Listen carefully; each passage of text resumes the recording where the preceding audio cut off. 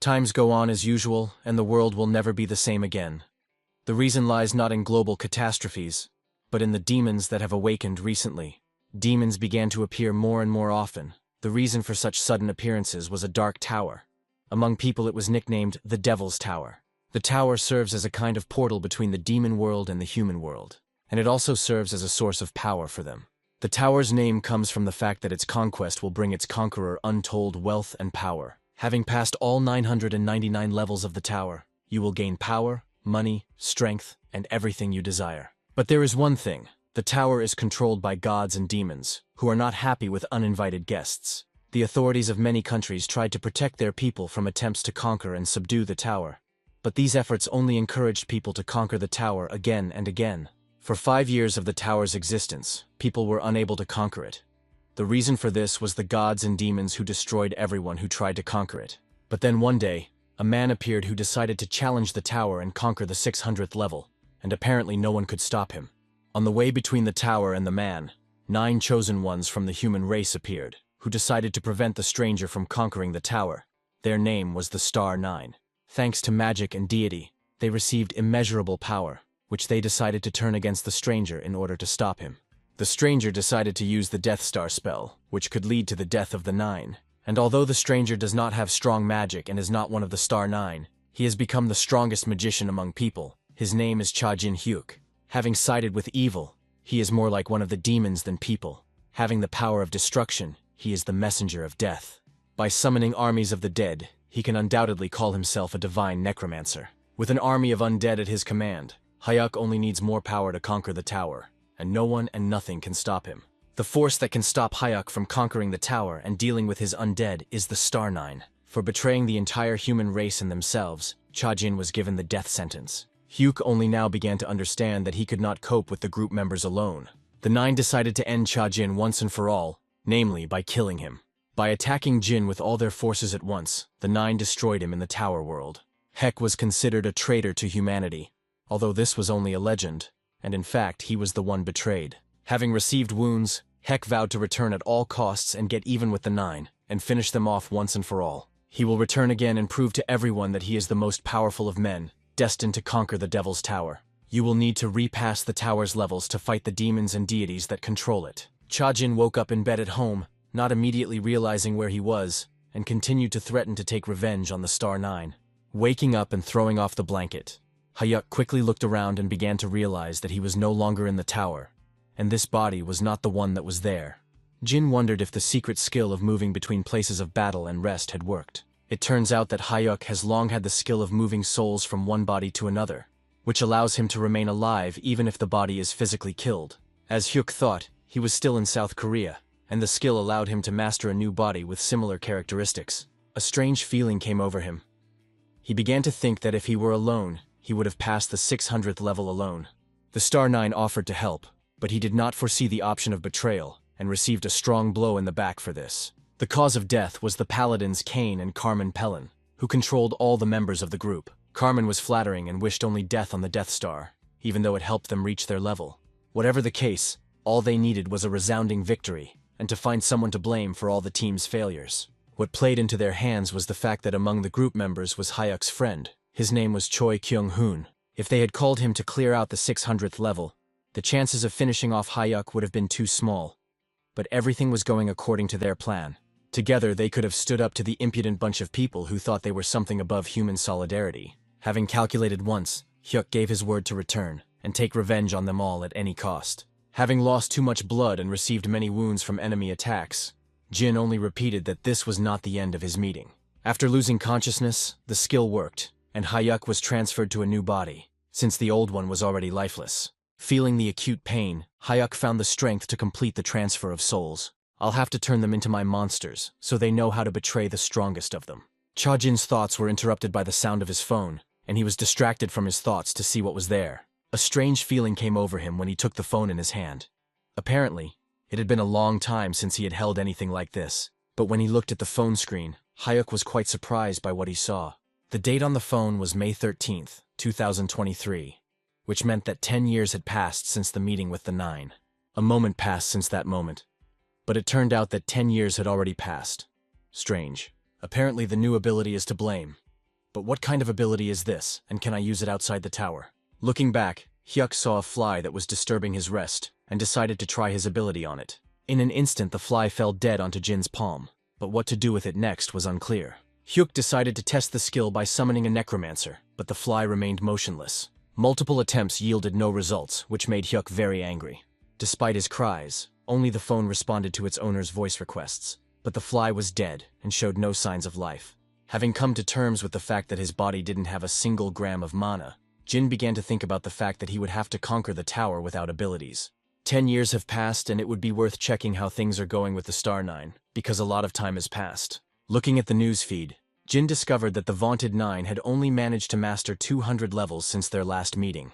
Without wasting any time, Hyuk decided to go to the tower for training. Without her, training was pointless. And although Cha understood that the body was not what it was, the skills of the Death Star remained with him. The tower was located in Seoul, and it was not difficult for Cha to find it in order to quickly become the strongest and avenge his death.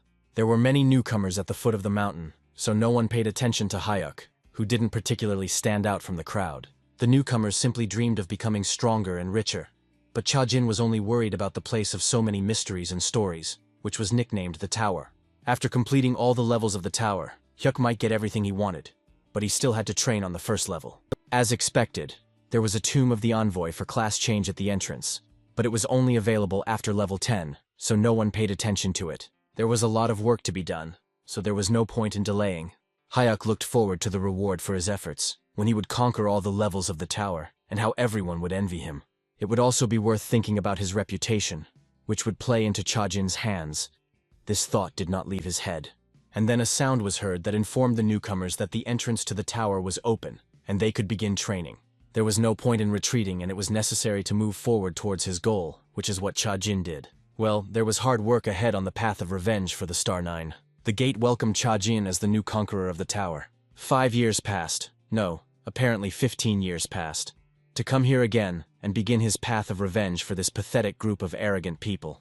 A training area opened up before the conqueror's eyes, which meant that it was time to start training and gaining skills to conquer the tower. And although it was unpleasant to find myself here again, all conquerors must undergo training to get to the first floor. Before starting, Hyuk decided to check his characteristics and skills, and only then begin training. The characteristics, to put it mildly, upset Hyuk. But the gluttony feature really interested him. Although he did not understand what it would give him, Jin reasoned that this feature was assigned to him along with the body, the characteristics of which differed greatly from his previous ones. Since he has such characteristics with his new body, it is worth immediately increasing them, and at the same time checking the new features. The training began, and the first thing that flew at Hyuk was a magic arrow spell. But it was easy for him to block it, since thanks to his star skill, he saw the arrows before they flew at him. There were more and more arrows, and it became more difficult to repel their attack. It was becoming more and more difficult to dodge them, which worried Chajin a little. A little more and he will cope, but numerous arrows pierced his body and left bleeding wounds on his body. As soon as he reached the starting point, Hyuk was losing strength, but he held on because of his zeal for revenge. The training system took his body into account and healed him so he could continue training. It was necessary to continue training at all costs and achieve the conquest of the tower floors. But running thoughtlessly made no sense, and Chajin decided to change his training tactics. And he decided to try gluttony on the blood lost by his body, to see what would come of it. This feature is good because with its help you can absorb everything dead and appropriate it, or absorb it into your body. By using the gluttony spell, Hyuk will gain experience and achievement points. Using the spell slightly increased the characteristics, which means that you can pump them up without digging too much into the settings. Even if the training lasts for a week, Hyuk still needs to improve his characteristics, but by using the gluttony spell. As he continued training, he took more and more arrows into his body in order to gain a better chance of leveling up through the spilled blood. A month has passed, and it is worth looking at the characteristics. Maybe they have already been increased. The gate opened, meaning that the training was over, which Hyuk was glad about. The wounds were healed, and the long-awaited notification appeared that the training was over. There was also a notice that some gods and demons were interested in him. Only they were missing. Hyuk didn't need them. He didn't need extra eyes. Now it is clear who is looking after him. It was Baal, the ruler of evil. But what did he want from Hyuk? Once again, this demon is pursuing Hyuk in order to get him as his apostle or disciple. Still, he was useful, because it was Baal who gave the ability to move souls. Hyuk's thoughts interested the demon, and he closely watches the actions of his future student. Besides Baal, other demons also began to look closely at Chajin, and this infuriated him. By offering to watch the further development of the raid in the tower, Hyoku managed to silence the demons that were making his head spin. Baal was upset with Jin, but he didn't pay much attention to it and continued looking at the characteristics. It's time to take a look at the reward for training. Because Hyuk's blood was not shed in vain. Well, the characteristics have been increased, but this increase cost a lot of effort. Since I managed to increase my mana during training, it would be worth pumping it further to conquer the floors above. Thanks to the training he had completed, Hyuk had discovered a new feature. But here was what it was that he had yet to find out. A strange feeling came over him, and he began to gradually feel his old body.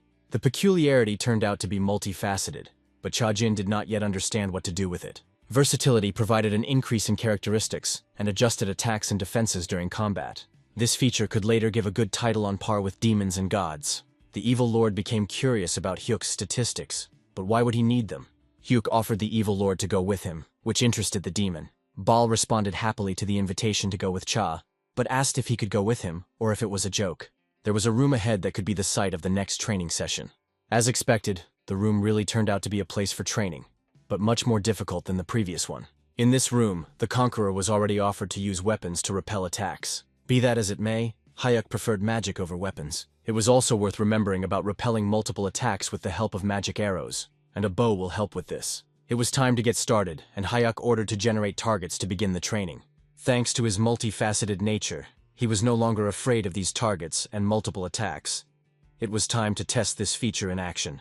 The first wave was repelled, but this was not enough, and the system began to generate new targets, but stronger than the previous ones. The system sent a notification about the class selection, but Cha didn't pay attention and continued to hit target after target. The targets became more numerous and stronger, but it was in vain.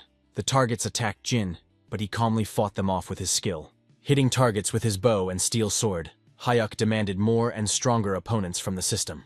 He dealt blow after blow to the targets, and they fell defeated to the floor of the room, with no chance to resist the conqueror. In close combat, the targets had no chance of hitting Jin, and he understood it, deciding to use a long-range attack, which turned out to be effective. The system generated the strongest targets at this level, but even they were helpless against Hyuk. Well, regular weapons weren't that exciting, and Cha decided to take up magic at all costs. Using an ancient magic staff as his weapon, he easily dealt with the rest of the targets. By using the magic arrow spell with magic, the targets were hit long before they could get close to Hyuk. The feature turned out to be a pretty good thing, but was all the power applied? The training is over, and the conqueror has received a new achievement. Now he could wield any weapon, and at the same time become omnipotent. The system offered to choose a multi-class, but the conqueror had other plans. Then Hyuk tried to select this multi-class as a subclass, but the system refused him. Unfortunately, subclasses can only be selected after the 100th floor, but Chajin decided to do otherwise. He then decided to use achievement points to unlock a subclass. The system was surprised by such a question from a newbie, and offered him to choose points as a reward for exchanging achievement points. No matter where Hyuk found out about this, he immediately demanded to exchange 5,000 points to open a subclass. The system considered his proposal, but opening the subclass required 5,050 points. Well, Hyuk will have to turn to Baal for extra points. By asking Baal to reveal his identity, Hyuk received an achievement and extra points. The achievement was earned, and thanks to the points he was able to unlock the subclasses after all. The training was over and the system began to move Gina to the first floor of the tower to begin the conquest. The moment of truth has arrived, namely, the time has come to begin the path of revenge against the Star Nine. And the system chose the Corolla Forest as its first place of movement. The place was a favorite habitat of kobolds. The kobolds, seeing the group of newcomers, immediately rushed into battle, thereby throwing the humans into a stupor. But then Hyuk appeared from the opened portal and immediately rushed at the attackers. As expected, Chajin easily killed the kobolds. The newly arriving kobolds immediately went on the attack, not realizing that they were doomed.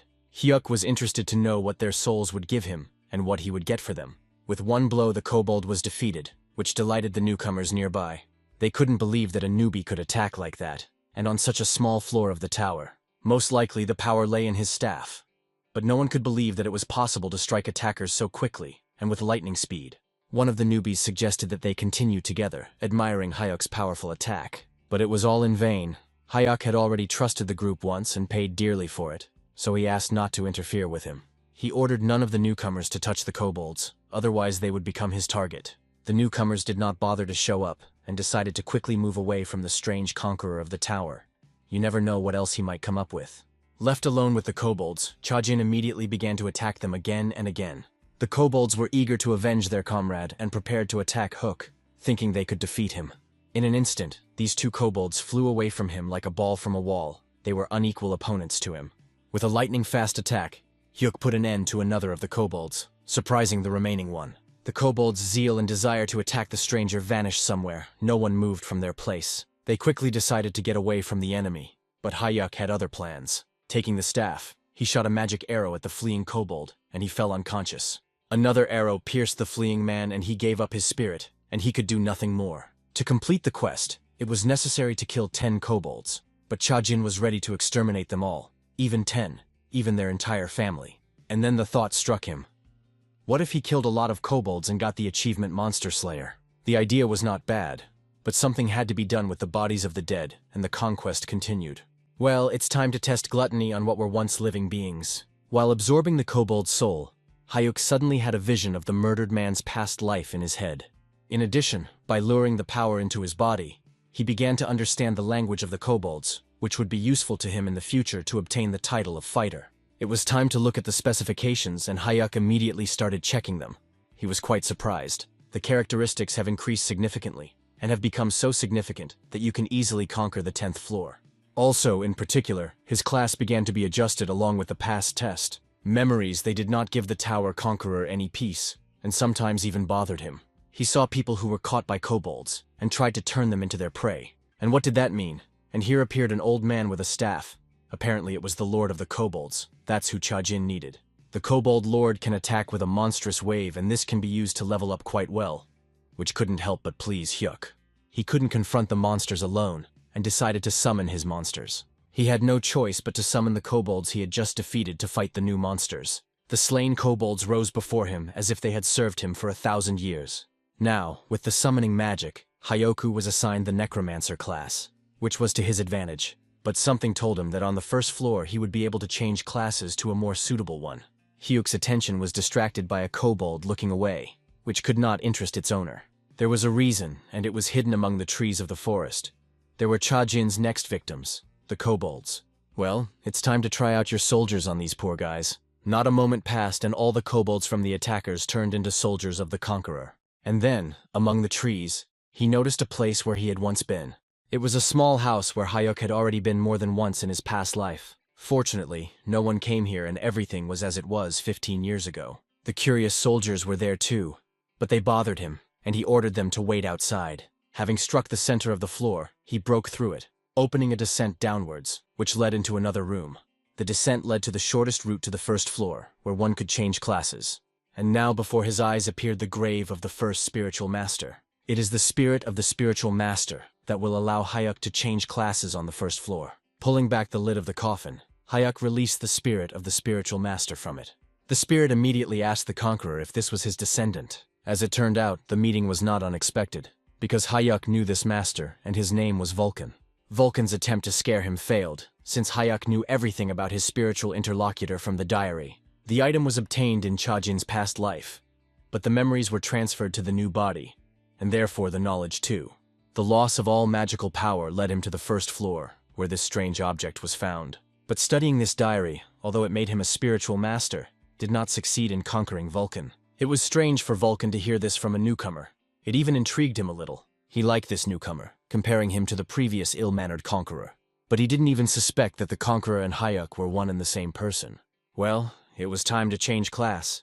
But the spiritual master said that only after the 10th level can this be done. Vulcan kept mumbling that only by choosing the necromancer class after the 10th level of the tower, you can change the class to a spiritual master. His thoughts were interrupted by Hyuk, who stated that he was already a necromancer and would like to change classes right now. Vulcan was amazed when he saw Chajin's statistics. Hyuk asked again if Vulcan could change his class, but he was talking too much and not to the point. Vulcan did start changing classes and started casting spells to change. A scroll with the history of the formation of the first spiritual master appeared in Hyuk's hands. It turns out that many centuries ago, before the tower appeared, Vulcan was one of the main walkers among people. Being a powerful necromancer, he sought to become stronger and more powerful than he was at that time. But the bones and skin of his enemies gave him nothing, and he found a way to absorb the souls of the slain. Many attempts and improvements to this skill allowed him to create a new class, the Spiritual Master. Unfortunately, although he was strong in spirit, his body had used up all his vital forces. His new class could have disappeared with him. But he chose to use necromancy on none other than himself. He needed this in order to one day pass on his knowledge to a new master who would come to him for knowledge. Alas, he also became half a character of the system, so he was doomed to wander forever in the tower on the first floor. The class change was complete, and Hyuk was rightfully considered the third spiritual master. Vulcan advised that souls could be collected in vessels so that they would have greater power. Hyuk liked this, because he simply absorbed souls, and now he could store them in vessels. This vessel needs to be filled, and this soul will be Vulcan. Now that's it.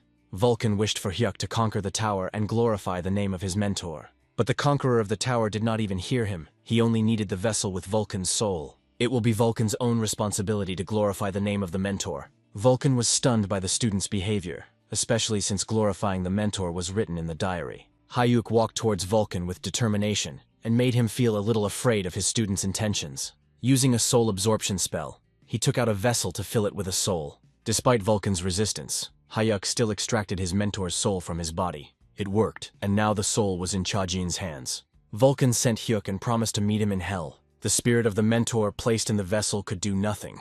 By using magic, the vessel had an irresistible force that Vulcan could not destroy. Now the vessel became a personal prison for the mentor, which he had to come to terms with. The necromancer was enraged and tried to destroy the barrier to kill Hyuk. The mentor was naive, not realizing that he would never escape from this vessel. Having scattered the mana stones, Hyuk decided to use them on Vulcan. Vulcan was in despair because he couldn't even move, let alone cast spells.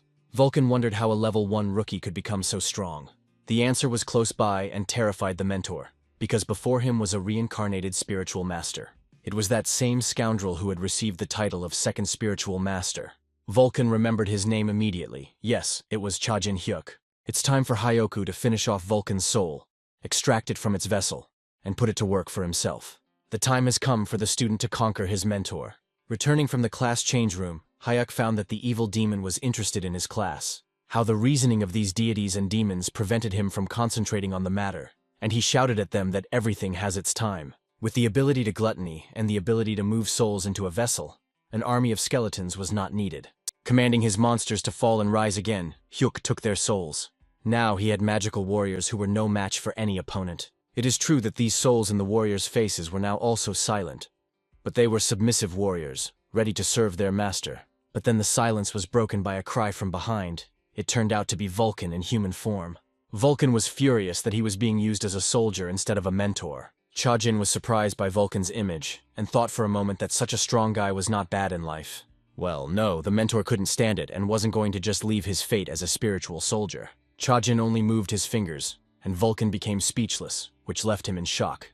Hyuk warned Vulcan that if he did not accept his fate, he would go to hell forever. Vulcan was furious and didn't want to become Hyuk's watchdog, but he had no choice. Otherwise, all the souls whose guardians refused to be warriors would be absorbed by the Tower Conqueror.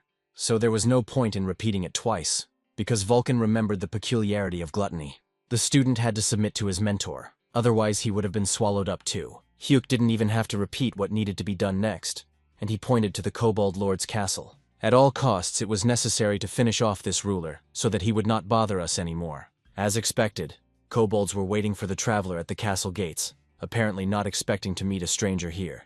Hyuk didn't even bat an eye at the sight of the kobolds, but merely summoned his new soldiers. He continued to walk forward, and around him kobolds fell dead, struck by the soldiers.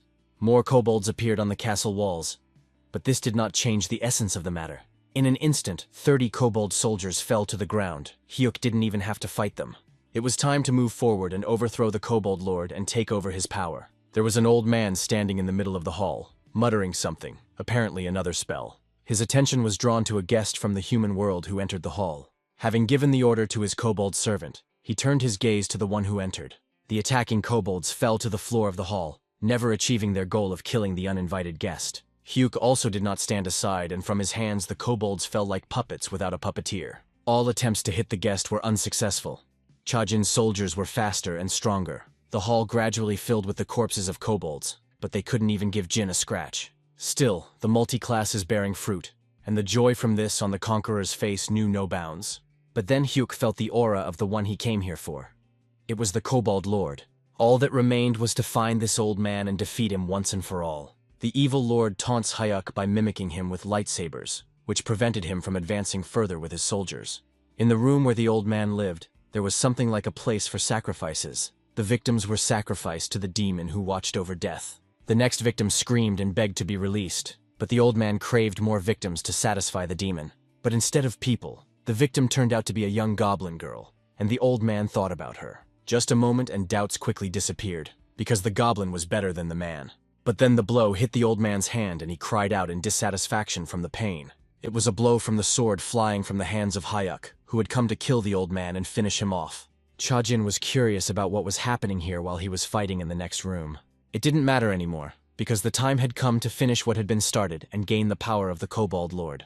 The task ahead was to destroy the old man and take away his power. So the two opponents met face to face, and only battle could decide who would live and who would die. The uninvited guest was not a welcome sight for the old man, but something had to be done. The old man didn't delight Hyuk as he expected, just a crazy old man with a bunch of garbage. The name of this lord is Callum. This kobold is not particularly remarkable, but he has a lot of arrogance. While Callum was distracted by the man, the goblin had a chance to escape.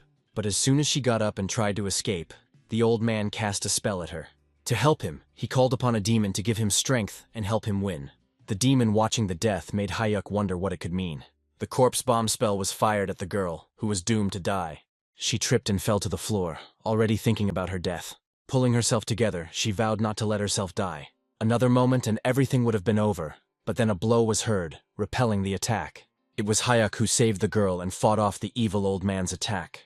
The old man was furious at how the man was able to repel his attack, because not everyone can do that. The girl was grateful to the man, but he advised her to get out of there as quickly as possible. But then his gaze stopped on the girl, and he noticed that there was a goblin in front of him. How did she get here? Because goblins are powerful creatures of the 100th floor, and they have nothing to do here. It's strange. There is no point in experienced people coming down here, and she, moreover, has not yet reached adulthood. We'll have to save her and find out what happened on the 100th floor. But first it was necessary to deal with the old man, and then we would see. Without turning to the girl, he advised her to hide if she did not want to die. The old man attacked again, but this time it was Chajin himself. It was naive to think that attacking Hayuk would be successful, because he was faster and the attack was powerless against him. Having repelled the attack and rushed towards the old man, Hayuk knocked him down with one blow. The old man fell head over heels onto the floor and was perplexed as to why the novice walker was so strong at a low level. Now the initiative was on Cha's side, and he, without hesitation, attacked the old man again and again. The Kobold Lord began to ask the demon to help him and save his miserable soul. Hayuk's latest attack suddenly stopped, and the golem was to blame. The walker realized that this blood golem was created by a demon who tried to stop Hayuk from killing the old man. Although it was strange that such a powerful being was summoned by a worthless demon, in any case, the same fate awaited him as the old man. But this golem was not a kobold, and it was not so easy to deal with him. The old man laughed at the battle scene. The golem's blow sent Hayuk flying several meters and falling to the floor. Using his most powerful ritual, the old man thought that he would defeat Hyuk, but how wrong he was. So it was a ritual, Hayuk thought. But this only made him more excited, and he decided to use his own ritual. Well, now it's the golem's turn to receive the ritual from a human, and let's see who will defeat whom. The summoned soldiers immediately rushed to attack the golem, which none of the castle's inhabitants expected. The soldiers instantly attacked and the golem disappeared as if it had never existed. The old man was stunned. The demon golem was destroyed in seconds, as if it were a simple kobold. Evil Hayuk thought that this old man would not have been able to summon a golem without the help of a demon. He was not at the right level for this. Oh yeah, that demon who was watching death was shocked, and Hyuk revealed his identity. It was Boon, the cunning and hypocritical demon of death. The old man could no longer do anything, since his mana had run out and he could not attack the man in any way. The kobold soldiers quickly surrounded the old man, no matter how much he resisted. The demons watched quietly and silently as their follower's soul was consumed by Hayuk. At any cost, Boon will pay for his ridiculous prank of using his puppet against Chajin. The revenge will be terrible when he gets to the demon. It would be better for the demon to die himself. To all the cries of revenge, the demon watching over death only grinned. The old man was finished. All that remained was to take his soul. And here is the soul. It needs to be absorbed before it flies away, which it will not succeed in doing. The soul quickly tried to fly away to heaven, but Hayuk managed to intercept it, and now it was in his hands. Now the soul of the old man, once the patron of the kobolds, has forever become the toy of the necromancer. Thanks to the skill of creating a soul sphere, Hyuk could not only absorb souls, but also use it for his own purposes. The skill also allows you to create medicine from the souls of defeated enemies. Soul absorption did not give a significant increase in characteristics, although it was unimportant, because having reached level 50, they were no longer important. The goblin girl called out to Hyuk, thanking him for saving her and saying that her name was Haru. Hyuk said not to dwell on it, he just wanted the Kobold Lord and that's all. He made fun of her, saying that he could take advantage of her and sell her to someone as a slave. But the girl was not one to be timid, and replied that she would make him change his intentions, which made the walker laugh. None of this mattered, and he directly asked her what she was doing so far from the 100th level of her brothers. And she said that her village was attacked, and she was taken prisoner, and brought here. It was strange to hear this, because even experienced walkers cannot compete with goblins, unless she was taken as a trophy, as one of the 4 great and powerful beings. The first and most powerful were the giants as sources of strength. The second and no less powerful were the dragons, the sources of magic. The third were masters of dark energy, that is, demons. The fourth and most vengeful were the angels, the possessors of the wings of retribution. But it was unlikely that they would attack the goblin village unless someone had enlisted their support for their own benefit. It is possible that even the 9 has something to do with it, although it is not certain. At least they'll all pay for it when Hyuk gets to them. Hyuk was about to move on when Haru suddenly asked where he was going and if he could come with him. First of all, it was necessary to leave this castle and continue to conquer the floors of the tower. Hyuk still invited Haru to come with him, at least until he found out what happened to her. Well, maybe this goblin will be useful to him in the future, but for now let him not bother him if he wants to go with him. On the condition that he could not protect her all the time, she agreed. She needed to defend herself, because she had just been almost killed by a kobold, and she had to take care of herself. Due to her lapse in vigilance, she was captured and promised not to fall into traps again. It's true that in their bloody clothes they were too noticeable to others, and they needed to change into something. There was something glowing on the body of the deceased old man, and it was not immediately clear what it was. It turned out that from the old man, in addition to the soul, one could also receive equipment. This was opportune, but the two were interrupted by an image that appeared out of nowhere. Oh yeah, it was Vulcan, who had dealt with all the kobolds in the castle and came to report to Hyuk. The girl was seriously scared and asked Chajin who this stranger was. Vulcan was surprised, because not everyone could see him like that. But the girl replied that she had such a peculiarity. It will be interesting to see what happens to her if she is absorbed, but Vulcan advised to train her better. The system sent a notification about a new quest in the form of a new wave of monsters, as a reward for the defeated Kobold Lord. Haru and Vulcan were seriously scared and asked Hyuk not to do this, and not to accept the quest. Chajin thought differently. He had other plans for this quest, and he was going to complete it without anyone's approval. The gods and demons were divided over Hyuk's actions, and only the demon who watched the death offered him a reward for the quest. But Cha set the conditions here, and asked to show the reward before he would accept the quest. And although Vulcan thought that in this way he would become free in the event of Hyuk's death, he realized that this was impossible. By accepting the quest, the trio summoned a wave of monsters to the kobold village on the first floor, terrifying the newcomers. The newcomers were surprised by the wave of monsters, especially on the first floor, where they had not been for a long time. More experienced newcomers advised to go to the second floor while there was still a chance before the wave appeared. Those who did not complete the quests on the first floor were doomed to stay here because the experienced ones did not help them.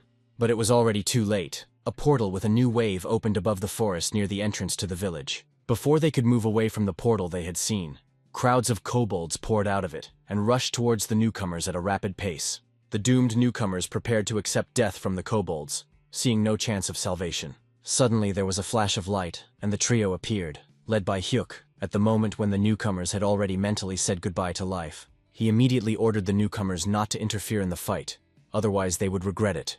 Vulcan suggested to Hyuk that he would deal with them himself. The trio dropped down between the kobolds and the group of newcomers to shield them from the wave. The spiritual master's soldiers were called in to fight the kobolds. The surprised newcomers did not expect to see a necromancer on the first floor, and with such a low level. Now Hyuk and his assistants had more than enough strength to attack the kobolds. The goblin girl asked if she could kill someone too. Hyuk only chuckled, but did not forbid Haru from attacking the kobolds, but he still did not know anything about her. Haru summoned the demon sword to attack and fight the kobolds. She had the magic of summoning a sphere and could extract items from it like from a backpack. The kobolds attacked Haru, hoping to finish her off, but how wrong they were. A swing of the sword, and the kobold fell dead behind the girl, and was no longer able to get up. What seemed strange to Hyuk was that this young girl handled this unusual sword so deftly. A bunch of losers called out to Hyuk. Turning to the crowd with displeasure, he asked who dared to call out to him. It was an upstart who called himself Songtae of the White Swallow Guild. Not only did the walker not understand who it was, he had never even heard of such a guild. It turns out it was one of the henchmen of the Holy Land Guild of the Pelin brothers and sisters. Suddenly, Hyuk asked if he had really heard about Pelin or if he had imagined it. Sun Tai was saying something about his older brother, but Hyuk was absorbed in the thought of the Star Nine. Hyuk refused the offer to join the White Swallow Guild, but before Cha could say anything, Songtae was already caught by one of the kobold soldiers. Ordering him to be released for now, Hyuk returned to fighting the monsters. The two comrades also wanted to confront Chajin, dissatisfied with his behavior. If he is so strong and powerful, then why not intimidate people for their insolence? On the ground, the warriors seemed helpless, as they could neither strike, nor steal, nor do anything. But in the tower itself, it was impossible to go further without strength. Ordering his soldier to let go, Sun Tai Hyuk warned that this was not the end of their conversation. Turning around and heading towards his charges, Chajin only advised Songtae and his comrades to leave as soon as possible. The comrades sat down next to Sun, but he was unable to utter a word. Having come to his senses a little, he ordered to run away from this stranger as far as possible.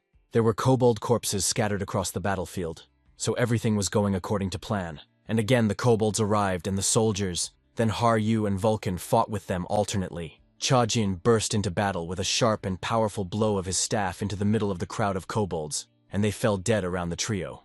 Vulcan became concerned that the kobolds were becoming more and more numerous, but there was no point in panicking, since Hyuk was a strong walker, and he was in command here. Chajin summoned the defeated kobolds again and turned them into his soldiers, so the army grew. But before they could become spiritual, they had to stop the kobolds as skeletons. The kobolds no longer tried to attack as the skeletons bit into their necks, killing them without mercy. Vulcan didn't need to be told to turn all the defeated into skeletons. He knew it himself. Well then, let's attack. Hyuk continued to kill kobolds left and right, and Vulcan turned them into skeletons. Haru also kept up with them and cut down all the enemies with her demonic sword. She fought off the kobolds' attacks no worse than Vulcan and Hyuk, although she did not have such skills. But her strength was at its limit, and these creatures could injure or kill her at any moment. The attack and the kobolds wounded Haru from behind, and she screamed in pain. The pain from the wound was nothing compared to what Haru had gone through when her village was burned down. But no matter how she tried to repel the attacks, her strength was leaving her, and her efforts were about to come to an end. The forces melted away instantly with each attack and took away a lot of energy. The kobolds were advancing, but Haru no longer had the strength to fight off the attacks. But what is this? A moment and the kobolds were defeated with one blow. Of course it was Hyuk. The girl began to envy his strength and attack, because he was only on the first floor and with such power. The girl decided to stay close to him and move on to one day avenge her village. And again the kobold attacked her from behind. But this time she was saved, but it was already Vulcan. In response to the girl's surprised face, Vulcan only asked if everything was okay with her. She could have handled it herself and didn't need the help of some old man with glasses. It was strange to see such a desire for determination. Apparently, she had a hard time. The girl asked why they helped her. Apparently, she was not used to someone's help.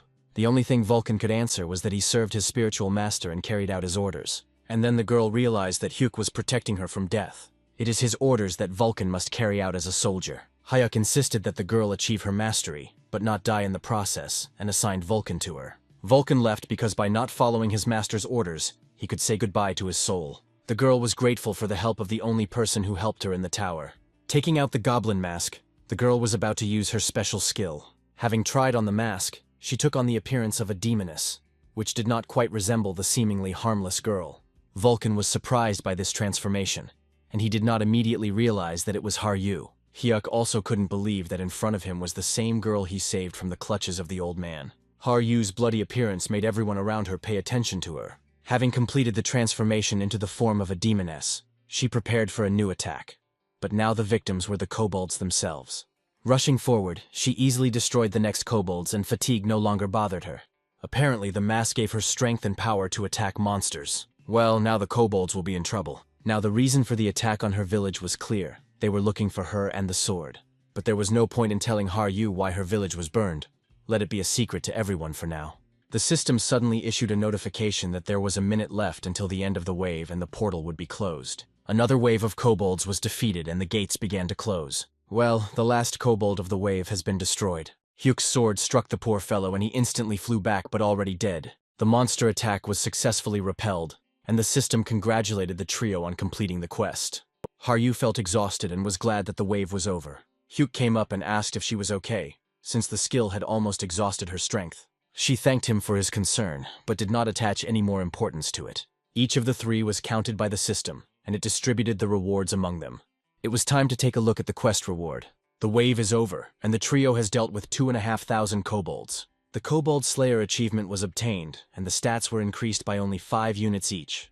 All that remains is for Hyoku to learn various skills, and the achievement points with characteristics will be infinite. The first and strongest of the three was Hyuk. Haru came in second. Vulcan came in third, but Haru refused the reward and gave it to Hyuk.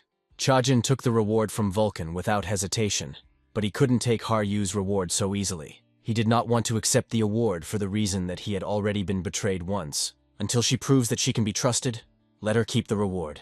Then the girl formed a sphere and began to take out a goblin mask from there.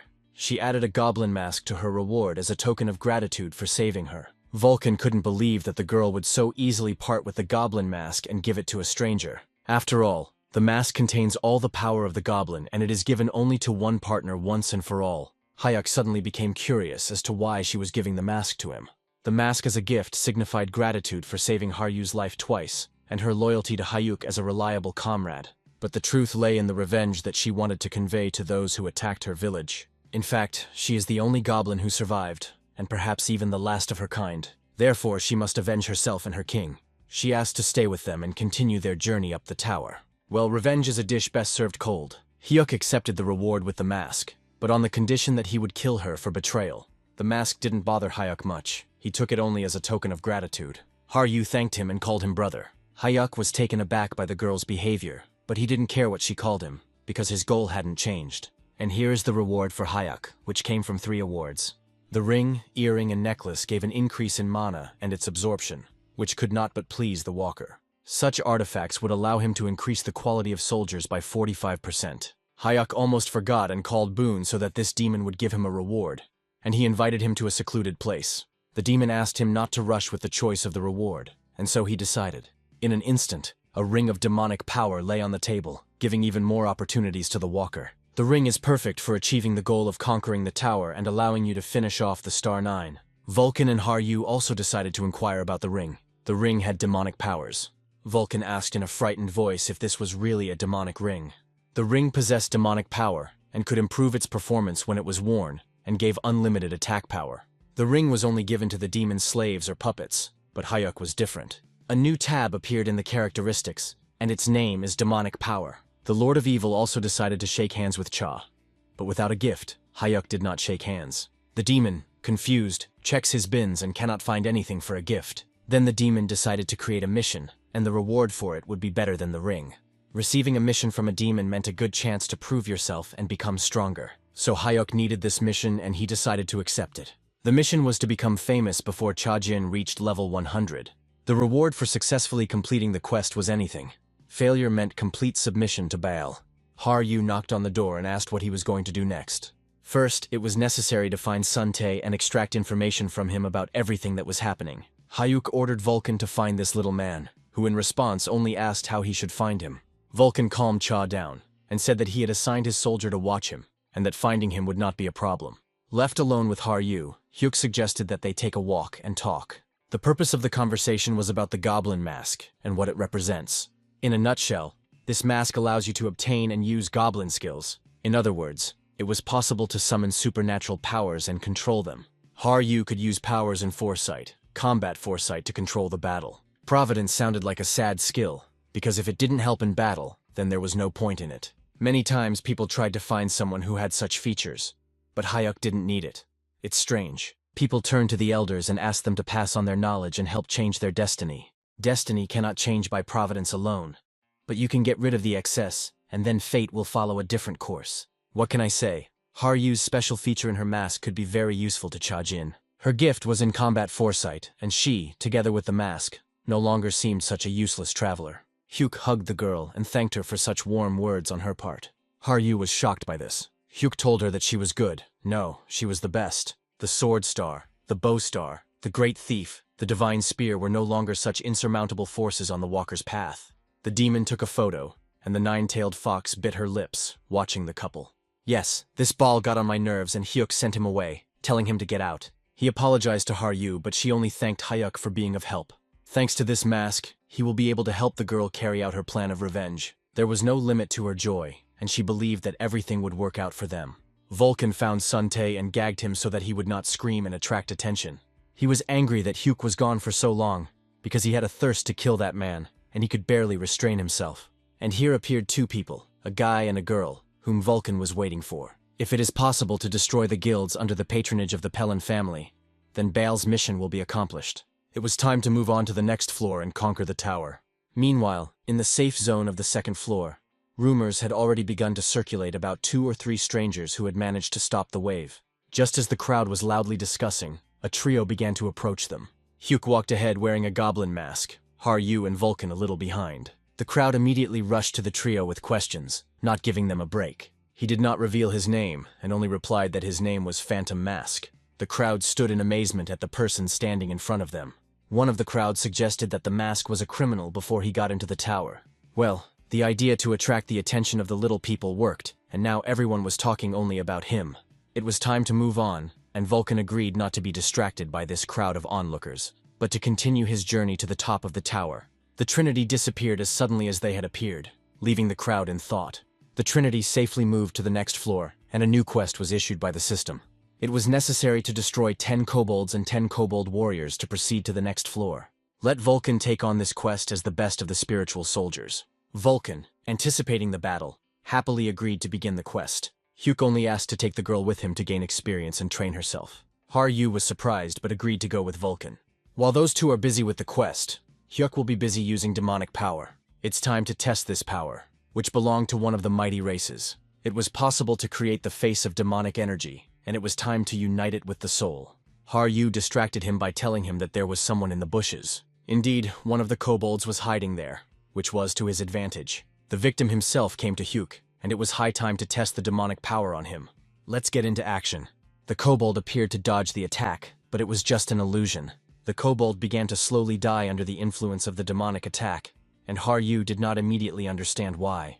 Another second, and the kobold dissolved like a cloud of smoke and no longer existed. And now the soul has left the body, which only recently was full of life. It's time to combine these two entities into one and see what comes of it. During the merger, the soul began to collapse due to an excess of demonic energy. Having lowered the energy density, he began to continue the fusion of the two entities. The fusion was successful, and now before him appeared not a spiritual, but a demonic soldier. The girl was glad that Hyuk had succeeded in this fusion, and she was happy. Since only demons possessed demonic energy, no one knew how easy it was to control it. Vulcan arrived at a time when everything was already over, and he was pleased with his descendant with the luck of the demonic power skill. The demonic spiritual soldier was in many ways stronger and more powerful than an ordinary soldier, but filling the soul with energy in battle will not be so easy. He almost forgot about Vulcan, and now it's his responsibility. After all, Vulcan was more experienced, and therefore could easily handle this matter. Summoning souls and controlling them was the main advantage of a mentor. But what was this boy up to? Chajin decided to imbue Vulcan's soul with demonic energy, which the latter did not like very much. By giving the soul the power of a demon, all the soldiers under his command would immediately become demonic. And since the soul of the master was in many ways stronger than the soul of the kobold, all the energy could be contained in it. Screaming in pain, Vulcan promised to destroy Chajin for what he was doing to his soul. Hyuk promised to wait for that moment, but for now let him gain experience to confront his student. The fusion of the master's soul and the demonic power went perfectly, and now the master had power and strength. Now the best and strongest spiritual soldier was considered to be Vulcan with demonic energy. Vulcan was furious and warned Hyuk that the master was now a stronger being than the student. Vulcan's anger even seemed funny to Hyuk. Now there is an opponent of a worthy level to fight Hyuk. Vulcan decided to summon the soldiers and show Hyuk their demonic form. And he began to summon demonic soldiers for Hyuk. Vulcan gave the order to the soldiers who appeared to attack Chajin, but it was foolish to count on victory. Hyuk used the power of the mask and the attack was not scary to him. Thanks to the mask, all the soldiers were shrouded in magic and moved relatively slowly, making the attack look ridiculous. At the same time, Haru also saw this feature and could use it without a mask. Without delay, Hyuk destroyed the soldiers and the attack was repelled. Another step and a powerful blow pinned Vulcan to the ground, throwing him several meters away from Hyuk's blow. He advised the master to calm down and obey his orders. Haru hurried to find out if everything was okay with the old man. Nothing would happen to the old man, because he was a spirit, which meant he was not in danger of being hit. But still the pain was felt as if in the physical body, which was unpleasant for the master. The girl was surprised that Chajin managed to use the mask's power. He only replied that when he used the mask, he saw everything in slow motion. It was more of a side effect than a skill of using the mask. The side effect could occur in beginners with little experience. If this is a side effect, then what was the point of the mask? It was secondary only because, in addition to slowing down the enemies, the owner of the mask also had to show combat foresight of his next steps. Hyuk was furious and asked how he could learn to use it, to which Haru didn't know the answer. She just goes and does it, but sometimes there are side effects. Providence cannot be used constantly, otherwise a terrible headache and dizziness could befall any newbie. But Hyuk failed to activate this skill, and Haru became worried about it. Apparently he underestimated the power of the mask, and he still had room to grow. Vulcan was puzzled that, being the greatest spiritual master, he had come to the point of becoming a demonic soldier. Haru even felt a little sorry for the old man and decided to help him. Unlike Hyuk, she was a little kinder to the old man, for which he was grateful to her. The girl was stunned by this, but kept herself in check. She pointed out that it was time to get down to business, and that Hyuk needed more kobolds. Another one was needed, or the missing one could be Vulcan. And what should Vulcan do, if not to obey the master's order? The quest mission was completed, and Vulcan called the slain kobolds to serve the master. The third and fourth floors were cleared by Vulcan and his soldiers and Haru. The fifth floor awaited our trio, but rumors of exploits were already circulating here. The fifth floor was already home to goblins with poisonous needles, which made it difficult to pass, but not for Hyuk. It was in the depths of the forest that Hyuk and his companions appeared. And while he was busy preparing, the goblins began to attack him from behind. This time the girl easily knocked away the needles that were flying at the walker. And then her combat foresight skill immediately activated without much effort. The goblin was confused as to what had happened and why his needles had not reached the man. At that very moment, the demonic hand of Vulcan's soldier fell on the goblin's head. She stopped the goblin Haru in time, otherwise Hyuk would have gotten injured. It would have been better not to stop but to destroy this goblin, but it turned out that way. But something incomprehensible was happening to Haru, and this made Vulcan wary. Something was wrong here, and Vulcan couldn't figure it out. Then Hyuk, who had finished his preparations, called out to them. But Haru did not understand what had happened, and why she had a sword in her hands. It's time to create a new wave of monsters, and not just summon them. Since the fifth floor already spawned goblins instead of kobolds, it was possible to get the Goblin Slayer achievement. But it was impossible to attack the monsters whenever you wanted, because their master could appear, which did not bode well. Hyuk didn't intend to hunt the Demon Lord. He wanted to create the wave manually. Vulcan and Haru looked at him in surprise, because they had never even heard of such a thing. But no one had heard or known about such a thing. But Hyuk learned something during the raids on the floors. The thing was that during the raid there was a gap between the fourth and third floors, which was strange. And then he realized that in each zone there is a monster spawn point in the middle. And if you direct mana into this zone, then monsters will appear as during the wave. But they will be created manually. But this is the first time Hyuk has tried this. They had to be more careful with this wave. Because after the 300th floor, even 4 powerful creatures would not be able to overcome the monsters. It was a strange riddle. The skill appeared. The knowledge was there. But it could not be used without preparation. To prepare, you needed to create more waves and strengthen your characteristics. In the safe zone, everyone suddenly became agitated and thought that an earthquake had occurred somewhere in the center of the tower. But this was another wave on the first floor, caused by Hyuk himself. And this wave was no longer with kobolds, but with goblins with poisoned arrows. The newcomers were perplexed about the wave, since nothing foreshadowed its appearance. One of the fleeing newcomers was hit by a needle and fell to the ground, not even having a chance to move. Meanwhile, the goblins were approaching the couple and were about to attack them again. But their salvation was already at hand. As expected, since Hyuk created the wave, he appeared here in the form of a ghostly mask. The newcomers were saved and rejoiced at Chajin's emergence as a mighty warrior. This is what Hyuk needed to be recognized, which means he will save them. Calling his soldiers, he gave the order to attack anyone who appeared from the wave gate. Vulcan was angry because they were his soldiers, but Hyuk demanded more soldiers. But what is this? The demonic soldiers began to burn as if they were being burned with flames. That's it. They were attacked by goblin shamans. They were the ones who had the power to attack the spiritual soldiers. The appearance of spiritual goblins was unexpected for the trio, but this did not change the essence of the matter. We need to get rid of them, otherwise our travelers will lose their soldiers. Without soldiers, a raid on the floors would have been impossible. But Haru's attack had already fallen upon the shamans from above. and the goblins scattered in different directions. It was time for Hayuk to join in, which he was about to do.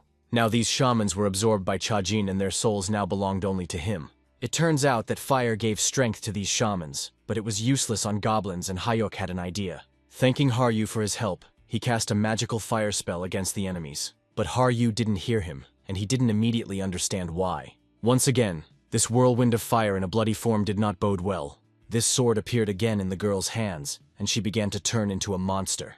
It couldn't be, it was a demoness standing in front of him, but not Haru. The demoness noticed the man and rushed to attack him. Hayuk was shocked by this turn of events, and did not understand what was happening to his companion. Hayuk dodged the attack, but the wave destroyed the houses, which folded up like cards. The entire village was instantly destroyed by this demoness. What did all this mean? Apparently the truth was hidden in the sword, which glowed furiously red. And again the attack followed the walker, but was repelled as easily as expected. Now Hayuk was fighting not with goblins, but with the demoness that his companion had turned into. Attempts to stop Haru and prove that he is Hayuk were unsuccessful. Apparently she was controlled by the power of the magic sword, and she had no control over herself. Vulcan, arriving during the battle, was surprised by what was happening. Having flown away from the demoness's blow, Hyuk did not immediately understand that Vulcan was talking to him. Hyuk was fine, but Haru was furious in her demoness form. This was a strong opponent even for him. Apparently she was the leader of that goblin village, or maybe even the leader. Chajin's wave didn't bother him much. He decided to deal with Haru at all costs. Armed with a magic axe, he went on the attack, but alas, the demoness activated combat foresight, and the attack no longer made sense. Hyuk's attack was doomed to failure. Intuition from his past life told him that one blow from this sword would send him to the next world. There were no enemies or friends in the tower, so it was time to finish off the attack and finish off the demoness. Hyuk's next attack and his axe stopped a centimeter away from Haru's head. She easily stopped him in his tracks, and stood there as if nothing had happened. But how was this possible, and this did not give Hayuk peace? Could it be that the battle foresight worked again, and she was able to predict the attack? But how is that even possible? The counterattack sent him flying back, and he was wounded by the one he thought was his partner. Since you can't handle it alone, you'll have to call on your soldiers to attack the demoness. Perhaps he would be able to cope with her. Otherwise he was doomed. He called upon all those who had ever died in this place. Now the goblins went on the attack, and they obeyed only the master. The goblin skeletons immediately enveloped the demoness's legs and did not allow her to move. But it was in vain, and with one blow she threw them in different directions. You couldn't even see the soldiers' blows. Again she had providence. Strange. With a strong blow he flew far from the place where he stood. The demoness's powers were waning, and this was Hayuk's chance to finish off the girl once and for all. Apparently she mentioned this when she talked about the side effect, so she couldn't use foresight, and now there was a chance to attack her and finish her off. The next attack of the demoness was right there. Hyuk lured her and wanted her to attack him. The attack was not long in coming, and now a girl was flying at him from above with the aim of striking him. But the attack failed, and a goblin with a poison needle appeared behind the girl. This poison will be fatal even for her. Now there was nothing to stop him from striking this girl, since providence no longer worked, and the needles flew towards the demoness. The demoness tried in every way to fight off the horde of goblins, repelling their needles with poison. This was starting to piss Hyuk off. The demoness attacked him, but missed, and Hayuk only jumped to the side. The attack continued and Hayuk needed to do something. But then the needle hit the girl and she fell before the attack was completed. And immediately Haru woke up, but she could no longer attack anyone from the surrounding area. Thanks to the weakening and the side effect, he managed to cope with it. The goblin with the poisoned needle did his job. Namely, he appeared in the dead zone and released a needle with poison into the girl, who did not expect the blow. After the hit, the girl began to fall from a height and could have been killed if not for. Hyuk caught Haru and she was safe. But it turned out that the needle had also hit Hayuk, and he began to feel paralysis. By ordering the zombie goblin to bring him a needle with poison, he intended to heal himself. By using the spell, he became immune to the paralytic poison. What should we do with her now, since she almost killed him? Okay, let him rest, and then we'll decide what to do with your ability. Meanwhile, Haru found herself in a demonic place in her subconscious. The demoness spoke to her and pointed out that the girl now had a demonic sword for killing. The demoness was amazed that the girl was still too young for this. The demoness looked like a goblin, but it only seemed that way. In some ways, she was indeed a goblin, but that was not the point. She warned the girl that the sword had destructive power, but in return it devoured the consciousness of the bearer. Having warned the girl, the demoness disappeared, and Haru woke up behind Hayuk. She woke up at the very moment when the travelers reached the safe zone of the 6th floor. Haru was surprised and asked why Chajin was carrying her and what was going on here. Sometime later, Hyuk and Vulcan went to the girl to talk about the next step. It was decided to go straight to the 10th floor, where the boss and the big city were. But the boss was none other than the Monster Lord with his enormous power and strength. Haru promised to go with them after recovery, but that was not the case. Unfortunately, Haru's actions put an end to the further conquest of the tower together with Vulcan and Hyuk. The girl did not understand why they wanted to get rid of her. Hyuk tried to find out what she remembered from what happened on the 5th floor, but she remembered nothing, as if someone had erased her memories. Her sword was no worse than Hyuk's sword, but in exchange it devoured consciousness for the duration of its activation. When he activated his sword, as Hyuk said, the girl attacked him, and thus had to be defeated only with a poisonous needle. So, if she wants to continue conquering the tower with them, then let her reach the 10th floor on her own without using a sword. Haru agreed and was glad that she was given a chance to improve. Well, that's great. That's what they decided. Now it was time for the heroes to part ways, and they began to say goodbye. Leaving the robe with the girl, Hyuk advised her not to take it off, as few people would like a goblin in her guise. Looking after the girl, Hyuk and Vulcan regretted that such a companion had left them, but she had to prove that she could be trusted. As they parted, the girl promised to catch up with them soon and continue their journey together. At all costs, she had to prove that she was trustworthy. Meanwhile, Vulcan and Hyuk had already reached the 9th floor and were easily dealing with the monsters on their way. The next group of goblins was no match for them, and they easily dealt with them left and right. Even the big goblins were like seeds, and Chajin easily dealt with them without Vulcan's help. From the attacks, large goblins fell just like normal ones, only there was more noise. Blow after blow, the attack continued, and the goblins died like flies on a window. The old man found it funny to look at his student, and he admired the fact that he had already settled in. Apparently, creating waves became a routine for this couple, but Vulcan even began to like it. But he was tormented by the feeling that the excitement and desire for revenge had clouded the student's mind, and that he had not even remembered about Haru. If Hyuk hadn't considered her strong, he wouldn't have offered to be her partner in conquering the tower, so Vulcan was worried for nothing. Well, enough about her. Hyuk needed more orcs, and the master had to suck the souls out of them for the army. Vulcan was furious and said that only someone who had no parents could ask such a thing. The thing is that Hyuk grew up in an orphanage with Chajinhuk, and he doesn't remember his parents. So Vulcan felt uneasy with such an answer. By placing his hand on Chajin's shoulder, he merely showed sympathy, but it made him feel uneasy. The system notified the conqueror that a new achievement was available to him, Orc Slayer, and he received points for completing the quest. Now they reached the 10th floor and entered the test room, where they had to destroy the boss to proceed further. Something was wrong, and it was bothering Vulcan. It was just a leaderboard for clearing the boss test room. Something of the name Balkan, also known as Vulcan, was not observed here, and the first lines were occupied by 4 great beings with a minute result. Why don't the 2 of them then break the record and prove their superiority? Why not? And Vulcan only laughed at his student's idea. He was given the order to prepare soldiers to stop the boss, and he began to prepare for battle. Well, it was necessary to quickly resolve everything and end this battle as soon as possible. Hyuk also began to prepare for the battle to begin, and prepared a spell to attack. Hyuk cast an elemental spell, and decided to also cast other spells to defeat the boss in the shortest time.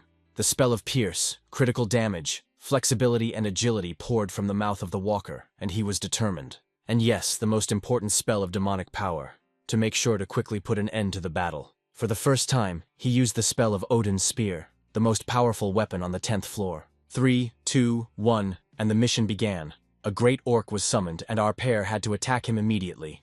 The orc was indeed of impressive size, and could rightfully be considered the boss of the 10th floor. But for the walker and his mentor, it was easy as pie to kill him. Vulcan immediately summoned demonic soldiers to delay the orc and strike him. The spear of god Odin flew swiftly towards the orc to defeat him. The boss had no chance to repel the attack, and the spear destroyed the orc in a matter of minutes. The orc was thrown back by the spear and was no longer in this world, so the mission was completed. The result was astonishing. The orc was defeated in 96 hundredths of a second, which set a new record.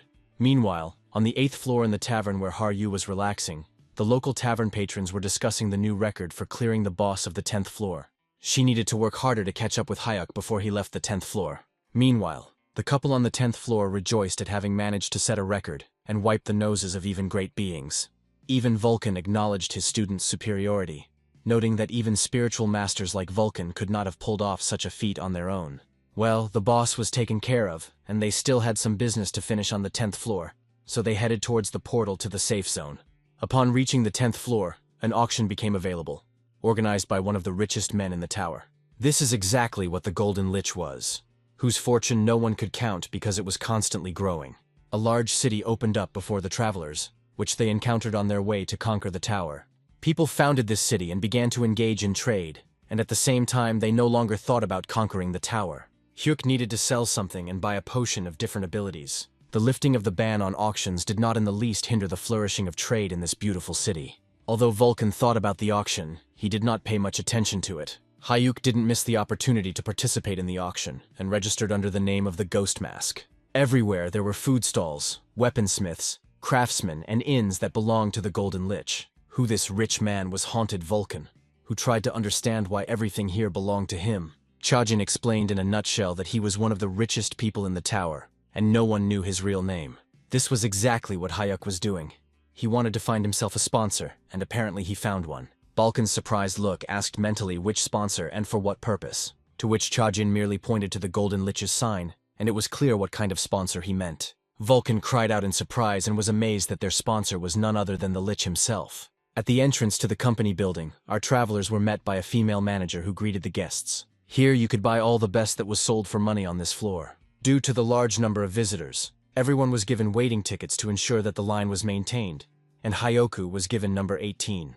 Number 18 was invited to the third counter, where manager Halcyon was waiting for them. The walker immediately indicated that he needed to buy something, to which the manager only asked how to address his customer. By showing the mask, Hyuk made it clear how to address him.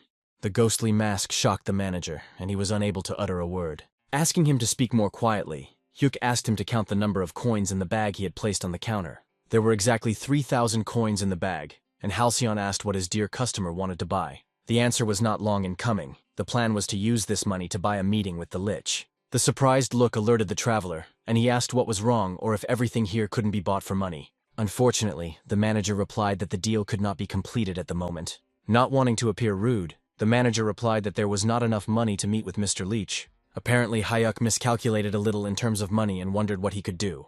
In that case, he asked how much it would cost him to meet with Leech's manager. Vulcan asked Cha why he made Halcyon so nervous, and also ordered him to arrange a meeting with the head of the company. To which the student replied that if there were thoughts about another way, then he was ready to listen to them, but if not, then just keep quiet.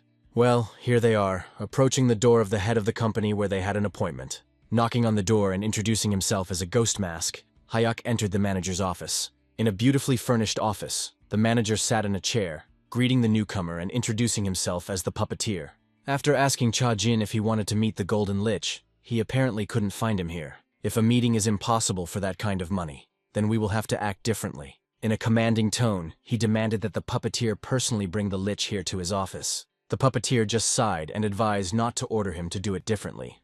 Using the puppet spell, he thought to envelop and control Hyuk. But something went wrong. As the manager said, Hyuk had exactly the same amount of impudence, and maybe even less, than the puppeteer. It was even possible to argue about who had more of it, and Hyuk struck the puppeteer at the very moment when he did not expect it. The surprised manager couldn't believe his eyes that a walker below the 10th floor could so easily break the spell. Then it would be necessary to use another spell and teach this walker a lesson, as the head of the company thought. In an instant, they both moved into the realm of reason, and here only magic and the power of the soul could decide the outcome of the battle. To the newbie, as the puppeteer thought, this was an incomprehensible phenomenon. But how wrong he was when Chajin answered him that it was a sphere, and what purpose it served the owner. Well, since he knows about the sphere, then here he should rely only on his experience and strength of soul. Here the puppeteer thought that he could easily defeat the walker, otherwise he had to arrange a meeting with the Lich. Using the spell, he began to wrap the puppet strings around Chajin's entire body, but it was useless.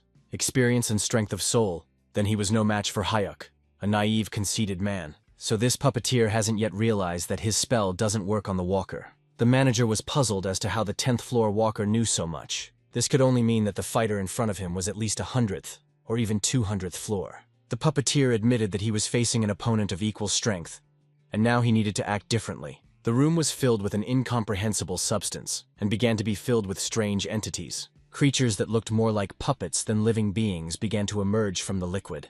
Oh yes, these puppets were created by the puppeteer, there was no doubt about that. The army of puppets was under the leadership of the manager, and with their help, he wanted to finish off the newcomer. But it was not to be. All these creatures were raised and battle-hardened on their way to the top of the tower.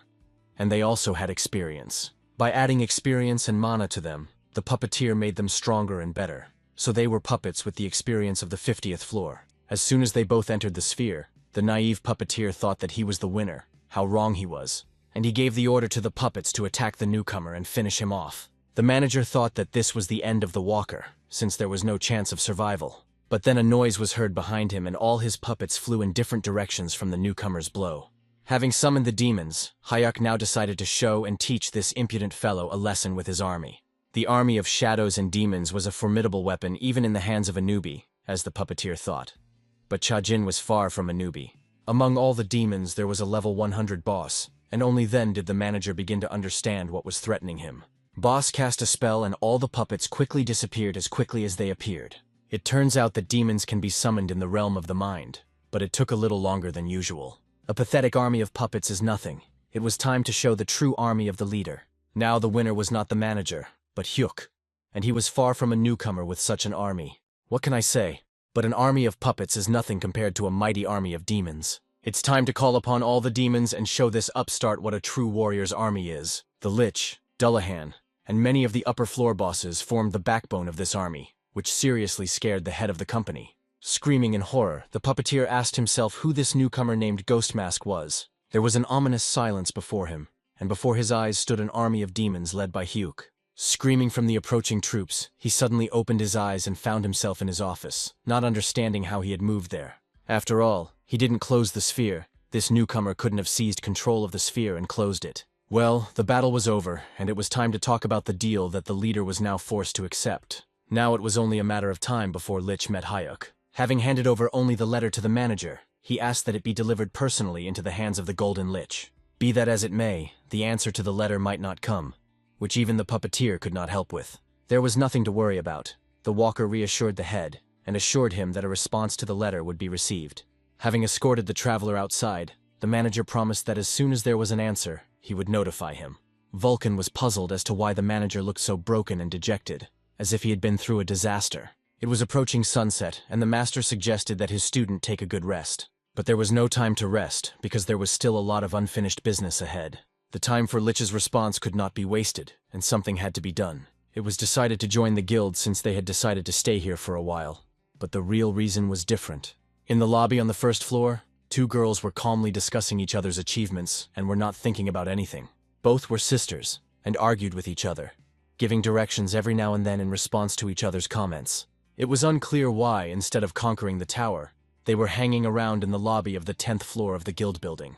After all, in their opinion, only an idiot could attack a sacred guild under the patronage of the Pelin family. Using the illusion of the mask, Hayuk was now a different person and entered the lobby in the midst of the two girls' conversation. When asked what brought him here, Hayuk replied that he wanted to join the guild. The surprised girls breathed a sigh of relief when they heard that it was a newbie who wanted to join the guild. The girls came up with a plan on how to get unlimited power at the expense of this newcomer. They asked the young man to come and tell them who had recommended the guild to him. He played dumb and said that he was brought here because the guild was popular. Before accepting him, the girls decided to take a look at his abilities. He asked them for a coin to demonstrate his strength. Now he asked them to look carefully at the coin, and that he would now demonstrate everything to them.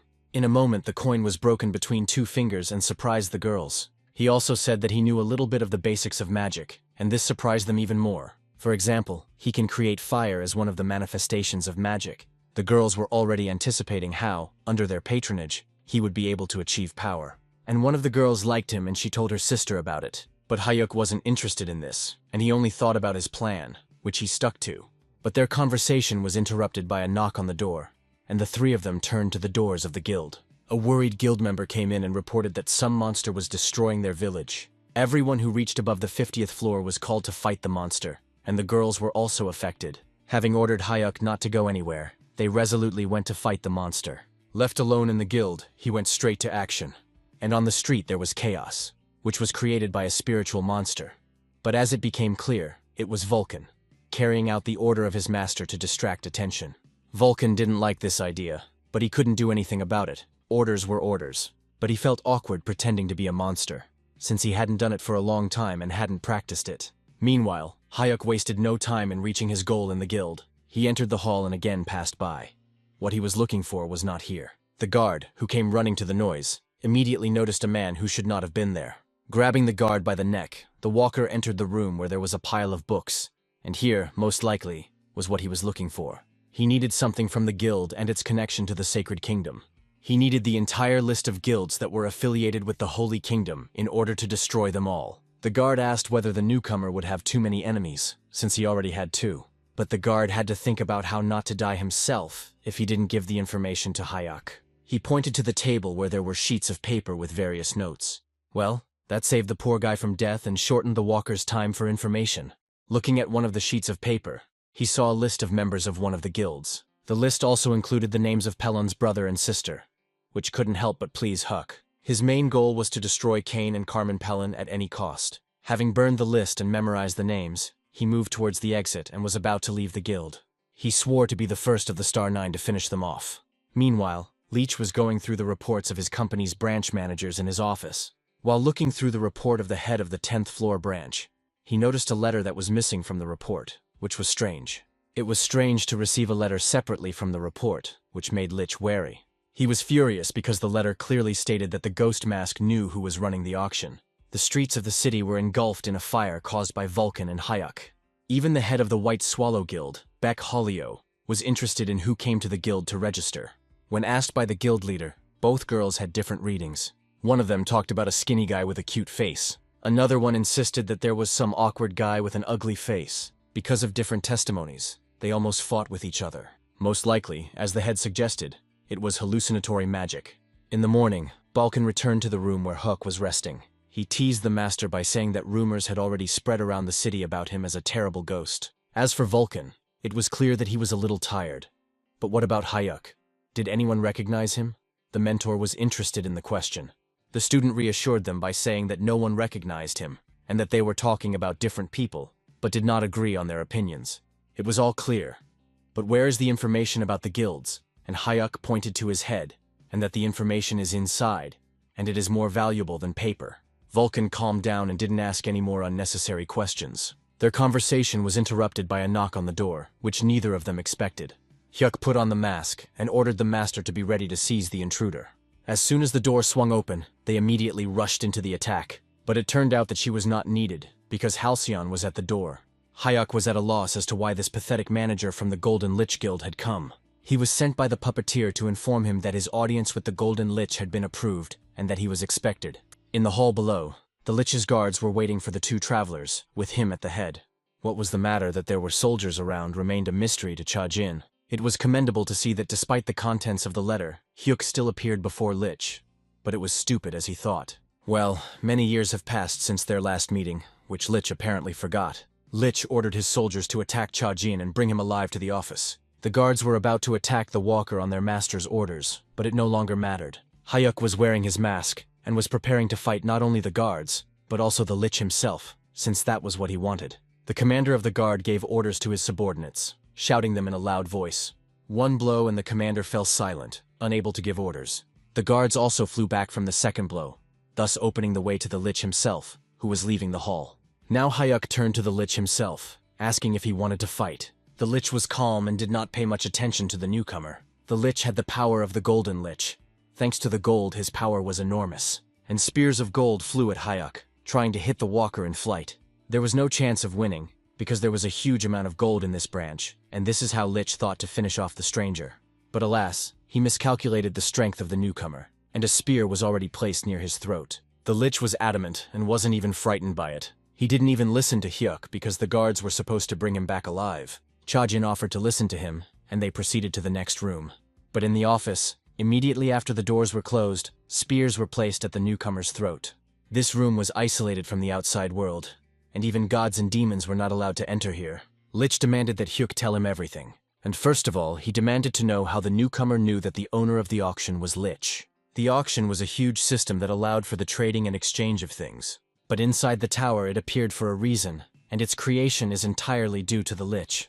And if everyone found out about the creator of the auction, the whole company would collapse. Hyuk just chuckled at Lich's threats, and calmly replied that he himself found out about the owner of the auction.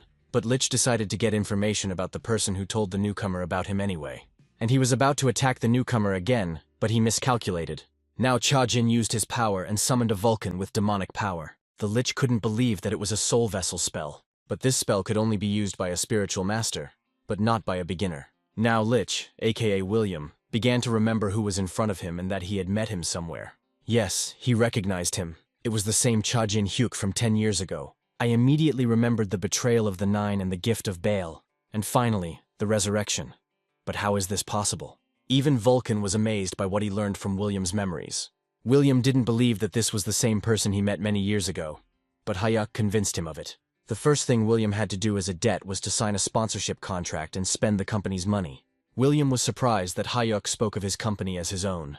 To some extent, he was right. Many years ago, it was Hayuk who sold the trophy from the high floor for cheap, thus allowing William to transform from a traveling merchant into a golden lich.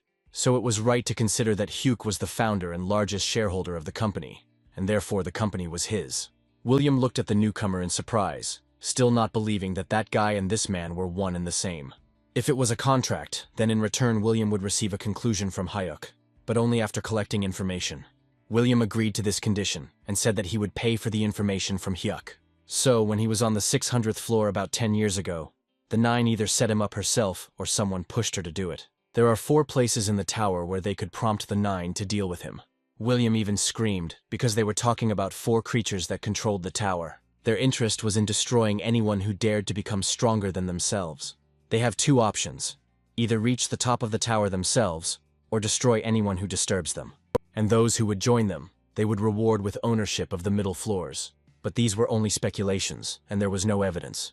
Not exactly. William didn't know that these creatures destroyed the Haru village on the 100th floor, and was surprised. Only one girl survived from that tribe, and her name is Haru. Haru, meanwhile, fought bravely and brutally with the orcs on the lower floors. Unfortunately, this was not enough, and she sought to surpass herself in order to quickly join Hyuk and Vulcan. And she still lacked the strength and experience to clear the boss, and she promised not to use the sword. She also didn't have enough time to clear the 10th floor, which only made her angry. In order to meet her brother, she had to work harder on herself. The sword demon advised to use the sword and all problems would be solved. After all, the demoness suggested doing everything as quickly as possible and meeting with her brother as soon as possible. No, she couldn't use the dragon-slaying sword, for the sole reason that she made a promise to her savior. Haru sent the demoness and asked her not to interfere with her on her way to her goal. Listening to the newcomer's story, William concluded that the target of the attack on the village was the girl and her sword. And here he was right, and at the same time the entire race was exterminated for their sake. Such news, if it were true, could have harmed the entire population of the tower. Hayuk told William that his goal was not only to end the Nine, but to also destroy the 4 great beings. And he even swore to kill those who once made William an orphan. The Golden Lich's magic began to fade, and Baal asked what they were talking about. A deal was a deal, and William was willing to buy information from Hayuk. Only Hyuk had to prove this information here and now. Again, testing. How tiring. Didn't William believe Hayuk? Well, then we need to act differently. William was a merchant, and he could not trust half. Otherwise he would not have earned anything. What a restless guy this is, and Chajin decided to call Baal for help. Balu offered to vouch for him in exchange for 1 handshake. Baal agreed to 3 handshakes and acted as Chajin's guarantor. Well, now William was ready to make a deal with the newcomer. Maybe in the future they will call each other by their real names. But for now they have only exchanged pseudonyms. And the first request as a sponsor was from Hyuk. It was necessary to get all the weapons that could be found in the tower and deliver them to him. It was strange for William to hear this from a spiritual master. But Chajin needed a weapon to level up his multi-class. Multi-class allowed Hayuk to use weapons as if he had been practicing them for 100 years. Chajin no longer seemed like the same person as 10 years ago, as he already possessed power incomparably greater than then. In any case, Hyuk's potential had yet to be revealed, and this became William's goal. William called the puppeteer and gave him the task of finding all the weapons that could be purchased on the 10th floor. He also gave instructions to pack everything as if it were for a special client, and to put different guilds everywhere so as not to attract attention. A little while later, the puppeteer returned and brought what was ordered. He brought some strange suit and nothing else, which puzzled Hayuk a little. He asked for weapons and lots of weapons, and here was some kind of suit. But the puppeteer replied that inside was everything that Hayuk asked for. A little taken aback, Chajin asked again if everything was correct and how to understand it. This suit was nothing more than an interdimensional cloak. Its lining was directly connected to the subspace, and you could hide anything you wanted there. William warned that such a cloak was rare in the tower, and that Hyuk should be careful with it.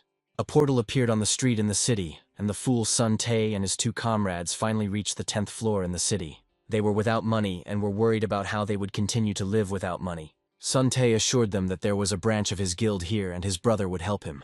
And with joy on his face he moved towards the guild's place, not yet suspecting what awaited him. But when he came to the place where the branch building used to stand, he became very angry because the building was in ruins and did not bode well. Confused about what happened, Sun Tae was upset. 2 comrades surrounded him with questions about what to do without money, and his strength was already running out. They trusted him and now they didn't know what to do next. But Kim Seong-tae was silent and was thinking about what to do and how to proceed. Their quarrel was interrupted by someone's snort and a 9-tailed fox, or rather her cub, appeared from around the corner. Song-tae was not in the mood to take in the fox and he chased her away. He was furious and showed no desire to coddle the fox. He began to drive her away and became angry about it. He didn't understand what she wanted from him, and he became angrier and angrier. He kicked the fox so hard that the poor thing flew head over heels away from him. He decided to take out all his anger on her and continued kicking her. Time after time, the little animal flew away and received a kick in the side. The animal was getting hit harder and harder, and was no longer able to react. He cursed everyone around him and did not stop beating the fox. Once again, when he was about to kick the animal, a sword flew between them, and the fox's owner appeared. Of course it was Hyuk, and he didn't like this attitude towards the divine cub. Song-tae's leg was struck by a sword and he groaned in pain. The fox cub was exhausted and lay beaten on the ground, uttering muffled groans from the blows of Sun Tae's feet. Hyuk approached with the intention of avenging his pet's offense. It was not by chance that Hyuk and Vulcan came to rescue the fox cub. Chajin intended to go to the class change tower because his class was something of a bug, and he had to choose his true class. But before they could go any further, they needed to have a good rest, using William's money. But their path was interrupted by Bale, who pointed to a sign on the side and asked them to look at what was there. It was a message from Gumiho, the 9-tailed fox, asking for Hyuk's help.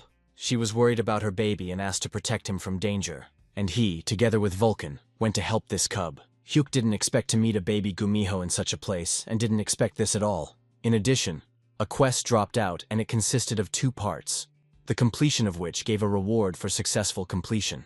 Hyuk had encountered this strange guy somewhere before, but he couldn't remember who it was. Song-tae ordered his comrades to attack the stranger and finish him off. They were too slow for the walker, and he calmly jumped to the side to avoid their attack. Chajin himself was seriously angry, and now it was his turn to kick the fox's offender. Sun Tae didn't listen to him, and intended to avenge his injured leg and kill the newcomer. Hyuk asked Gumiho what to do with the offenders of his cub. The answer was 1. Kill. Song-tae and his 2 comrades went on the attack against the travelers, and it was their last attack in their lives. Hyuk picked up Song-tae's severed leg and threw it towards the attackers. He simply returned the limb to its owner, which was flying right towards Song-tae. Neither Song-tae nor his comrades were able to dodge such an attack, and now there were 3 corpses lying on the street. Now the attention has switched to a cute creature, a baby Gumiho. But what to do with it? The little animal felt that they were talking about him and just smiled sweetly. But I needed to come up with a name for my pet, and the only thing I could think of was Deli, which is short for fox cub. Vulcan said that the fox would not like such a name and she would grow up and kill Hyuk for it. Then let Vulcan voice his names and he would only be glad about it. He suggested Ho-ran, which meant to grow in color, but Chajin just shook his head. It would have been better to name the fox Miho, which meant the daughter of Gumiho. It is unlikely that she will accept such a name as Vulcan thought. The animal smiled, and this meant that it liked the name and the question was closed. Well, the first part of the quest, saving the cub, was completed, and it was time to get the reward. But what is this? The fox mask was given out as a reward, and Hyuk was at a loss as to how he managed to get such an item. The fox mask, like the goblin mask, had its own special features. One of the main skills when activating the mask was charm. That is, immobilizing the enemy and controlling his actions. The second part of the quest was to feed the cub 999 liver jokes to restore the pet's health. But since this was the price for the mask, there was nothing left to do but complete the quest to the end. Since the quest issue was resolved, Vulcan decided to take a walk to begin completing the quest for Hyuk. When Vulcan left, Hyuk only said that if he didn't make it by morning, then he should come to the tower, and that was it.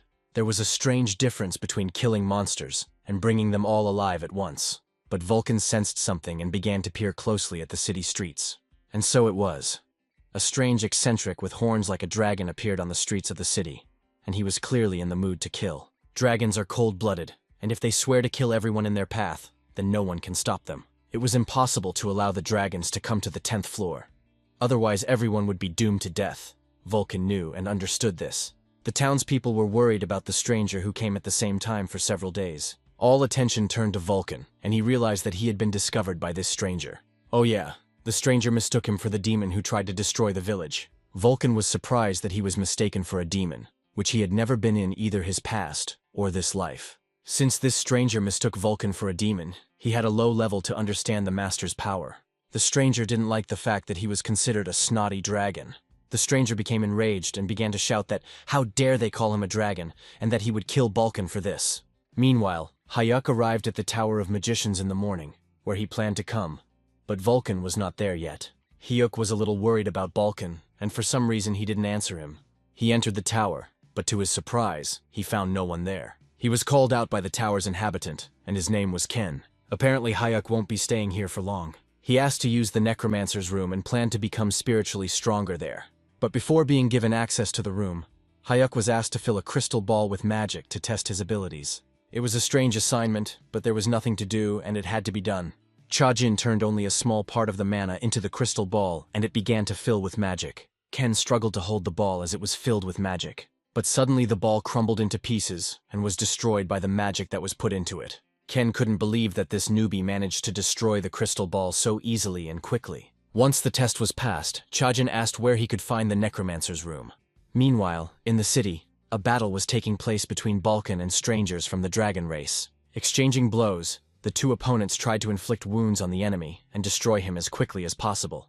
But they were of equal strength. Besides, Vulcan understood that Chajinhuk was far away, and the mana began to separate from the body, and this was not the best state of affairs for him. But the stranger did not retreat from Vulcan and constantly caught up with him when he stopped to catch his breath. The stranger's horns haunted the city's inhabitants, and they called him a dragon, which made them even more angry and furious. He was undoubtedly of the dragon race, but why did he react like that to the dragon that he was called? There was a feeling that the soul and body were different. But how is this possible? Maybe it was a rebirth of the soul, just like with Chajinhuk's body, Vulcan was in thought. This meant there was only one thing and the master had to find out. It's time to use demonic power against the dragon. Vulcan decided to check what kind of dough this stranger was made of and what was hidden inside him. Using the soul laser, he intended to hit the stranger, but the stranger managed to jump to the side, and the attack passed him by. The stranger did not know this magic, but only the master thought so. After all, before him was none other than Vulcan the spiritual master. This only encouraged the stranger to continue the battle. Well, the attack continued, and now they were attacking Vulcan to kill him. The stranger also introduced himself. He was Hendrik, the dragon slayer. He was a dragon slayer and had a strong soul, which pleased Vulcan. But it was strange to see such a strong and powerful soul in this body, and what brought it here. After all, if this was the soul of someone who had risen to the 800th floor, then even Chajinhuk was helpless. In that case, you had to fight this dragon on your own. But Hendrik did not stand still and continued to attack. Spell after spell fell upon the stranger, but he emerged unscathed from each of the master's attacks. With the spell of the full moon, this stranger also repelled the master's attacks. Vulcan decided to attack the stranger with the Soul Link spell, and this surprised the enemy a little. It was amazing, because the master summoned the giant using magic. With the appearance of the giant, Vulcan decided to end the battle and return to his master, as he had used up all the mana from Chajinhuk. For some time, the stranger would calm down a bit and would not attack, and this was a chance to disappear unnoticed. But a rumble behind him distracted him from his thoughts, and he saw Hendrik, who had dealt with the giant.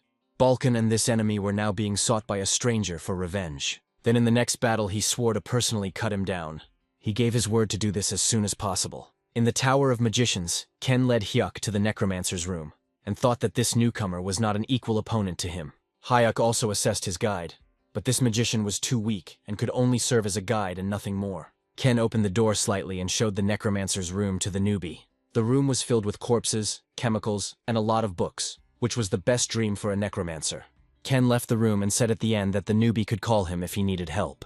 The door closed and Chajinhuk began to prepare to leave for the spirit world. At this time, Vulcan appeared, all excited and looking exactly like a 100-year-old man. Vulcan cited overtraining and did not disclose his meeting with Hendrik. Apparently the master made it in time, because everything was almost ready for the ceremony. Summoning the spirits of the demonic soldiers, Chajinhuk gave them the order to prepare everything for the beginning. Everything was ready for the transition to the spirit world to begin, and Chajin was giving the final instructions to the demons. Vulcan and Miho decided to move away from what was going to happen in the center of the room. The student gave instructions to Vulcan for perhaps the last time. His job was to protect Chajin's body until he returned to it. Vulcan promised to protect the body, but otherwise he was ready to take this body for himself. The separation of the soul from the body began, and Chajinhuk fell into a trance. Now the student's soul looked at its body, which meant the ritual was going according to plan. Miho was worried about her master, but Vulcan reassured her that everything was going according to plan. The ritual consisted of using the power of the soul instead of mana, and then it would be spiritually impossible to defeat Chajinhuk. To speed up the process, it was necessary to separate the soul from the body. In other words, die in this world and be resurrected in another. Judging by the state of the student's body, he entered the astral plane and penetrated the spirit world. The spirit passed from the world of the living to the world of spirits. Then someone's grumbling was heard behind Vulcan, and he looked back. It was the voice of the spirits that began to penetrate the room and sought to take possession of the body. Vulcan was advised not to interfere with the process and would not be touched. But he didn't like it, and ordered his soldiers to guard Chajin's body. The kobold spirits began to grab souls and not allow them to reach the owner's body. The master struck these souls with a spiritual laser, but their number grew.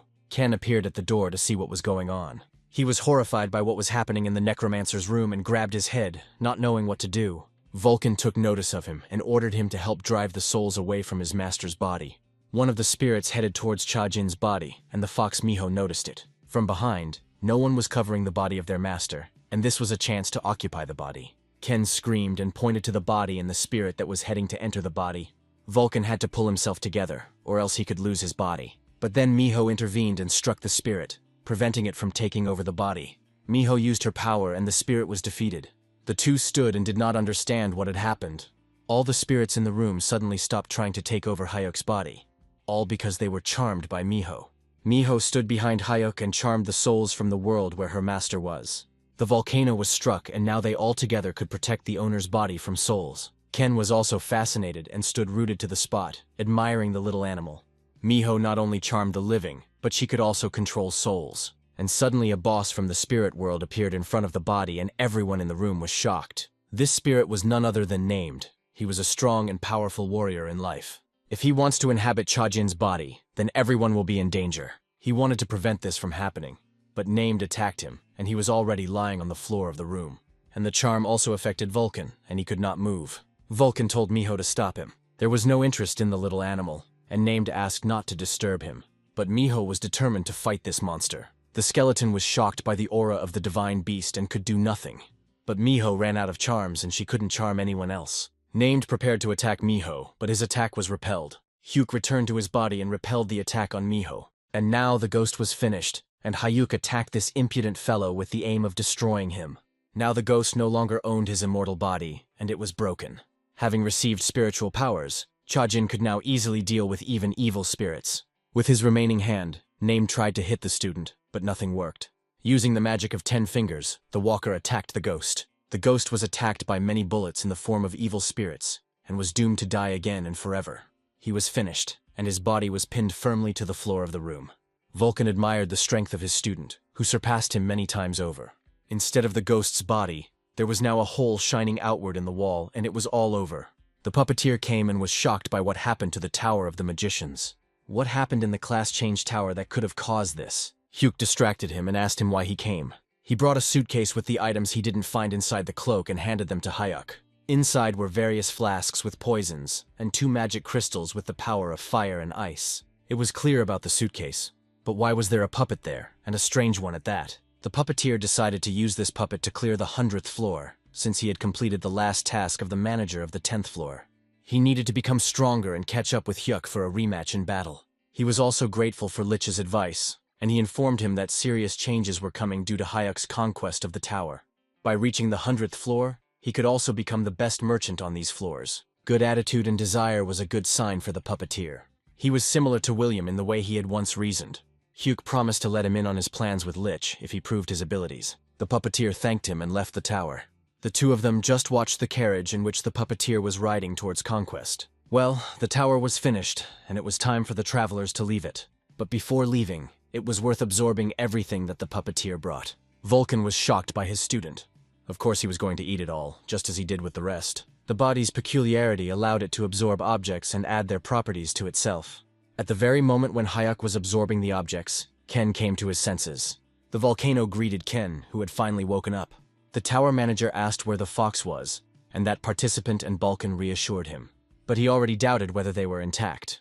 Hayuk painfully absorbed the fire crystal, his body burning with heat. The predator's traits were awakening in him, and Gumiho asked him not to show her cub this horror. Thanks to the fire crystal, he now had resistance to hallucinations, but there were still poisons left. Vulcan was concerned about Hayuk's condition because he was absorbing everything and only harming himself. Hyuk gained resistance to poison, frostbite, and hallucinations, but it wasn't enough to defeat the 9. Vulcan got all the orcs that were in the area. He got them for Miho. Now it was Miho's turn to have a snack. The 2 travelers thought that they had to give this baby a liver. Miho began to eat and part of the quest began to be completed little by little. The quest required 999 livers, but so far we've only managed to collect 127, and our trio didn't need people's attention.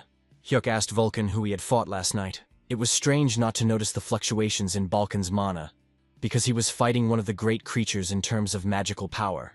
Hyuk was right. Last night the fight was with a representative of the dragon race. Fortunately, the battle was ended by suppression through spiritual superiority. Hyuk was coughing up blood, and Vulcan thought he was turning into a demon again. But it was just a side effect of the poison. This is all the accumulation of predators inside the body, whose poisons Chajin took. Vulcan made sure that the owner did not continue to cough up blood, said that the dragon was unusual. The master told everything that happened to him that night, and it seemed to Hayuk that he had heard the name Hendrik before. It couldn't have been the one Hayuk saw in his past life. It was clear and obvious that this was the same killer who was in the tower then. Well, then Hyuk knew who we were talking about. Hyuk told Vulcan how he knew him, and that before becoming a dragon slayer, Hendrik killed everyone in his path, and destroyed not only dragons, and the last time Chajin saw him was on the 700th or 800th floor before he died. What was there to talk about? I just needed to meet this Hendrik once and talk. Hyuk was getting worse, as he was unable to fully absorb the poison in 2 crystals, and was coughing up blood because of it. Vulcan offered to cleanse himself, but this meant the loss of the army of demon spirits, including Vulcan. Their argument was interrupted by Miho, who growled at the crowd of people around her. What was going on? And Hayuk and Vulcan didn't understand what was happening to the people around them. Someone behind Vulcan told him to speak more quietly, but it wasn't immediately clear who. Besides, he and Hayuk were discussing what was happening around them. The people seemed to be enchanted by something, and did not react to Miho's roar, and this alerted the travelers. A girl was approaching them, and they both turned their gaze to her. The girl greeted them and approached the 2 travelers. The girl was irresistible, and she repeated near Hayuk that she was pleased to meet him. So it was an Elijah, one of the 4 creatures. Hyuk immediately rushed to the attack and did not want any communication with her. Alika stopped Hayuk, saying that she did not come to him to fight. Chajin was surprised at how quickly she stopped his attack before it could be used. She introduced herself to Phantom Mask once again. The girl was strong, and at first glance she didn't seem so. The girl touched Hayuk and felt his internal organs, which were damaged. Using healing magic, the girl instantly cured Hayuk. Vulcan also did not understand what was happening, and decided to make sure that everything was okay with the owner. Chajin had a strange feeling. His body had completely recovered. The girl demonstrated this so that they would understand that she was not an enemy. Her name was Uriel, an ally from the Muik tribe. Little by little, the people around began to come to their senses, but they did not understand what they were doing and how they ended up in different places. People were confused not only outside, but also inside the city buildings. Once in Hayek's room, the travelers asked Uriel what kind of tricks were there in the city. Elika replied that this was all done for the residents, so that other Elikas would not find out about her. She used a memory spell on all the residents, but not on Hayek. Uriel's magic didn't work on strong-minded creatures, but then she noticed Miho. She asked who this cute creature was and what the strange ghost was that was watching her closely. It didn't matter, and the travelers asked what brought such an unusual guest here. She came according to the prophecy of her people, and that she came to a man who hid his ugliness under a mask and threatened to kill great beings. She was sent to help him and his assistants carry out their plan of revenge. Her tribe received the prophecy and decided to send her to help. The prophecy was from a deity, or at least that's what her tribe thought. Apparently they were talking about Hyuk, but he had never heard of the Muik tribe. Throwing off her cloak, the girl exposed her back, and Chajin saw angel wings on her. Representatives of her kind have crossed all boundaries and become greedy creatures. They also exterminated everyone who went against them, after which they expel those who interfere with them from their tribe once and for all. And they also cut off the wings as a symbol of the deity race. In general, Muik is a tribe of outcasts like Uriel was, and according to the prophecy, it was he who was supposed to go against the four great beings and destroy them. It sounded good, especially the fact that the gods themselves offered them help, and Vulcan advised them not to refuse. Unfortunately, these Elijahs could not provide any help. The thing was that Utopia, the city of the High Elix, was against intervention and assistance. Otherwise, all the anger would have been transferred to Hyuk. He was in doubt. Should he take help? There was a lot of trouble. Or should he refuse help to his own detriment? What should he do? There was a way out, but on the condition that he would be helped in a difficult situation. The girl replied that she would be happy to help him in a difficult situation. In this case, it was decided to form an alliance between Hyuk and the Muik tribe. A grateful Uriel bowed to Chajin in gratitude. He asked her to close the eyes of demons and gods for a moment for one thing. By tearing off one feather from her back, she enchanted the room and fenced it off from strangers.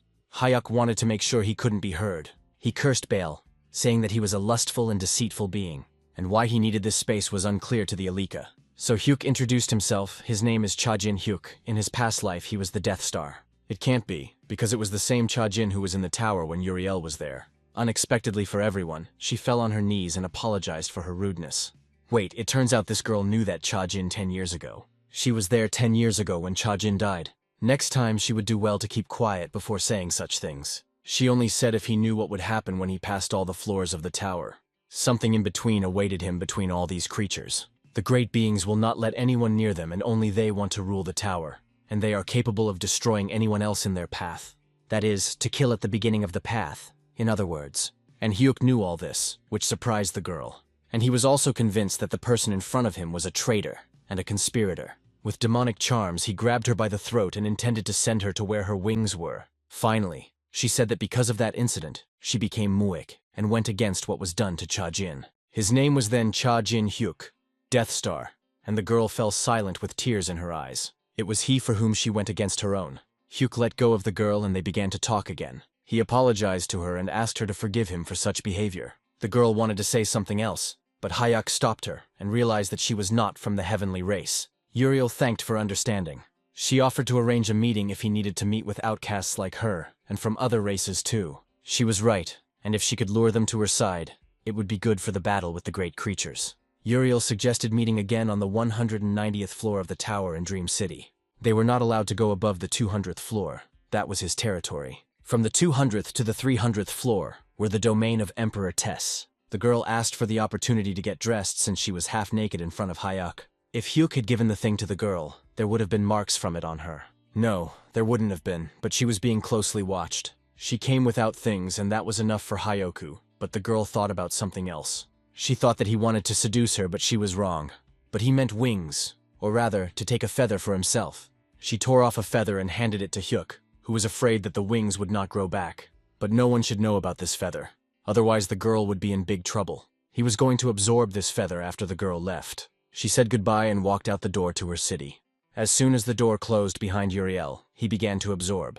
It was interesting what he would get after absorbing it, and what power he would gain, or would not be able to absorb. Vulcan merely muttered that he should do as he wished. Vulcan picked up Miho and said that the owner's example was bad for her, and that she shouldn't pick up everything that fell from the floor. Vulcan did not stand nearby, and with Miho moved away from the owner to a distance so as not to be in the center of events. While Hyuk was devouring the feather itself, Vulcan was frolicking and having fun with Miho in his arms. Hyuk moved into his subconscious. He didn't understand where he was or what had happened to him. What was this place and why did he end up there? Apparently the body did not accept the divine power, and a fight was ahead. A waterfall fell on him from somewhere above and he didn't know what to do with it. It's strange that one feather can produce such an effect. The water began to rise and Hyuk realized that it was a real waterfall. It was necessary to end the flow of water as quickly as possible before it swallowed him up. There was only one way out of this situation. Something was happening to Hyuk's body, and Miho and Vulcan noticed it. Something was wrong, and apparently Hyuk was using his soul as a wind weapon. Vulcan reassured Miho that if this was happening, it meant everything was going according to Chajin's plan. Miho was nervous and worried about her master's condition, and she wasn't the only one. What will be the result of absorbing this divine power? Meanwhile, in his subconscious, Hyuk tried to absorb the entire waterfall through a tube, but he chose the wrong device. He had to either let go of this power or absorb it. Therefore, it was necessary to use another method. He created a hungry and all-consuming monster to absorb power. Controlling the monster, he used it to absorb everything around him. The monster swallowed almost everything and a grin began to appear on Hyuk's face. This meant that Hyuk was absorbing more and more divine power. Chajin remembered how he and William talked about the gluttony of the gods. Hyuk had Baal, but William had a dragon god that devoured everything and everyone in his path. It was he who was summoned by Chajin to absorb the power. because the monster had a peculiarity: insatiability. Finally, it was all over, and the walker began to come to his senses. Vulcan was interested in whether he managed to absorb the power or not, in which case he would tease Hyuk. Everything turned out as expected. One feather now gave me the opportunity to generate energy within myself. He was only a man but with divine powers. If the gods find out about this, they will immediately come to kill Hyuk. One murder will not be enough for them, and they will most likely all come here. Even though he had acquired such strength, he would not have been able to resist the 4 creatures. It was necessary to prepare for battle with them. A few days later, Vulcan was practicing on the hunting field on the 10th floor. He collected orc carcasses for Miho, so that the animal could eat and regain its strength. More and more kobolds collected orc corpses despite attempts to repel the demon attacks. The orcs even tried to attack, but it was useless for the spirits. The mountain of orcs grew quickly, and Miho was looking forward to eating the livers of these creatures. Even though the orcs fought back against the demonic soldiers of Balkan, they still faced the fate of death. Hyuk also did not stand aside and absorb their bodies with his divine power. It was nice to see how the newbie became stronger with each battle, and Vulcan liked it. Among the demonic soldiers, a weak healer appeared who nullified any attempts to destroy them. But one had to be careful, because this healer possessed a weak, but still divine power. Miho immediately ate all the killed orcs and was full this time, but the quest was not yet complete. 892 orcs out of the total number were caught and fed to Miho, and everything was supposed to end tomorrow. Next, I needed to meet this dragon slayer and see what he was like. Balkan said that he appeared in the same place as if he was expecting someone. It was necessary to finish this matter quickly and move on, but it was still necessary to wait for Haru, so there was still time. Apparently Hendrik, most likely like Uriel, was waiting for someone or wanted to tell something, having heard the voices of gods and demons. They came, and behind the alley there should be the one they were looking for. He was still standing in the middle of the street, waiting for something among the crowd of people. If Hendrik wasn't expecting Hyuk, then he would have to fight this representative of the dragon race. Vulcan didn't want to go with Chajin after his last encounter with that stranger. And Hendrik, like Uriel, was waiting for someone who would fulfill his wish, and the gods told him that he needed to look on the 10th floor. The trio approached the stranger and asked if he was the same Hendrik everyone was talking about. It was Hyuk that Hendrik was waiting for, informing him that he had been accepted. This stranger had no shortage of such impudence, but Hyuk thought it best to remain silent. There were too many people around, and Hyuk was asked to follow a stranger. They came to a dead-end alley and stopped. The trio did not understand what this meant. The Dragon Slayer opened a portal and nodded his head, indicating to follow him. There was nothing left to do but follow him, and they entered the portal after the stranger. They found themselves in a place called Subspace on the 10th floor. Hendrik asked Chajin if he was ready to go all the way with this stranger. Hyuk just laughed at Hendrik's idea, calling it a stupid idea. The Dragon Slayer became angry at this, and how dare this newbie say such a thing to him. Vulcan warned his master that a strong warrior stood before him, and that it would not be so easy to fight him. It was a monster in human form and in a dragon's shell. The walker had his own plan, and he told his master not to interfere since he was afraid. It didn't matter what kind of monster was in front of him as long as he knew its situation, which was similar to the one Hyuk himself found himself in. After all, the goal of conquering the tower and revenge was to destroy everyone who was involved in the death of Chajin, and not only the great powerful creatures. That's why Hendrik didn't reach the level to be on the same team with Chajin. Hendrik did not like this and considered it foolish to go alone against all the great beings. Behind the deaths of Hendrik and Hyuk were not only the great beings, but also someone else. But it turned out to be true, which the stranger admitted, although he was even more angry about it. It turns out that Uriel told about the seer, who was Hyuk. This meant that she had already reached her own people, which made the walker happy. But Hendrik was thirsty for battle. He decided to test what the walker was capable of and prepared to attack. Hendrik only asked the name of the person he was going to teach a lesson. Hyuk introduced himself as Chajinhuk or Chajinhuk, Death Star, but their squabble was interrupted by the voice of an old man, who was grumbling at the dragon warrior. Hendrik didn't expect to see anyone else here, and Hyuk asked who it was and what kind of old man was standing next to them. It was the blacksmith who first entered this place, and it was he who forged Hendrik's sword. Hyuk and Vulcan were shocked because this old man was a goblin from the Haru race. The old man looked like an old goblin, seasoned in battle, but not yet too old for battle. The old man's gaze was now turned to the Trinity, and he was surprised to see other strangers here besides the dragon warrior. There is no way this old man survived the moment when Haru village was burned down. The old man was amazed by the stranger's impudence, and that the old man was alive, not understanding what they wanted from him. Hyuk asked how he survived that disaster on the 100th floor. The old man mistook him for the one who set fire to the village, and decided to attack the stranger. But his attack was thwarted by Hendrik. He stopped the attack because Huck also had a history like Hendrik. But then Vulcan intervened in the conversation and asked if the old man knew a goblin named Haru. The old man was shocked that these strangers knew Haru, and he asked if she was alive. And the old man told the story of that terrible day when the village was burned. The old man then fell ill and stayed in his blacksmith shop after all. Age was taking its toll. The old man talked for a long time and then asked if everything was okay with Haru. Hendrik asked if she was as strong as they said, but Hayek assured him that she was stronger than all of them in a single fight. She was Hayek's ally and went with him until the end. Soon she will join them. The old man thanked Chajin for saving Haru. The old man introduced himself and his name was Geno, the goblin blacksmith, and he promised to help Hayek with his skills in any way he could. He also asked to help him and Haru restore the goblin village, to which Hyuk gave his firm consent. But Geno was also grateful to Hyuk for Haru, because only Vulcan understood that the mask was a gift from the girl to her future husband. As a token of gratitude, he also offered to take all the equipment he had, since these were goblin weapons much stronger and more powerful than those that the Lich had obtained. It was time for Hendrik and the trio to move on, and they said goodbye to the old man. But Geno didn't answer. For the first time in so long, he was able to sleep peacefully, having learned that besides him, there were other surviving goblins. As soon as they stepped outside the forge, Hendrik attacked Hook again. But Chajin had the situation in hand, and reacted to the attack in time without getting hurt. The reaction was not bad, and Hendrik was pleased with this from the walker. But you can't fool Hayek, and he knew that he himself would check this simpleton. He also attacked Hendrik just to bait him into a fight. Now the demonic soldiers had also been summoned to fight, and the battle was gaining momentum. It wasn't so easy to attack the Dragon Slayer, and something had to be changed in the attacks. With his sword, he easily dealt with Chajin's attacks. These attacks were too weak to hit Hendrik, and he was pleased with that. And even Hayek's attacks themselves did not bring any results. It was strange that the killer deviated even from the sword technique using multi-class. Attack after attack, the battle continued and nothing could be done about it. Hendrik still couldn't determine whether Hayek's class was a mage or a necromancer. It didn't matter, because to get the full effect, the monster on the 10th floor had to be awakened. Chains of demonic power began to envelop Hendrik's body, preventing him from maneuvering.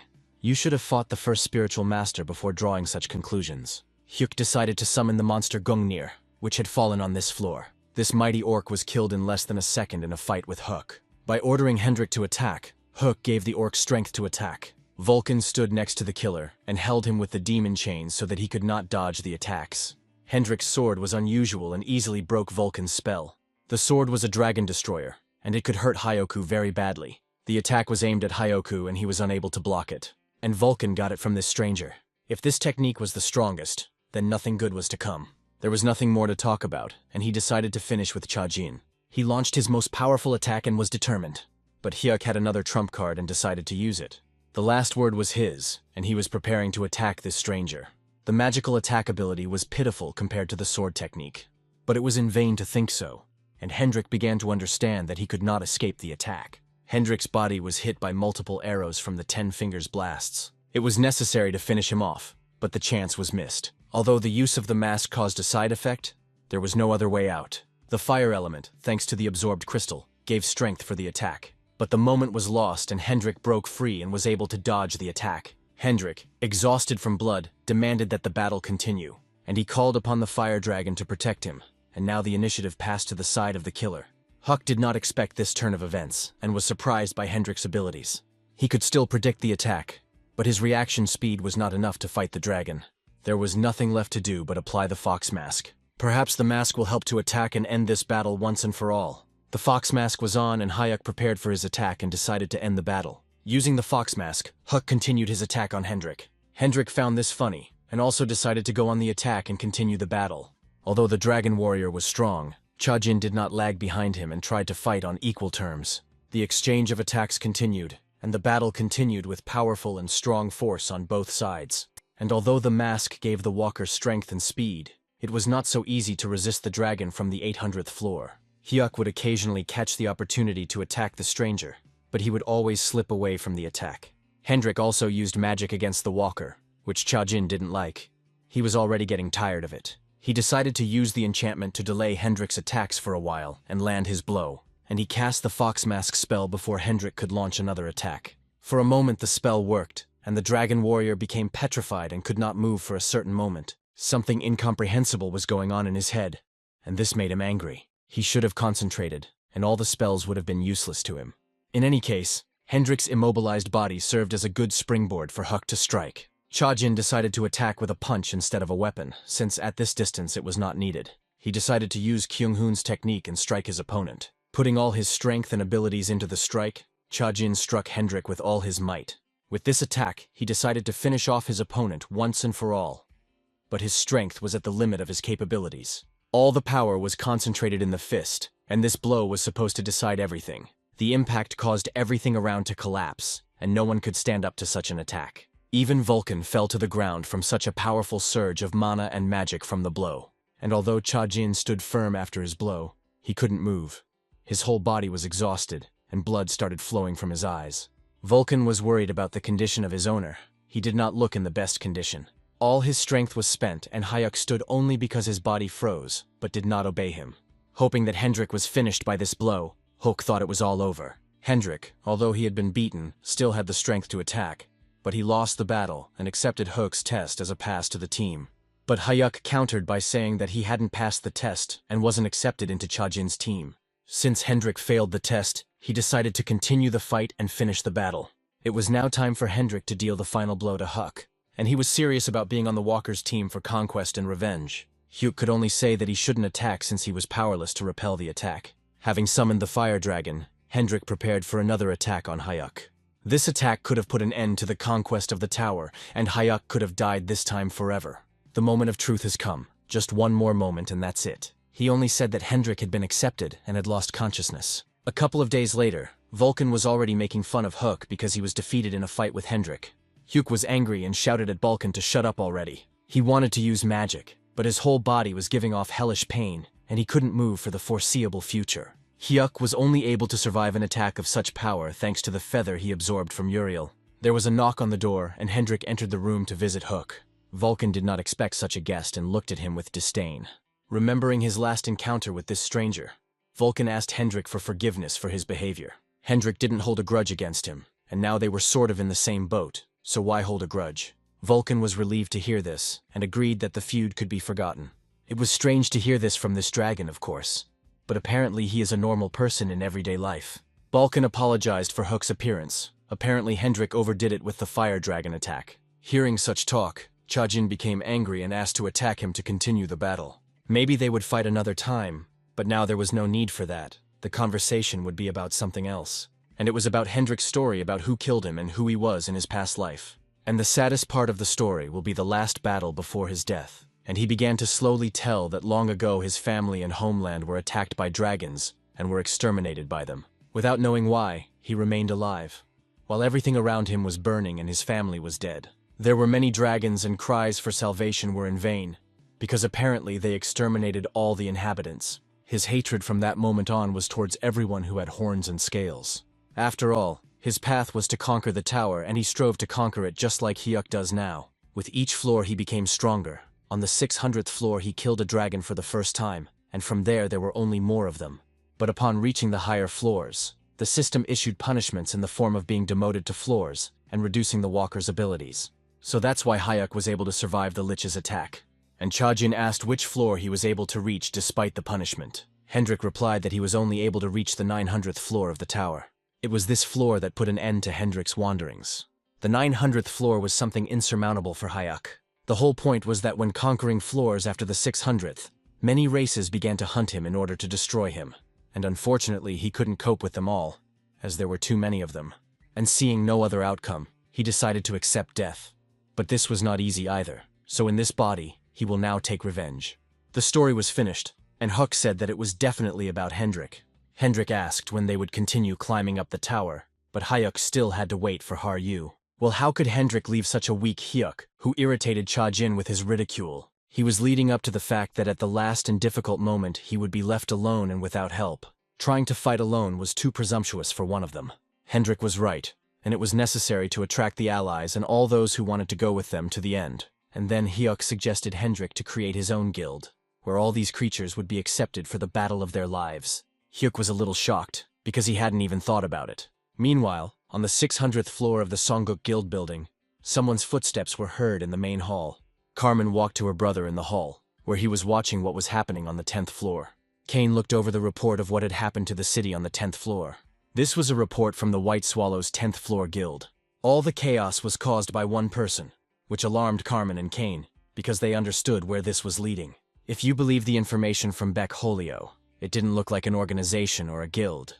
But how is this possible? Because the punishment will be severe even on such a small floor, and even the Star 9 cannot handle it. They remembered themselves, because they were the same when they conquered the tower at the very beginning of their journey.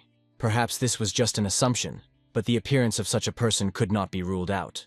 Otherwise, the method of rooting out the roots, as it was 10 years ago, was always on everyone's lips, and was applicable to Chajinhuk. But it was necessary to act carefully, and it was worth hiring a killer for the job. And it wasn't hard to find such a person in the Assassins Guild.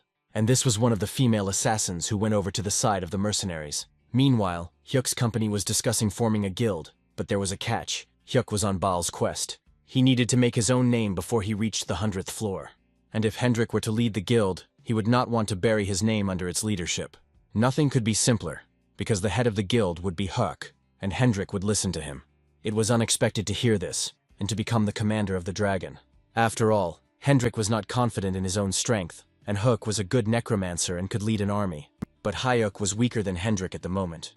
And would he be able to follow the orders of the weakest? Instead of answering, Hendrik knelt before Hyuk as a sign that he was ready to serve him.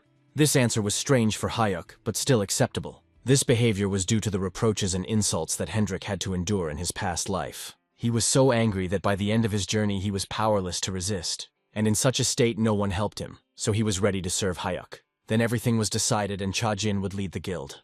Hendrik was pleased with Hyuk's decision and thanked him for it. Now it would be worth coming up with a name for the guild to register it. Since Uriel's prediction was about a man who would cause chaos, the name of his guild could only be opposition. It was possible to register a guild right away, but you had to talk to the puppeteer and do it for free. At the entrance to the company, Lich was greeted by Hyuka Halcyon. Hyuk had forgotten that the puppeteer had left, and that Halcyon was now in charge of the branch. Everything would be fine, but what was Ken from the Tower of Magicians doing here? The tower was under repair, and Ken often hung out with the company now, as they had become friends with the manager.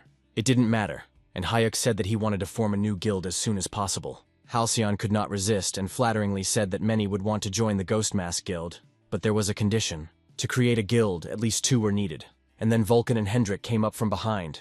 The issue was closed. The manager and Ken were amazed beyond measure, as it was the first time they had seen a dragon so close.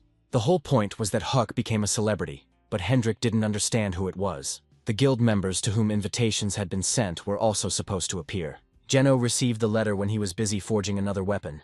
The puppeteer received a letter from a puppet during his next conquest of a floor. Haru received the notification at the time of clearing the boss's room on the 10th floor. Lich was recalculating his expenses and income when he received a notice from Hyuk about the collection. It talked about creating a guild, and William was interested in how it would all turn out. While they were all about to arrive, Hyuk was fighting the orcs to complete the quest for Miho. Using magic and the 10-finger attack spell, he knocked down orcs left and right in droves. It was necessary to complete this quest as quickly as possible, and not think about it. Hendrik asked why there was a mountain of monsters, and Hyuk replied that he had another quest from the fox Gumiho. The quest was completed, and a bright beam of light pierced the clear day at the moment when Miho ate the 999th liver. And what happened next frightened not only Hyuk, but Hendrik also felt uneasy. The reward for the quest was to find the fox's true form. Vulcan called out to Chajin and pointed towards Miho at the strange figure in the air. It couldn't be, because a girl's figure appeared in front of him. Miho's real image, instead of a fox, was that of a little girl, because she was still a child. Miho fell from a height and Hyoku had no choice but to catch her in his arms. The girl in Hyuk's arms began to call him Daddy, but no one expected this. And she called him Dad, because the reward for completing the second part of the quest was closeness with the fox, and now she was his pet, and he was her dad. At the moment when the 3 of them and Miho were perplexed, Haru appeared. She asked where her brother got such a cute daughter. Hyuk asked where Haru came from and how to understand all this. Miho became scared and asked who this girl was and why she was here. Hyuk demanded that Gumiho explain what all this meant. Gumiho only replied that Miho was now his pet, but for everyone she would be his daughter. Vulcan made fun of Hyuk, and Hendrik thought that people were already giving birth to foxes. Haru thought that her handsome and strong brother had a daughter, and maybe he also had a girlfriend. This thought did not give her any peace. Her thoughts were interrupted by Hendrik, who introduced himself as an ally of Hyuk. He met her gaze and then began to understand that this girl had something planned against him. She remembered that in that fire when her village burned down, she saw something similar. A man in the form of a dragon was at the scene at the time. This meant there was no doubt that in front of her was the one who destroyed her family. With screams and drawn sword, she rushed at the stranger for revenge. But Hendrik managed to repel the attack, not understanding why the girl decided to attack him. He turned to Hayuk to explain what all this meant, and why the girl was acting like this. But Hayuk told him to deal with her himself and not interfere. But Haru could get hurt, to which Chajin said that she could handle it herself. While the entrance exam to the guild, the dragon took this fight and attacked the girl, causing her to fly far away from where the others were standing. This made Haru even more angry and she rushed to attack no matter what. Attack after attack went on between these strong warriors, and although Haru was strong, the attacks were still not reflected as strongly as desired, and with another attack she again flew a good few dozen meters and fell to the ground. This time, the demoness whose sword Haru had decided to lend her power to attack and fight this dragon. It was the famous sword of Ego, the Dragon Slayer, and Haru attacked the stranger with it. The vengeful girl only wanted the death of the dragon that destroyed her village. She attacked him attack after attack, regardless of the counterattacks. She wanted to finish him off as quickly as possible. But no matter how hard Haru tried, Hendrik repelled all attacks with one hand and did not feel tired. It was a shock to her, but she continued the attack. But attacks were also flying in her direction, from which she received bruises and her body gradually began to be exhausted from the attacks. And the dragon's sword was more powerful and stronger than Ego's sword, so the attacks were more powerful. Haru asked for the power of the Dragon Slayer's sword in order to take revenge. This is exactly what the demoness was waiting for, and decided to transfer her power for the battle. With the power of the demon now, a new influx of attack was expected on Hendrik. Now in front of him was a swordswoman, the owner of the Ego sword with the power of a demon. The attack power increased, and now Hendrik was receiving the strongest attacks in his direction. Apparently the sword gave the girl strength, and her strength increased significantly. The owner of the sword was in danger, and something had to be done to free her from the sword. He grabbed the girl by the hand and demanded that she release the sword from her hands. After all, the power of the sword was beyond the girl's control and could only cause harm. But the girl, remembering the village, immediately became angry and squeezed her hand with the sword even tighter. She will only let go when she avenges her burned village. It became clear to Hendrik that the girl, like him, hated dragons. But it was necessary to put an end to this battle and not harm Haru. It was necessary to prevent the girl from becoming part of the sword, and not turning into a bowl of energy for demonic power. We'll have to use a spell, but despite the pain, the girl will remain alive. And the entire attack was directed at the girl, which she was unable to dodge. Haru dropped her sword from the blow and lost consciousness. From the attack, she lost consciousness and was transported to her childhood memories, namely to the forest near the goblin village. The local boys were playing football and asked Haru to take the ball. But the memories changed, and instead of asking the ball, the children asked why only she survived, and the others did not. Children turned into ghosts and asked to be saved. And the corpses of the slain goblins poured into her memories and asked why they died and she did not. She herself began to ask herself this question, why her and not them? The spirit of the sword answered this question, that she was destined to survive and avenge all her brothers. The man in the person of Haru was supposed to survive and use the demon's sword to take revenge on the enemies of the village. The only one who can take revenge on them is Haru. Now she must continue the attack and fight the one who destroyed her village. Hendrik was surprised how after such an attack, she was able to get up and still have a lot of strength to attack. Haru's sword and power caught up with him and almost struck, but her strength left her. Apparently the forces were at their limit, and this was not enough for revenge yet. And they, together with Hendrik, collapsed to the ground, exhausted by the battle. Vulcan and Hayuk immediately rushed to them to find out if everything was okay with them. Hendrik was fine, because the sword had lost its power before the blow was struck. Due to exhaustion, the only convenient way to regain strength was to let Haru sleep.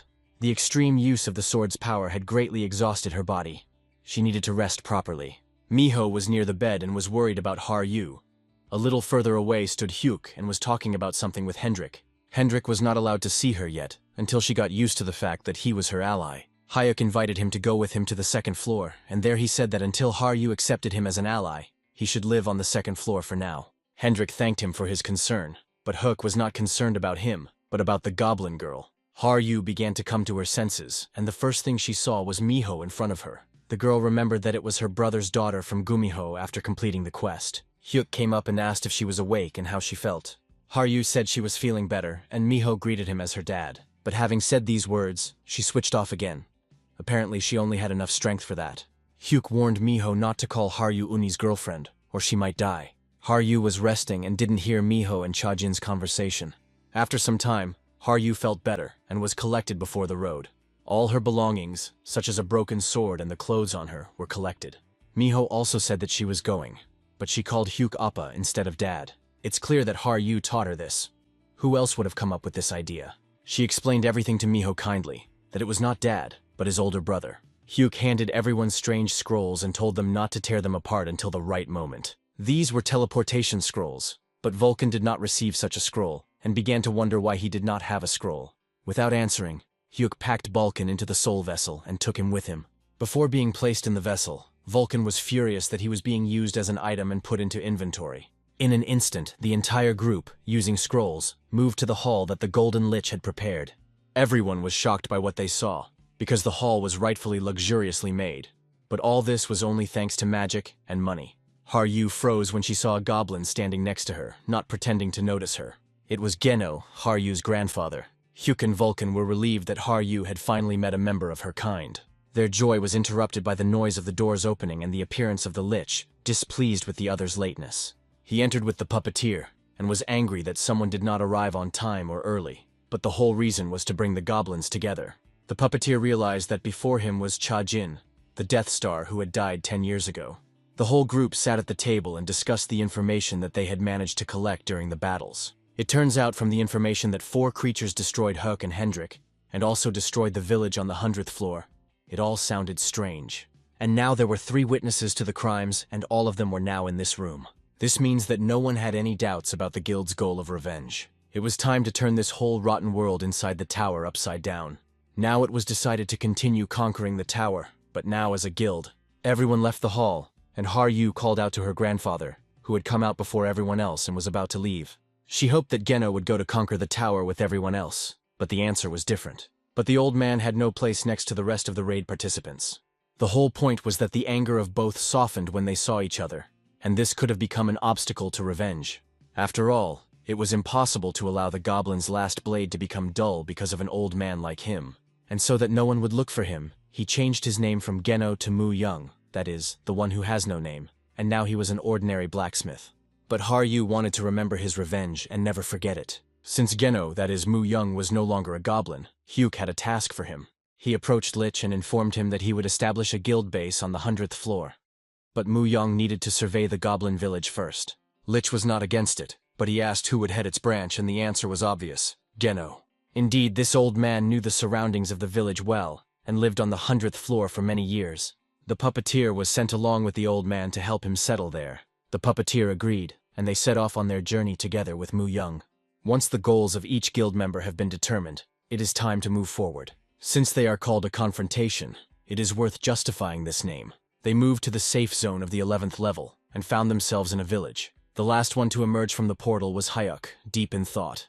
The tower on the 11th floor marked the beginning of their journey to conquer the tower. Now everyone who killed him in his past life will be avenged. No matter how strong they all become, he will destroy them all. But Hyuk didn't immediately notice the girl who came out of the portal behind him.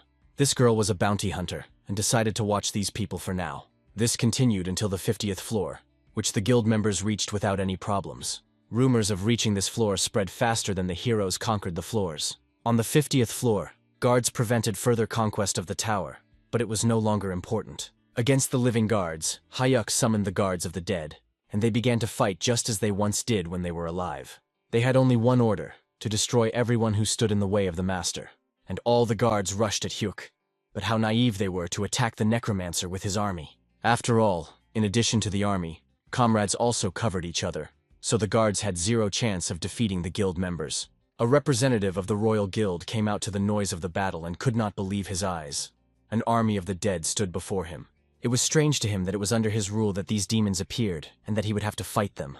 And he went to attack Chajin's army, but it was too late. Although in his anger he was able to kill several dozen soldiers, the army did not become weaker from this, but on the contrary. Having decided to summon the golems, this naive head of the Guild of the Sacred Kingdom intended to deal with the impudent ones. Ordering his golems to attack and tear the insolent ones apart, the leader froze in horror. Hendrik cut them down with one blow, and there was nothing left to defend the kingdom with. It was a shock for the leader to see a dragon alongside a bunch of simple newbies. Before he knew what had happened, Hayuk appeared behind him and lifted the man onto his back. He needed information about the guild that lived on the 50th floor. Its name was Shikari. Hyuk could not become the enemies of the Star Nine. They became them 10 years ago when they killed his body. All the guilds that met on the floors were destroyed and the Confrontation Guild moved on. It was time to do as much damage as possible to the guilds under the patronage of the Pellans and deal them a crushing blow. With each victory, more and more people began to fear the ghostly mask, and more rumors were born from this. Baal's quest was in full swing, because now Hayuk had seen everything and everyone up to the 100th floor. Vulcan and Hendrik were not pleased to hear that information was being thrown around so easily. "I'm just tired of looking for information about the Nine. Let her look for it herself now."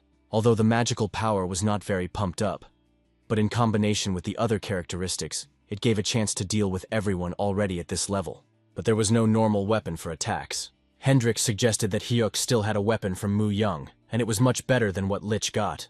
This reminder upset Haru and Miho scolded Hendrik for it. "I'll have to go to where I could get some weapons and cheer up Haru a little." There it meant the black market on the 51st floor, and there you could sometimes buy rare items. He promised to buy something if he liked it. Miho also wanted something from the auction, and for Appa to buy it for her. Their sweet conversation was interrupted by the noise of a falling thing that resembled a bomb. There was an explosion, and all participants were thrown to the sides by the shockwave.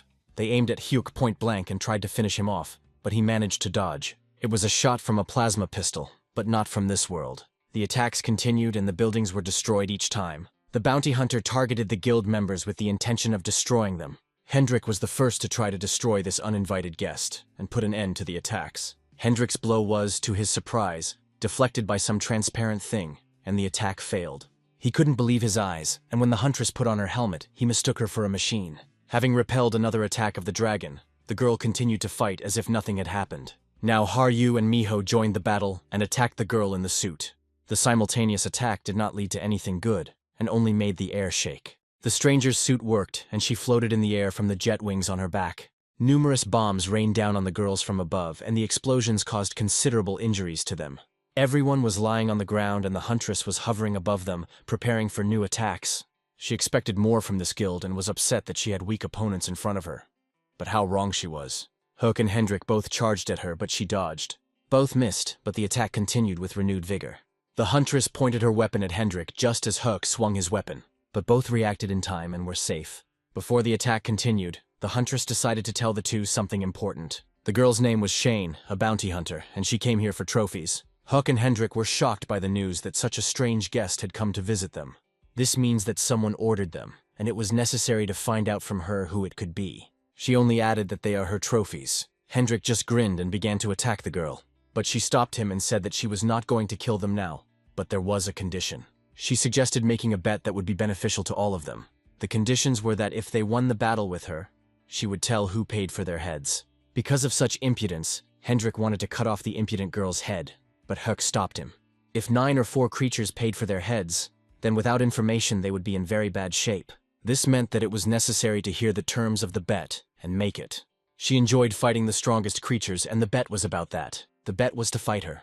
The bet didn't sound strange, but the huntress had one condition. The main condition was to keep all 3 participants in the battle alive. Something else was strange. It was fighting at half strength. And also, there shouldn't be any call from Hayuk. Hendrik liked the fact that even with her limbs cut off, she would be able to tell them everything. The conditions were agreed upon, and the battle could begin. The helmet was on autopilot and began attacking Hayuk in order to defeat him. It was too easy for him, and he didn't pay any attention to it. Besides everything else, the huntress herself was attacking him, apparently deciding to deal with him first. But the dragon was already visible behind her, and certainly did not intend to let her go so easily. Hyuk's spiritual shield was put up in time. It turned out to be a hologram of a girl's figure, and Hendrik struck Chajin's shield. The blow hit the necromancer's shield and was about to shatter. Both participants in the battle almost injured each other. The girl did not understand why they attacked at random, or simply wanted to destroy her alone. Hook grabbed Hendrik by the clothes and demanded to know what this all meant. They argued with each other about what to do with this stranger. The girl got tired of this and called out to them. A strange thing was visible above the girl, and it seemed to be aiming at the 2 disputants below. That's right. It was a strange weapon, and Shane reported that it was a railgun. From all appearances, this thing did not bode well for the necromancer and the dragon. A railgun blast scattered them apart. But Hyuk used teleportation, and they found themselves further away from the battle site. Hendrik was angry and asked why they ran away, but Hayuk covered his scream with his hand and pointed to the drone that was flying nearby. Shane's weapon was clearly out of this world, just like she was. It is quite possible that she came from a parallel dimension, since the tower was connected to many worlds. Since her weapon was much higher in level than the one here, in order to win, it was necessary to come up with something else. Meanwhile, Shane was looking for the fugitive to continue the attack. Hayuk appeared as suddenly as he disappeared, and hovered in the air in front of the girl. He decided to transfer some of his power to Hendrik and see what would come of it. Hyuk cast spell after spell to make everything work, and didn't pay attention to the huntress. She thought that he was attacking her with something strong, but he simply decided to attack her with a spell, but she didn't think that for long. Hendrik felt a surge of new strength and went on the attack against Shane. She repelled the attack and thought she had nailed her opponent, but it was not so. But she couldn't believe it. In front of her stood either a demon or a dragon, and this was no longer an equal opponent for her. The blow and lightning attack caused a bruise to the girl, but not a fatal one. Hyuk transferred his power to Hendrik, and also endowed him with the skills and buffs of a huntress. Now it's time to show your true mastery of the multi-classa spell. And now Hendrik's attacks were faster, stronger, and more powerful than before. Although the girl tried to repel the dragon's attacks, it was all in vain. Blow after blow, attack after attack, the battle went on, and the huntress began to understand that her strength was already running out. It was now time to use the fire dragon spell, and this attack was her last. The thunder dragon had colossal attack power, and for a living person it was sheer death. Shane managed to fly up, and the sword hit the ground without causing any damage. But Hendrik had apparently stepped into one of the traps, and now something worse was in store for him. It was a nuclear mine that could destroy the dragon once and for all. Even Hayuk managed to react to avoid ending up at the epicenter of the explosion. The shot and the bullet got him, hitting him in the chest from behind. The dragon could no longer fight, and the girl decided to finish off the ghostly mask since he was wounded. She was wrong to think so, because the dragon was still alive and was eager to attack. Hendrik transformed into a red dragon and was full of fury and strength for battle. Now the girl began to understand that she had been deceived, and that not even a small part of the force had been used against her. Hendrik was full of anger, because this huntress forced him to become the dragon he hated. The attack from the dragon's mouth was an unexpected turn in the battle for her. She could not even imagine that dragons were such strong and powerful creatures as she thought, but she had not yet shown all her trump cards, and was also preparing to respond to the dragon's attack. She multiplied the railgun and attacked the dragon at maximum power. The attack did not bring any success, and the dragon did not even feel the blow. Shane was at a loss to understand how this creature could resist her most powerful weapon. Hendrik took off to launch another attack from the air, but without killing his opponent. Turning around, he headed towards the girl and tried to make her beg for death. Another fire attack, and the girl should have done something to repel it. Once again, the drone helped the girl repel the attack. Although the barrier blocked the attack, everything around collapsed from the shockwave. Meanwhile, Hayuk stood nearby and tried to heal the wound from the bullets, although it was difficult. After Hendrik's transformation, all of his buffs and defensive techniques disappeared. Apparently all the mana is controlled by the dragon's essence. Shane admitted that the dragon was strong, but it would have to be shot. Having multiplied her copy, she now tried to shoot the dragon with all her blasters at once and finish him off. It was strange to think that these copies were the product of mana, since all mana was controlled by Hendrik. The answer was simple. It was science, not magic. All the holograms attacked the dragon at the same time, but it didn't matter to him. These bullets were useless against him, as they did not cause even minimal damage. But Shane decided to use her most powerful and deadly gun against the dragon, and this time it was much more powerful than blasters. It was her most powerful and terrible weapon, which could end any living creature. Then the dragon decided to attack the huntress with all his might. He prepared his most powerful spell, and Shane his deadly weapon. The shockwave from the spell and the shot scattered through the air and knocked down the dragon. The light from the explosion was brighter than the sun during the day and illuminated the area. At the site of the impact, there was a crater with a dragon in the middle. The antimatter bomb did its job. Due to the excessive power, the plane could no longer fly, and the huntress ordered it to rest. But the dragon began to rise, and Shane couldn't believe it. How could he still fight in such a state? But it was a deception. Hendrik fell unconscious to the ground and never rose again. Just as she thought this and was glad that she had dealt with the dragon, Hayuk called out to her. There were two of them against her alone, and Hyuk was still alive, and he intended to continue the battle with her. But his handsome face won't save him from death by her weapon. Her weapons were enough against him, and she would deal with him with ease. Having lifted the scales of the red dragon and partially absorbed it, he was not sure that the girl would win.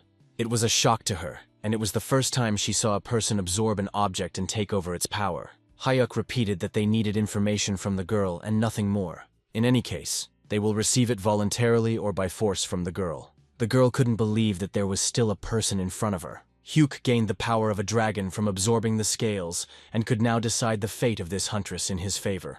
Now it is clear why dragons are considered the masters of mana, and that he now had an excess of it. It would have been easy for him now to attack and put an end to the battle. And now the spear of the god Odin. Kungnil had even greater power and strength than before.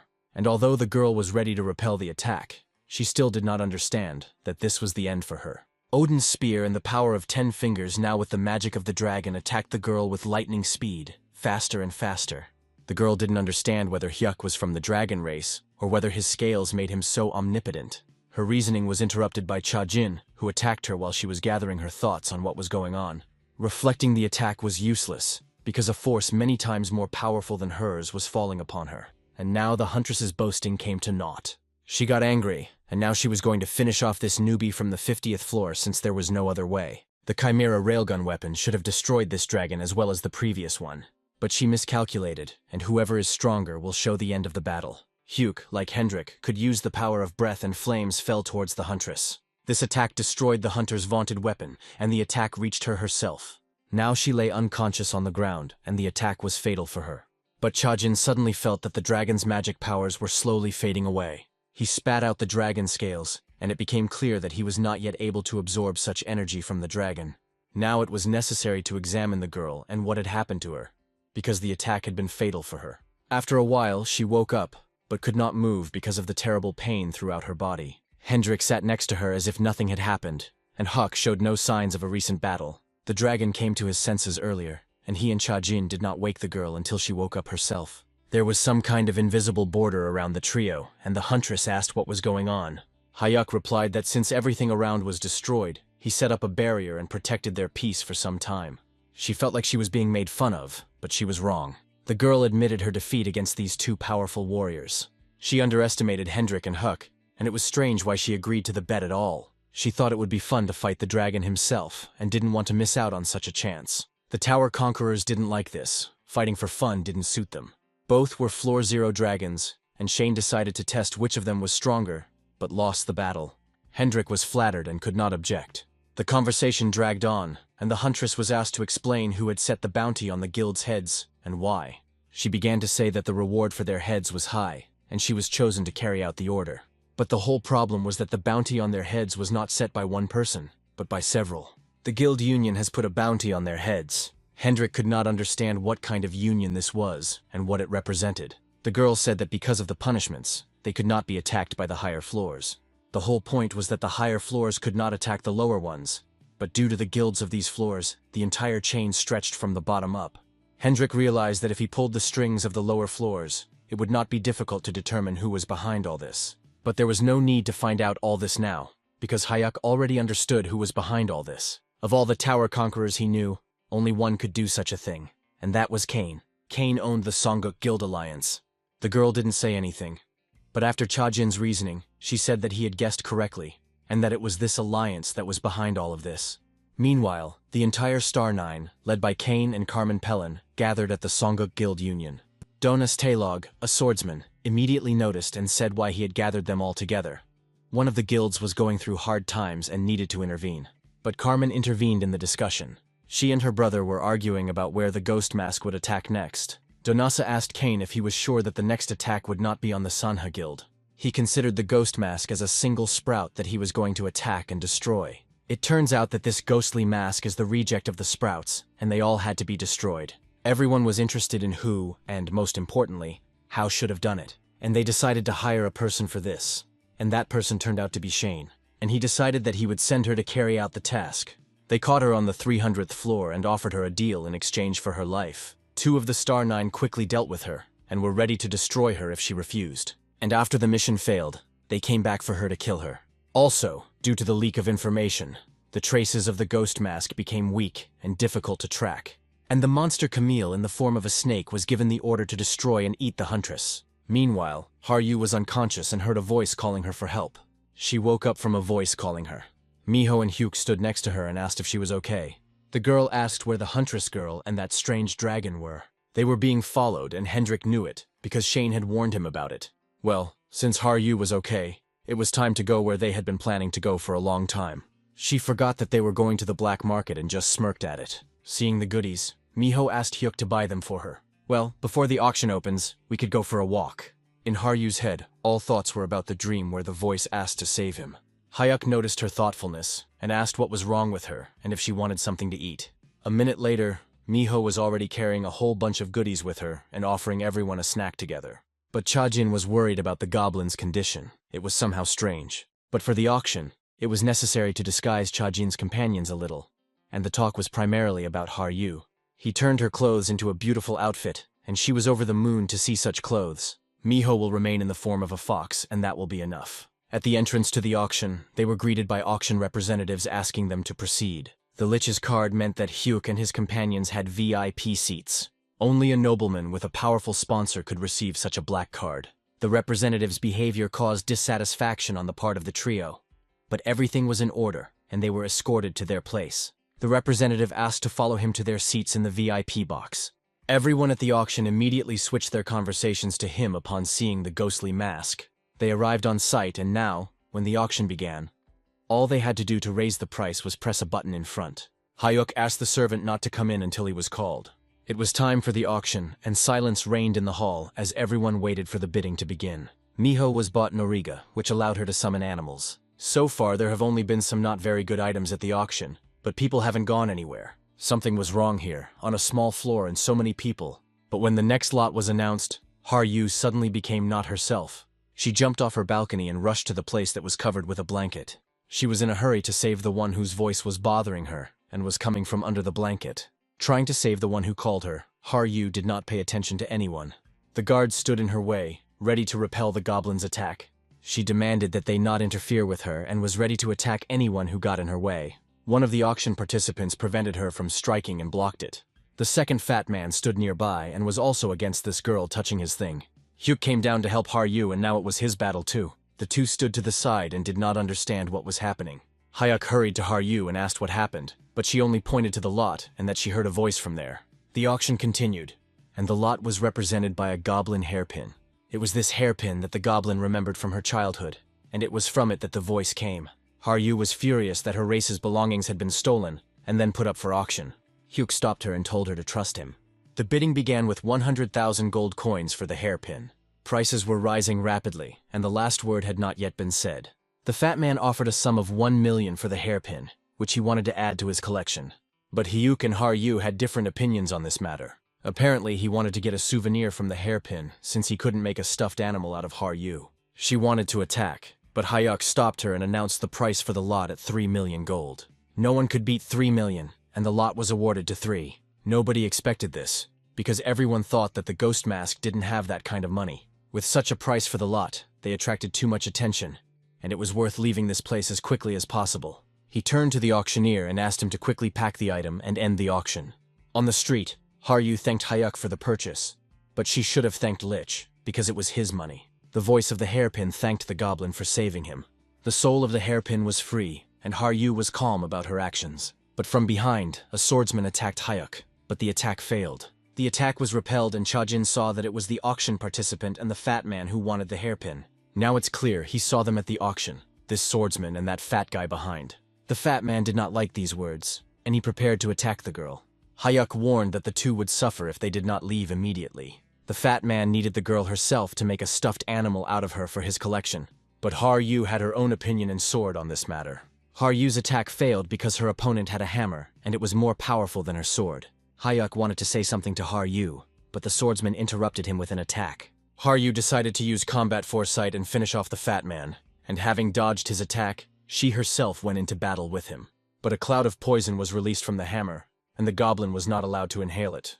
She tried to hold her breath, but it didn't help. He pinned the goblin to the ground, and now she was in his hands. Everyone who reached this floor had to have at least one ace up their sleeve. He had a poison that paralyzed the goblin, and now he could do whatever he wanted. Haru couldn't allow herself to die because of some poison. After all, she hadn't yet taken revenge. The fat man took out his knife and decided to finish off the goblin once and for all. Haru had no chance to dodge. In an instant, The fat man's hand with the knife flew off from Hyuk's attack, who arrived in time and saved the girl. The fat man didn't understand why the poison didn't work on the newbie, but Hyuk only replied that the poison didn't scare him. A stuffed animal of the fat man would have been nice, but for his crime he had to die. The fat man screamed in pain, but Hyuk thought that wasn't enough, and he intended to deal with this upstart. There was nothing left to do but cut off the other hand for symmetry. But his attack was thwarted by a swordsman who attacked from behind. But Hyuk reacted in time. In response, the Five Fingers attacked the swordsman, but he managed to react. The battle continued and attacks came alternately from one side and then the other. The swordsman underestimated Haru and Hyuk, seeing their fighting style and technique. He couldn't believe that there was a newbie in front of him. Most likely. There was a veteran of the upper floor standing in front of him rather than a newbie. The swordsman dodged the attacks, but his days were numbered. He ordered the fat man to disappear because they couldn't get out of this situation together. How could a fat man pass up the opportunity to make a stuffed animal out of a live goblin? But the terms of the agreement said that the fat man was not allowed to interfere. If that was the case, the fat man had to disappear. And the fat man decided to get away from the battlefield at full speed. But while running away, he hit Miho and took Haru's hairpin from her. Haru rushed after the fat man, but the swordsman tried to stop her. But Hyuk intercepted him, and it was not so easy to escape from him. The city streets were illuminated like daylight, but it was only for a moment. The city was collapsing under the attacks of the swordsman and the necromancer. The attacks continued at full force, but Hyuk was already getting tired of it, and he decided to destroy this little rat, who was afraid to climb one floor, let alone 50. The swordsman's anger was at its limit and Chajin took advantage of it. Although the attack was strong, it did not produce any results, and the swordsman repelled attack after attack now from the walker. For Hyuk, this was a weak opponent. In an instant the sword cut the swordsman's body to pieces. Now it was a corpse. This swordsman reached the 431st floor, and there he saw true betrayal. But it was there that he lost his eyes. This anger gave the swordsman strength for the final attack, but it was all in vain. The attack did not bring any results, and anger only prevented me from attacking wisely. Hyuk was also betrayed, but then he died, unlike the swordsman. But despite this, the swordsman's psyche was weak, and now his end has come. His blow knocked the swordsman out, and he was no longer able to continue the battle. Having pinned the swordsman to the ground, Hyuk decided to end this performance. And now he decided not just to kill him, but to destroy him once and for all. The fat man meanwhile ran towards a busy street in the hope of hiding there. But he couldn't get there. He naively thought he would get lost in the crowd. But he was too late. A blow of the sword and the fat man was no longer in a hurry. Haru's blow cut him in half, and now his collection will never be replenished with anyone else. But the girl noticed a strange object and decided to take it to Hyuk. The swordsman was luckier, and Chajin let him go to complete his revenge. But after that he will definitely destroy him. They will both be waiting for this meeting. After the battle, Hyuk returned to the auction and spoke with Vulcan. Vulcan joked that he had become soft and let his enemy go instead of killing him. While they were arguing, Haru ran into the room, all excited. Vulcan asked about the fat man who threatened her, to which he received the answer that no one would see him again. But she added that among the things there was this strange thing. The card was similar to Hyuk's card, but it was for something other than payment. That's right, this card was a pass to secret auctions. It allowed one to participate in high-ranking auctions and obtain items there that were more valuable and powerful than those currently on this floor. But his thoughts were interrupted by Haru, who wanted to ask something. She apologized for her misbehavior, which almost caused everyone to suffer. He just said that everything was fine and he wasn't mad at her. After all, he understood and knew what this hairpin meant to her. They agreed to be cool-headed about revenge in the future and continued the auction. Having handed over the pass card, they went into the VIP seats of the new auction, which was still going on. But there were fewer people. The last lot for the day stood on the platform. This was a special lot as it foreshadowed a rare item or relic. Everyone perked up and waited impatiently for the announcement of what had actually happened there. There was a cage under the curtain, and a moment later it lifted and everyone saw the lot. The cage meant either a creature or a relic. Hyuk was nervous because he didn't understand what was actually there. In the cage was a dark elf slave who had been captured in an ambush. It was a strange feeling, because Hyuk felt both the aura of a dark elf and a high-ranking elf, but he didn't understand why. The dark elves were subject to demonic powers. The pure mana of the elves was from the deity, but they never crossed paths. Vulcan suggested that perhaps someone had influenced them externally. It couldn't be that this girl was influenced by 4 beings. The bidding for the elf was at 1.5 million. The entire bidding was interrupted by the announcement of one of the participants about the price of 5 million. 5,500,000 gold coins was voiced by Hamiel, an elf of the Neta level. The dark elf was furious at this action by her once former sister. She promised to kill her first if she managed to escape from the cage. Hamiel reassured him that it would be better for her to buy a dark elf than for some stranger to do so. It would be better if she became a pet of her own race. The auctioneer decided to end the bidding, and since there were no objections, he proposed to end the auction. But the end of the auction was interrupted by Hyuk, who announced the price of 10 million for the lot. The elf looked at Hyuk and said, "How dare he beat her amount?" In response, she only received the nickname of a stupid pigeon. The slave did not understand why this man was buying her. Hamiel was angry that some man had his eye on her thing. She won't be able to force him to refuse to buy the lot. She mocked him, believing that he didn't have even close to that amount. It was a confrontation between a demon and a deity, and she decided to offer 11 million. She didn't have more. But Chajin immediately named the sum of 20 million, and the elf gave in. If there were no objections, he sent her away and advised her not to interfere any further. She couldn't believe that some person could pay such a sum for an elf. The time will come when this stupid pigeon and her entire race will be destroyed. But for now, they alone cannot defeat them all. But so far, everything has been resolved with money. The elf wondered where he got so much money. The auction continued, and the hammer struck 3 times, thus ending the bidding for the lot. The bidding ended, and the auctioneer asked to wait until the slave was brought. After handing the key to Hyuk, he left. Haru was worried about Hyuk. She was worried that now her brother would also have a slave. Hyuk looked at her in surprise and asked if he looked crazy enough to have slaves. But Vulcan objected that he was a slave. But Hyuk answered him in the same way, that he was a spirit and nothing more. Haru apologized for mistaking her brother for the kind of person who owned slaves. Their argument was interrupted by Hamiel. She introduced herself to everyone in the room and said that she was an elf, and her name was Hamiel. If she came for the lot, she could go to the next world, as one such auction participant had already done. No, her intentions were only one of interest. She asked why and for what purpose he bought himself this elf. After all, she wanted to get to know Hyuk better and more.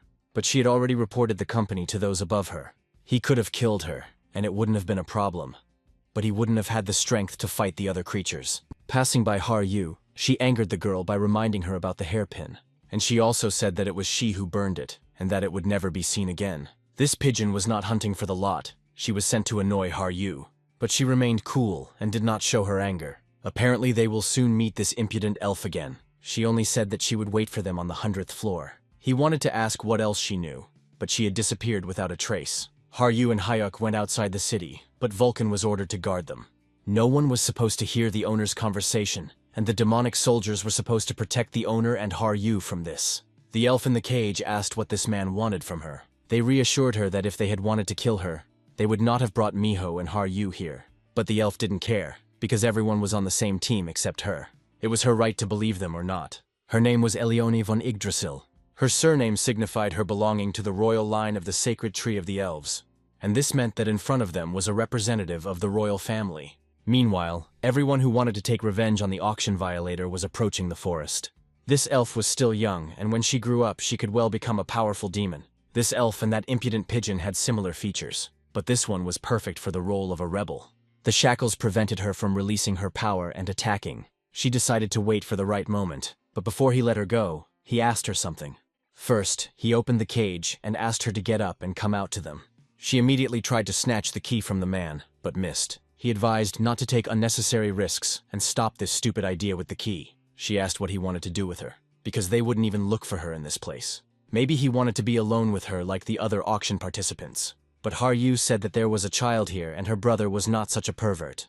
The demons and gods teased Hyuk, but he sent them away and asked them not to interfere. But their argument was interrupted by a bright light nearby. The whole point was that the number of enemies around was growing, and Balkan could barely cope with them. The demonic soldiers were barely able to cope with the attackers. Apparently all 50 floors rushed into this forest at the same time. Balkan reported that the number of enemies was growing, and that there would be even more of them on the campaign. Hyuk asked Miho and Haru to help Balkan and not let anyone in until he finished the conversation. But Haru was jealous of her brother towards this elf, because she was beautiful and looked great. Hyuk asked if Elione wanted to chat, and she asked for a drink so she could talk. Meanwhile, Balkan and the girls fought against a horde of enemies. Balkan's help came in time, and he used mass arrests of enemies. The Soul Thorn helped to overcome this wave of enemies, but that was for now. Elione finally started talking to Hyuk after drinking some wine.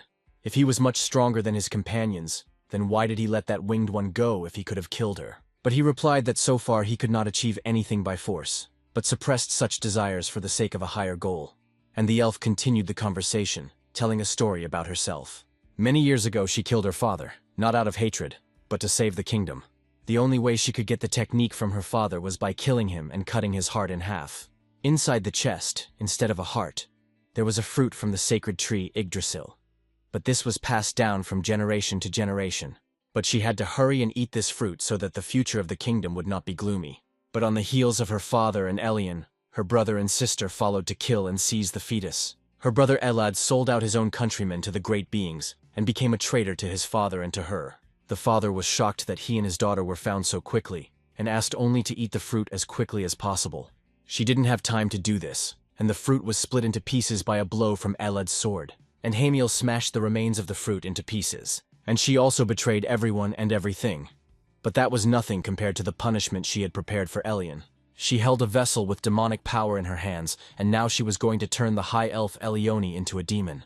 Hamiel tried to put an end to her sister's noble lineage, and she intended to do it in such a way that Elioni would slowly die in her new form. Hugh understood from the girl's words that great creatures were also hunting the elves, but even they were not able to deal with the elves of the 300th floor alone. Apparently they used Elad and Hamiel as traitors to their own people. Elioni finished her sad story about how she wanted to help others, but she herself was betrayed.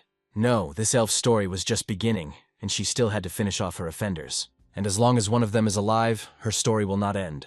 Hayuk offered to join them to take revenge on her enemies, and they would help her with this. Haru was haunted by the thought of her brother and that beautiful elf. Will the two of them be enough? Or maybe there will be something between them. Or maybe she will become his chosen one, and then Haru will stop being Hayuk's little sister. She decided to go back to them and talk. But there was a blow from behind and Chajin was rushing to her aid. He arrived just in time when the Red Orc was about to attack Haru.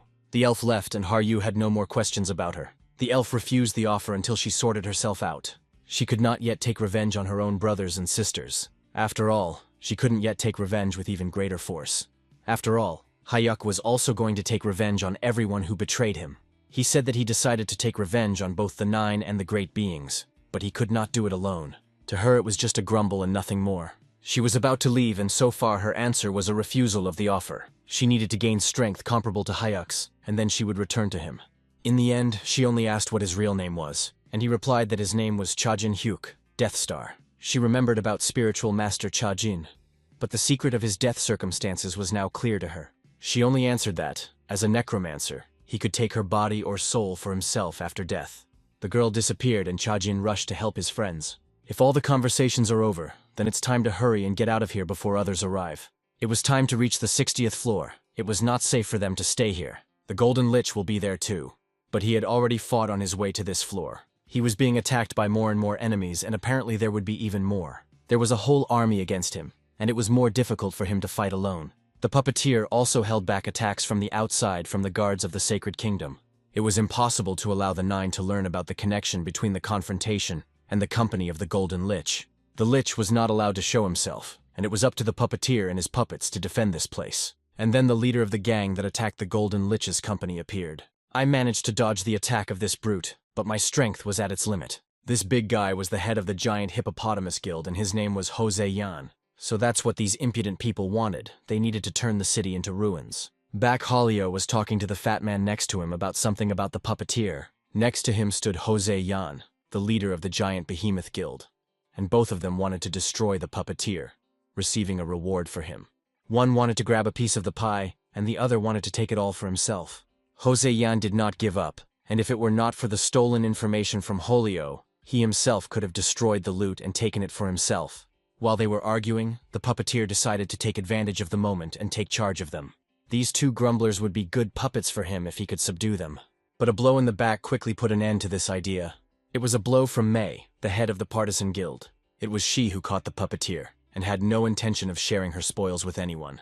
Before the trio appeared Asher Hum, the head of the Divine Lord Guild and the messenger of Carmen herself. The Phantom Mask dealt them a blow, and now those responsible must be punished for it. Ben and Beck began to express their thoughts against Asher Hum, but he didn't care. May said that the loot was hers, and she had no intention of sharing it with anyone.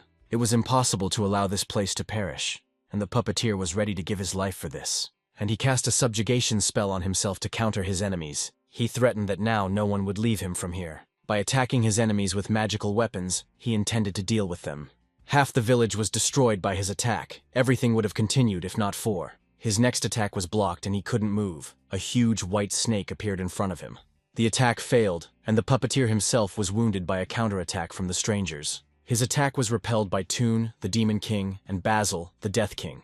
They were summoned by Kane himself to lead the operation to destroy the Ghost Mask and his comrades. Beck and Ben refused to obey these mercenaries and begin to contradict Asher. The order came from Kane himself, and he advised not to contradict him. No one dared to resist the order and punishment followed. The guild leaders said that in that case they would wash their hands of the matter and let the mercenaries sort it out themselves. But their refusal did not satisfy anyone, and Jose Yan was the first to pay for it, and a huge snake bit off his head. Next were May and Beck Hollio. Asher decided to deal with the traitors and those who went against the order. After their death, their souls were immediately called to service by Toon, and now there was simply no one to disobey the order. Now they had to serve until the end of the guild itself, or until Toon let them go. These three were now servants of the Demon King, and did not dare disobey the orders of their new master. And now Asher could use those who had previously contradicted the orders of Lord Kane.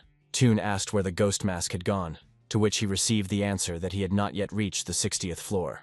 Toon didn't really like this, because he didn't come for company, but for the ghostly mask itself. Asher servants suddenly put a knife to his neck, and he demanded to explain this behavior. The answer was simple: he leaves since there is no Ghost Mask here. Asher thought that this Demon King was also going against the order. But he calmed him down and said that he had gone in search of the ghostly mask. He agreed only for the reason of killing the Ghost Mask. On the 51st floor, Hendrik was also not bored while Hugh and Haru with Vulcan were at the auction. And then the guards of the Sacred Kingdom attacked the confrontation. Regarding what he managed to find out, Hayuk promised to tell everything later. An urgent message came from the Golden Lich asking for help.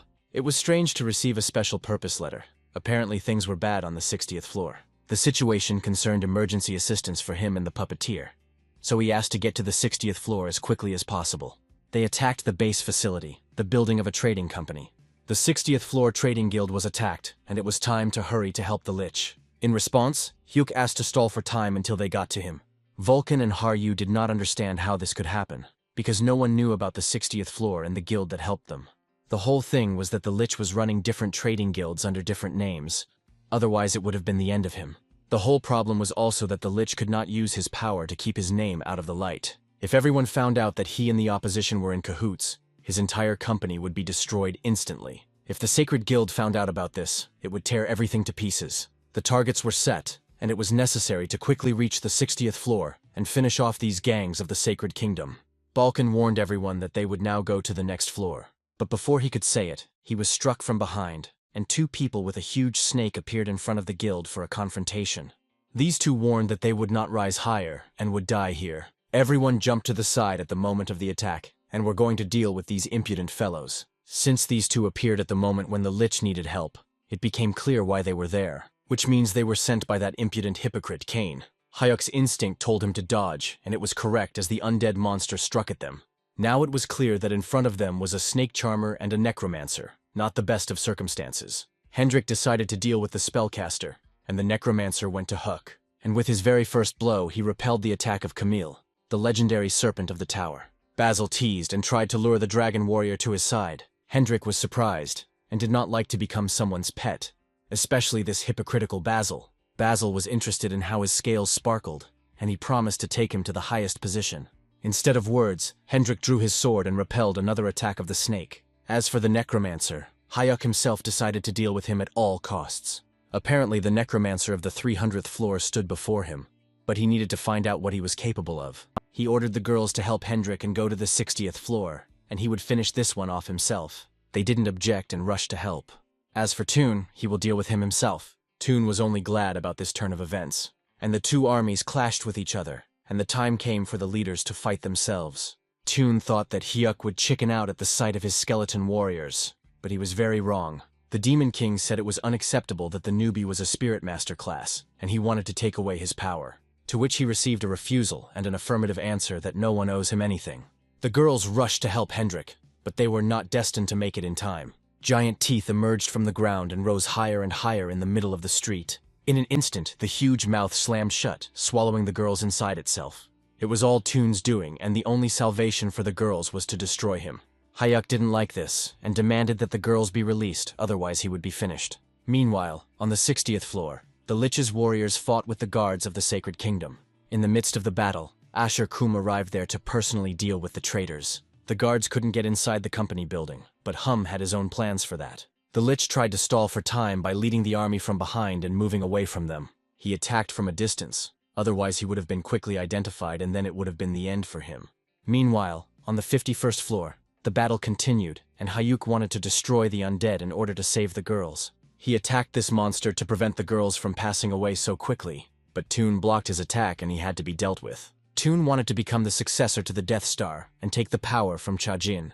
Inside the monster, the girls found themselves surrounded by skeleton warriors, and something had to be done. There were a lot of them, and it was simply not possible for the girls to cope with them.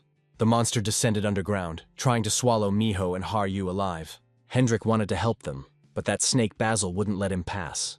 The snake turned out to be strong. Apparently it was a boss from the upper floors. In the mouth of this huge snake, there was another snake, but it was the product of demonic power. She penetrated Hendrik's body, but from such impudence she instantly flew away from him along with Camille. Having fought the snake off, Hendrik could not understand what had happened. It turns out that this snake, by increasing the enemy's fear, transmitted all the enemy's experiences to the owner. Basil couldn't understand why Hendrik hated dragons so much. After all, he himself was a dragon. But why there was such hostility towards them was incomprehensible to Basil. Hendrik hated them because they destroyed his homeland and took his parents to the next world. The anger was because he was unable to take revenge on those flying creatures back then. Basil found it funny that such a trifle could anger the dragon. After all, the price for destroying Hendrik's homeland was the ability to transform into a dragon. And Basil had to kill a large number of people in order to collect all his snakes and gain the beauty of his body. But this is nothing compared to the beauty of Hendrik. The stranger introduced himself as Basil, the king of death and the enchanter of all that has scales. Offering to go over to his side, he promised to make Hendrik love his essence. And Hendrik introduced himself to this impudent fellow as a dragon slayer and destroyer of everything that has scales. In that case, they both have to fight each other. Hendrik was just ready to attack and finish off this impudent guy. There was no end in sight for these crawling creatures, and Hendrik was already fed up with it. But these small snakes couldn't do anything to him because he was stronger. They were all just a distraction, and the largest of the snakes surrounded the dragon. The snake grabbed him, and Hendrik wanted to use the teleport, but he didn't have time. Basil closed his mouth. Basil caught Hendrik by surprise, and if he doesn't get out of the hold, he's finished. And now Hendrik could become the slave of this impudent man. The only way to free himself from the grip was to become a dragon, and Basil thought that would not happen. He hoped in vain that this would not happen. The problem was that Hendrik, even though he was a dragon himself, hated the race. If he doesn't transform, he will become a slave to this impudent fellow. The choice was his. Hook entered Hendrik's mind and told him why he had started his path of revenge, and now some snake could destroy it. And Hendrik was not a dragon slayer, but the one who, together with the opposition team, rose to the 50th floor to take revenge. This meant that the only way to defeat this impudent fellow was to unleash all of his strength. Since they are still weak, any means will be a good help for victory. Hendrik listened to the advice, and the snake crumbled from the transformation of the dragon, and now the forces were equal. Therefore, in any fight with the strongest opponent, try to give it your all. Basil was amazed by this transformation and wanted to take possession of this creature at any cost. The battle continued between Toon and Hayuk. The army also did not retreat, and both sides fought on equal terms. The technique was copied exactly from Chajin's past life, but it didn't matter since he had surpassed himself. It was time to finish off this necromancer and free my sisters. No, these thoughts only got in the way. It was worth dealing with this necromancer and only then helping the others. It was funny to see Chajin's previous fighting technique from this opponent, but it was not equal to the technique that the spiritual master had mastered and surpassed. And this rogue's chances of defeating the master were negligible. Toon was angry that his teacher was being insulted by this newbie. Hayuk landed on the ground and was immediately attacked by a pack of skeletons. Toon thought he had fallen into his trap and was glad that he could finish off the man. Hayuk released divine and demonic powers, and the skeletons scattered, as if they had never existed. One person was able to combine two powers within himself, and Toon was amazed by such a skill from a newbie. Chajin's name has forever been etched into the tower's history as a man capable of combining two powers. To defeat Toon, you need to trample him and his army to smithereens. In order to destroy the beast, it was necessary to kill its owner. Hayuk asked the necromancer if he was the successor to the Death Star. In principle, the receiver was also a complete idiot, just like Chajin 10 years ago. Having done nothing against the deity, the necromancer was angry and decided to use a spirit spell against the newcomer. He summoned the slain guild leaders and intended to defeat Hayuk that way. But it was his mistake. Hyuk destroyed every necromancer he summoned and tried to cut through the main body. And the summoned guild leaders were no obstacle to him achieving his goal. But when the blow was dealt to Hosei-yan, he remained unharmed and stood still. It turned out that Toon had endowed them with magic to protect them from divine power. The divine power and demon power were blocked, and the undead were also strong. Since simple blows could not do anything to them, it was necessary to resort to another method. The only solution was to use two forces simultaneously. But the system did not allow the merger to be done, and this infuriated Hyuk. He demanded that it be done. He then decided to arouse greed and absorb the divine power into the demonic. Even if the system continues to refuse to merge, this monster has a brutal appetite and will eat anything. Ultimately, these powers of Chajin, no matter how much they do, will absorb each other. But with Chajin's next attack, all the undead in the way were cut down without any problems. Since the protective magic no longer worked, the fusion took place, and now these two forces were one. Chajin was surprised that he was able to cut through the undead's defense. He received a new skill, the One Beginning, which was able to unite two forces that were opposite to each other. Now this skill was in Chajin's favor, and the undead no longer bothered him. Hosei-yanu and Baekholio were ordered to cover the necromancer, but it was too late. Chajin had already approached Toon and slammed him into the ground. The impact sent him flying several meters and falling to the ground. Oddly enough, he survived the attack and stood on his feet. Hyuk had already approached him, and asked if he really considered himself the successor. Toon was also fixated on the Death Star, because Chajin was suitable for the tower's owner. But Hyuk betrayed humanity and died, for which he should be honored. Because, as Toon explained, he was betrayed by the Nine and lured into a trap, and that he knew the truth about his death 10 years ago. Hyuk had a spiritual master from the Nine in his hands, but he had no desire to hear about his death. Being the most powerful necromancer, he was betrayed and killed, although he was not guilty. Toon didn't understand why this newbie was making fun of him and his teacher. He acknowledged Chajin's abilities, but not the Death Star's successor. He admired the Death Star and wanted to be like it, but to take over his name, you will have to defeat the ghostly mask. But Hyuk decided to see what the necromancer was capable of, and then take him under his command. It seems like he is a necromancer, and at the same time almost became a spiritual master. It would be interesting to see what will come of it. Toon won't let some scoundrel get his benefactor's class. He summoned second-rate ghost warriors, and was summoned by Balkan in response. Balkan immediately entered the battle using the soul laser. Oddly enough, the attack did not bring any benefit, since the ghosts were not exactly souls. Toon had no intention of stopping until he took revenge for the insult to Chajin Hyuk's name. His skills had already started to irritate Chajin, and he decided to act differently. Leaving the ghosts in the Balkans, he decided to act. Blow after blow brought Chajin closer to his goal. Toon also fought back as best he could, but began to forcibly give up his positions in the battle. Hyuk's attacks reached Toon as well, and he began to receive injuries. Toon fought them off with his ghosts, but it didn't save him from Hyuk's next attack. Toon tried to resist, but the attacks became stronger and more frequent. Having summoned the spirits, he decided to attack the ghostly mask in response, but it was his mistake. Chajin's technique was used against him, and although Toon had strength, he was not able to absorb the master's soul. The attack ended as quickly as it appeared, and now the necromancer had nothing to respond with. Toon was shocked that his teacher's technique was able to be blocked. His technique was unable to penetrate the newcomer's defense. As a reward before his death, Chajin decided to summon and show his technique of spirit arrival. The true coming of the spirits turned out to be much stronger than the power that was known to Toon. Only now did he realize that it was his teacher in front of him. Chajin simply replied that it was nice to meet you, and that they would see each other again soon. Toonu was killed, but not for long. He will soon rise again and serve Chajin. Toon's soul left his body and was now flying towards the heavens, but it could not fly far. The master ordered him to rise, and now they met together again. Now, in front of Chajin stood not an enemy but an ally. Kneeling before the master, he asked to forgive him for his rudeness to the teacher. He did not recognize his benefactor, and even betrayed his comrades. Their conversation was interrupted by a monster that swallowed Haru and Miho. It was the summoning beast, Kuvo, and now without a master it has become uncontrollable. Toon wanted to deal with this monster, but Jin stopped him, because there were girls inside. But there was no reason to worry, and a minute later Haru and Miho jumped out, safe and sound. What a relief it was to see them alive. Hyuk calmed down. They managed to charm the beast and then get out. Toon was puzzled as to how they managed to charm and destroy his undead. Meanwhile, Hendrik was not bored either, and his attack reached the group. The attack was so strong that it reached Chajin and Toon, who was standing nearby. A minute later, Basil's body flew in front of them. It was not easy to deal with this king of death, but he came to an end. Basil was left with only a small snake and had nothing else to fight back with. He talked to his snake and understood that the end had come for both of them.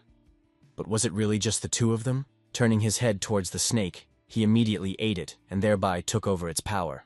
Everyone was shocked by what they saw, but Hendrik decided to finish off this impudent fellow and end this battle. But the blow was repelled as Basil received the power of the snake and was now able to continue fighting. And now the confrontation has taken on a new round of attacks. Basil's attacks became stronger, but it didn't solve anything anymore. Basil's end was only slightly delayed by his consumption of the snake.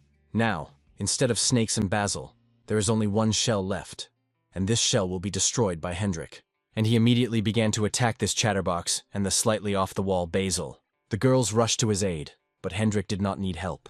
He replied that this snake was now his prey and he would deal with it. Anger was on Hendrik's side and only gave him strength for new attacks. The snake no longer interfered with the dragon, and he attacked with great force in order to quickly finish off this Basil. The snake grabbed Hendrik's sword, blocking the attack, but it was in vain, and now the dragon decided how the battle would end.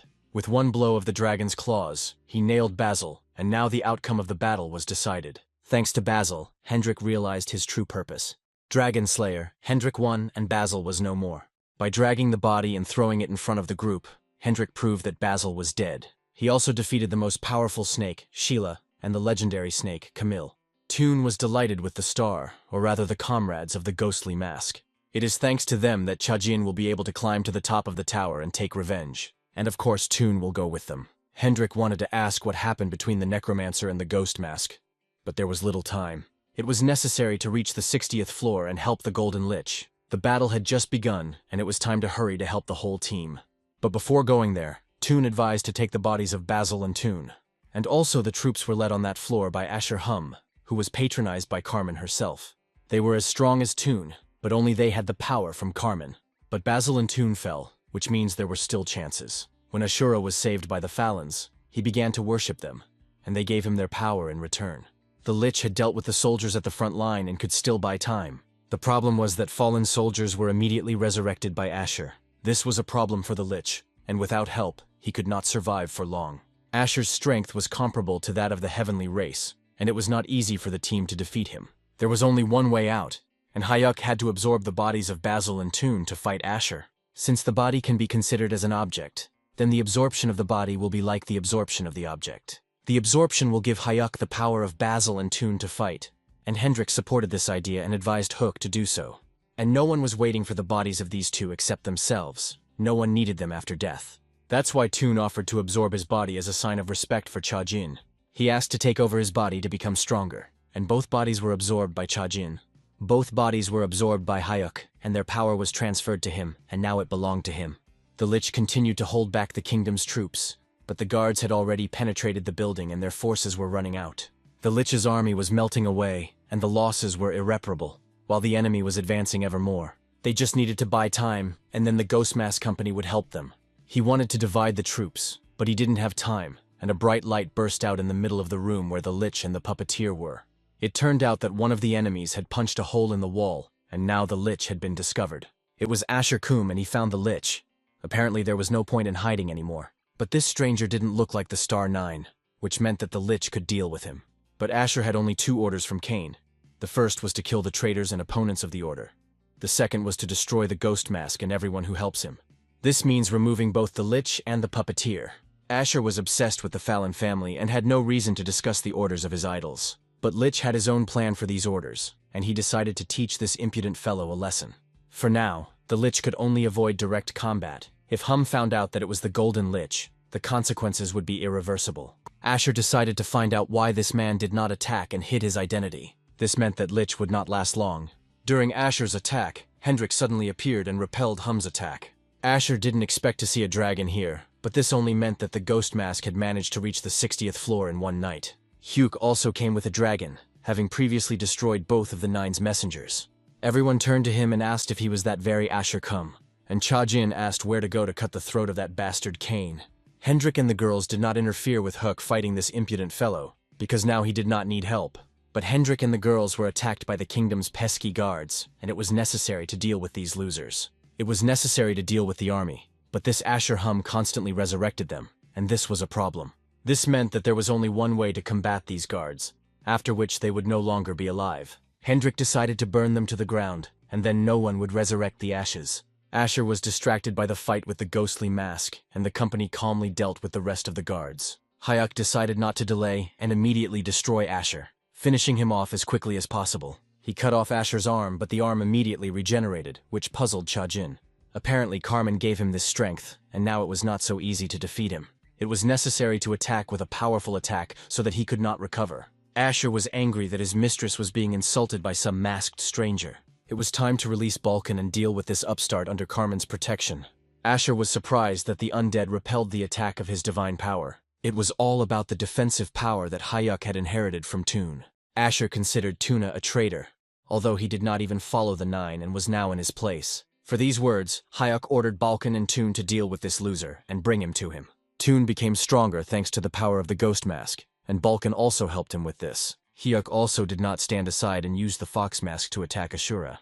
Multiple attacks from the three allies quickly tormented Asher's body, not allowing it to recover. Blow after blow, the attacks became more and more powerful, and Asher began to weaken little by little. The wounds did not have time to heal, and Asher was driven into a corner. But no matter how hard the ghost mask tried to kill Asher, it was useless as long as he received an influx of power. Toon grabbed him and restrained his movements. Basil came to his aid, and together they held back Asher's attempts to attack. But no one listened to him. They had orders to bring him to their master. Basil squeezed Asher's body tighter and tighter, while the others attacked him, causing him irreparable wounds.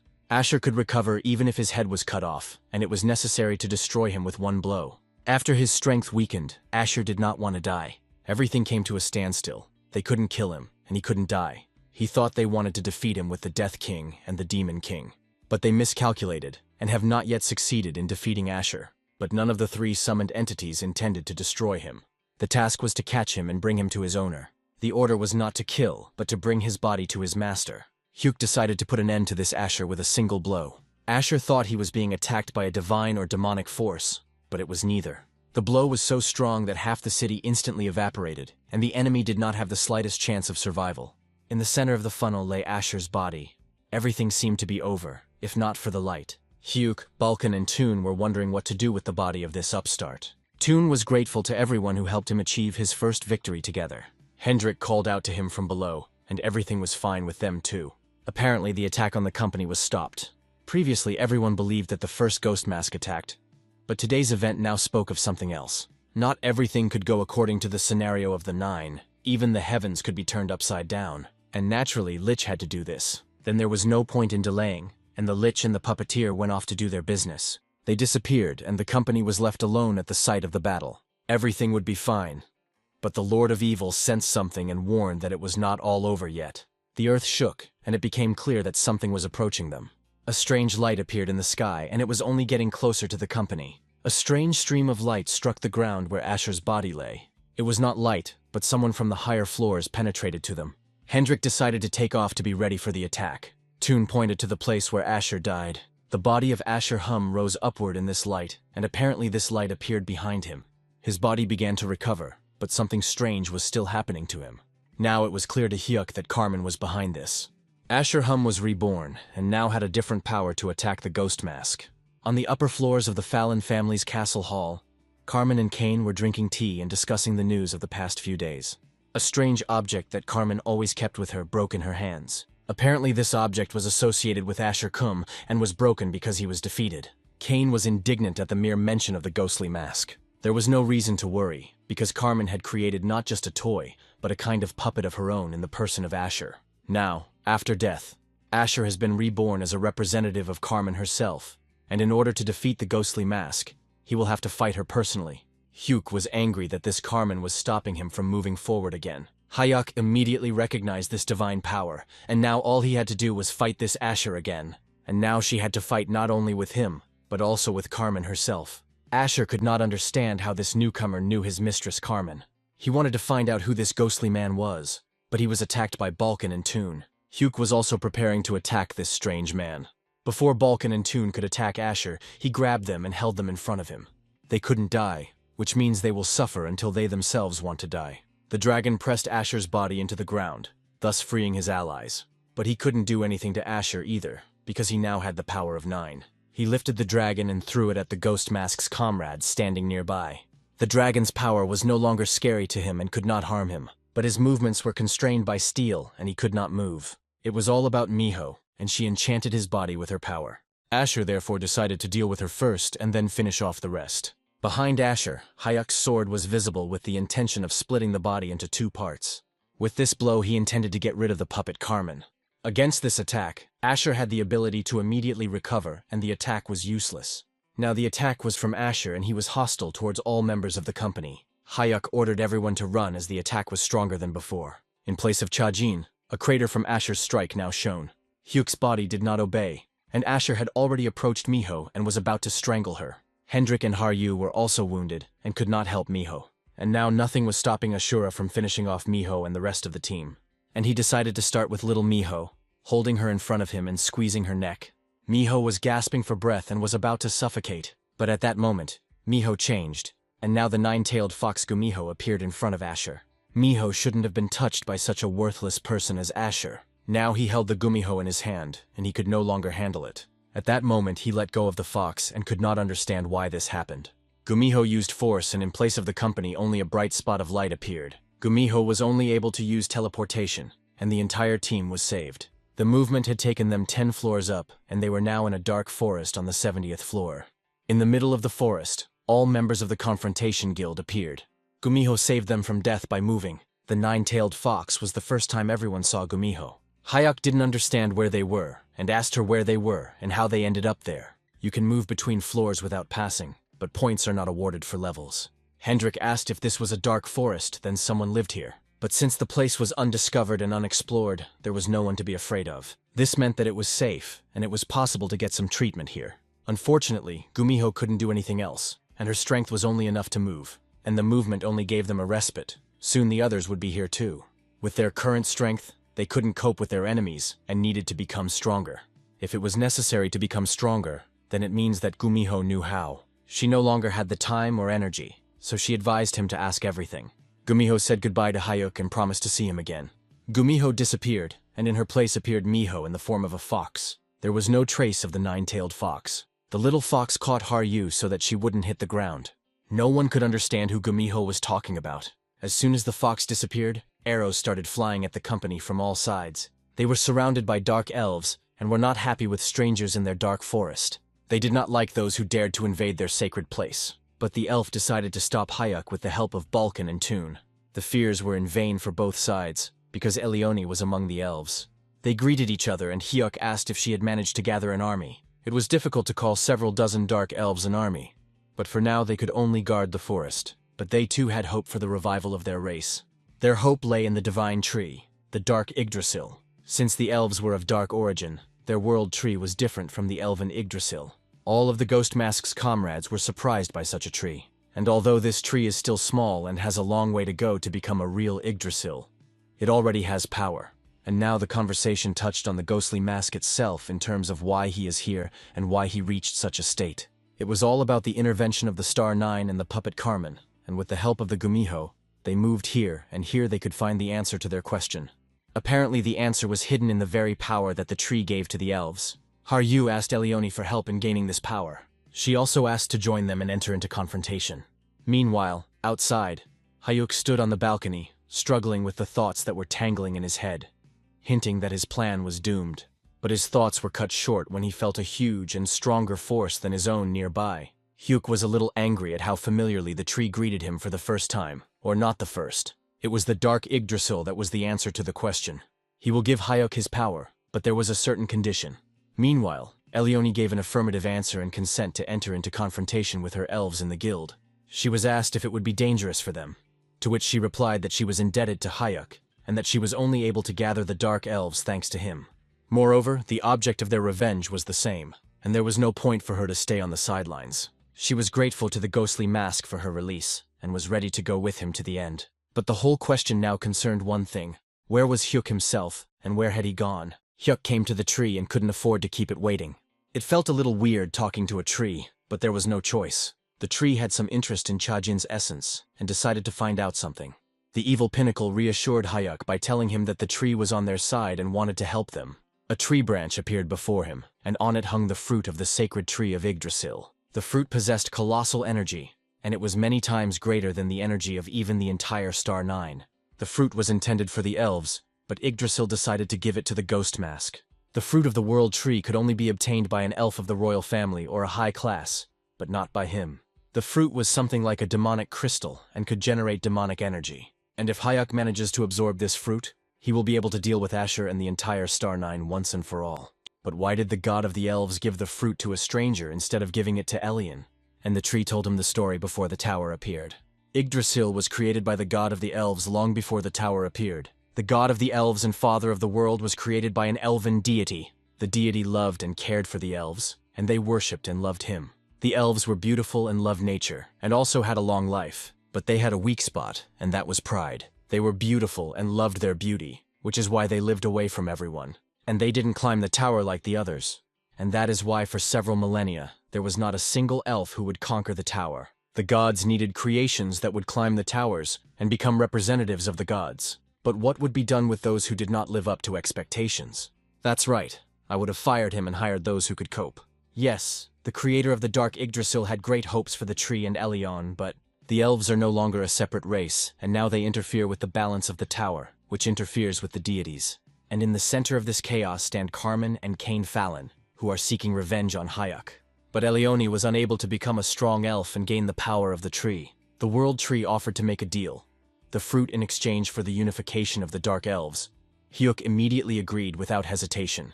But there was a problem. The energy inside the fruit could destroy Hayuk himself. But there was no need to worry, since Yggdrasil would help him absorb this fruit.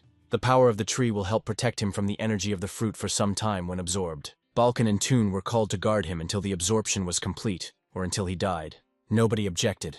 Hayuk began to absorb the fruit and a clot of energy formed around it. Meanwhile, Hayuk's friends were already looking for him, and they couldn't figure out where their leader had disappeared to. But Hendrik pointed to a strange glow between the trees.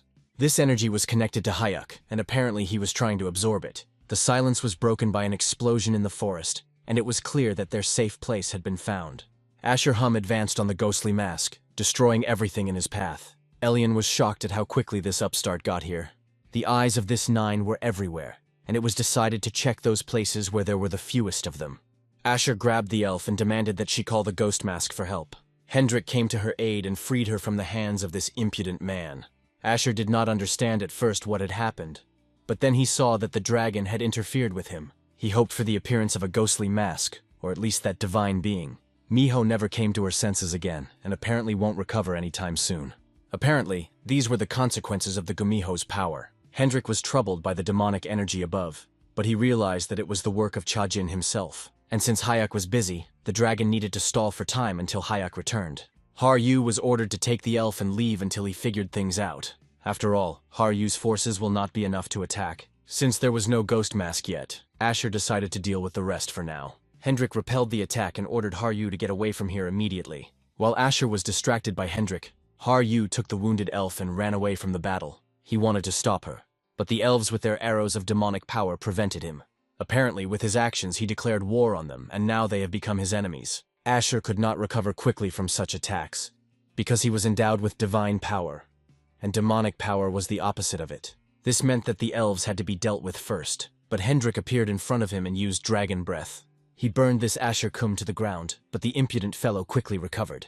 And no one could stop him from dealing with the elves. He grabbed Elioni and slammed her into the ground. Asher warned that he would destroy everyone in his path, and she is no exception. He was recovering and decided to finish the attack as soon as his body was whole. From above, he noticed demonic energy, and began to understand what kind of power it was. There was a ghost mask there, and now Asher Hum switched to it. Hendrik decided to prevent Hook from being attacked at all costs. No one dared to interfere with the head of the guild, and Asura was worth killing for this.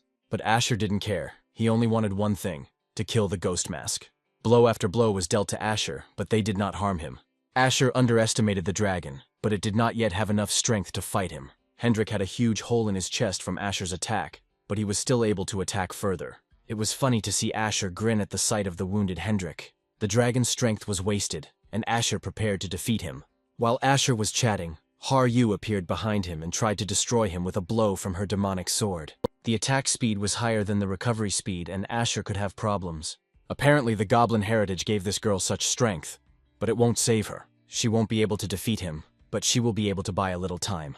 She can briefly surpass Asher in strength, but only for a short time. It was necessary to destroy not Asher's body, but the one who gave him this power.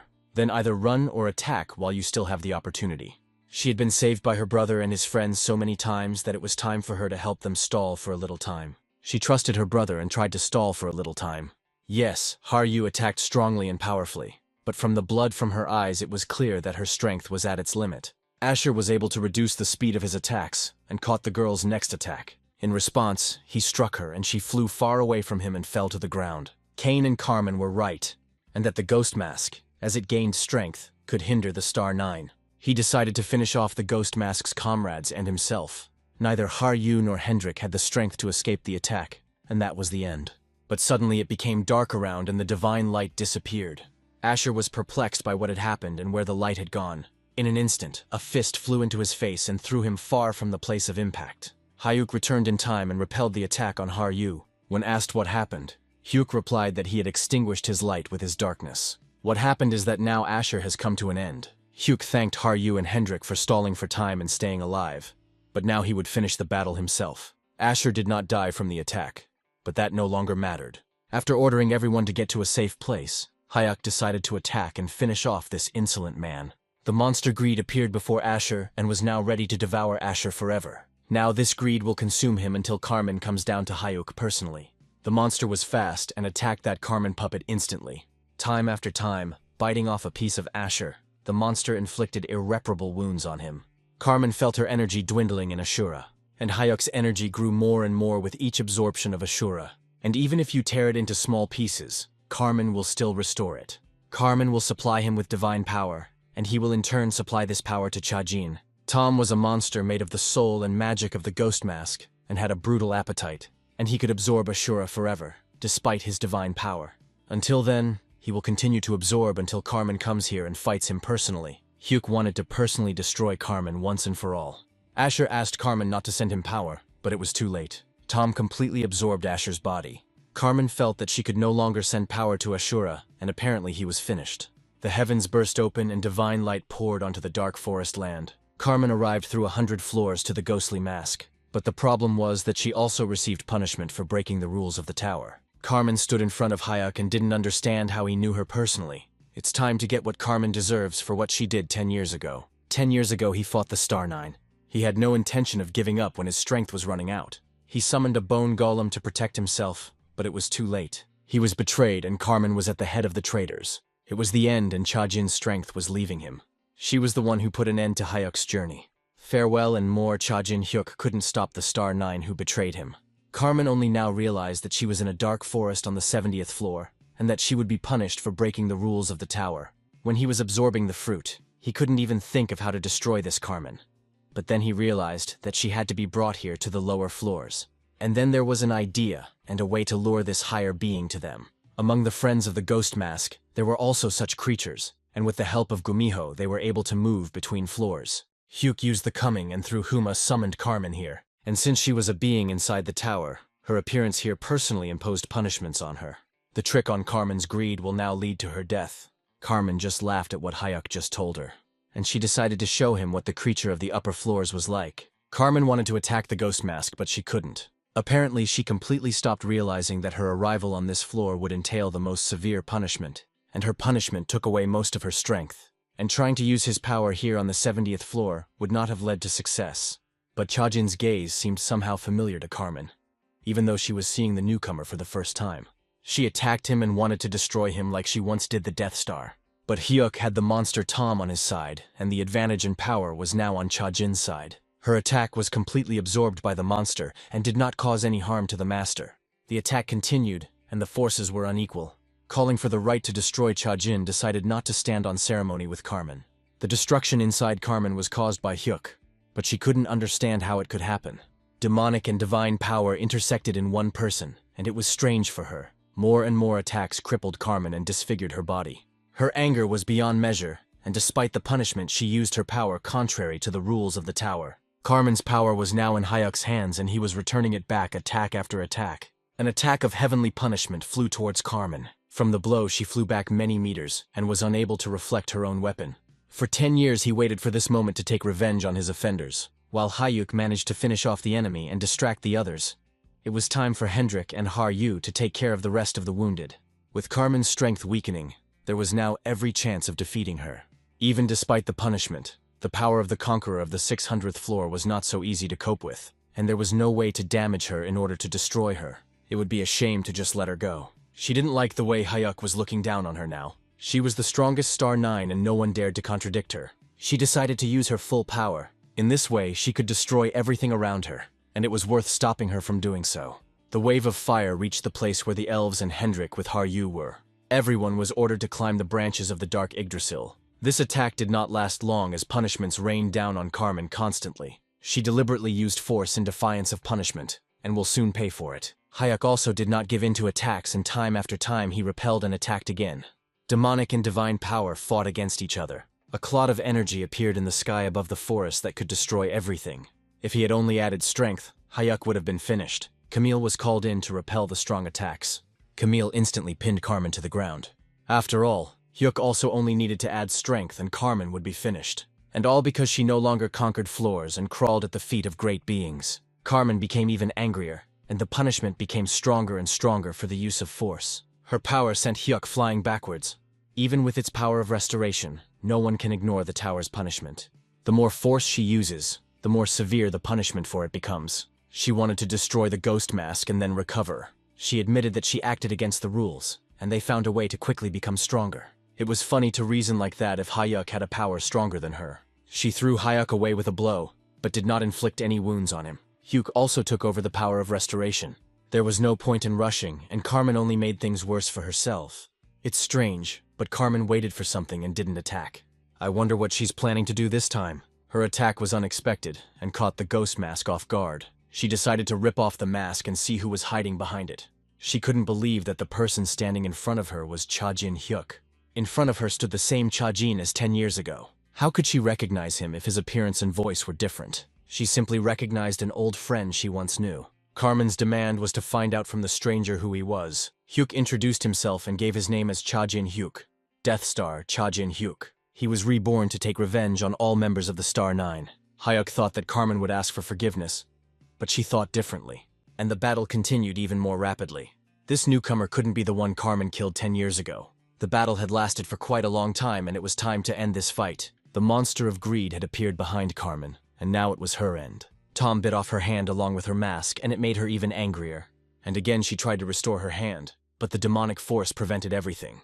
The mask in Chajin's hand was in her hand a moment ago, and how did it end up in his hand so quickly? Thanks to this mask, he foresaw all of Carmen's attacks, and attacked her before she could react in time.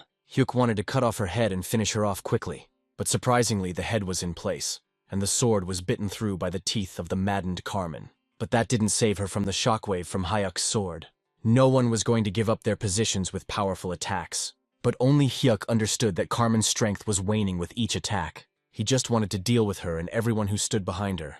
Carmen had used up all her strength and was making only one last attempt to attack. All she had to do was get into Hyuk and finish him off. Gathering all her strength, she prepared for her final attack. All she had to do was hit the ghostly mask, and all he had to do was beat it off and victory would be his. But such divine power could destroy everything around, and not only the forest.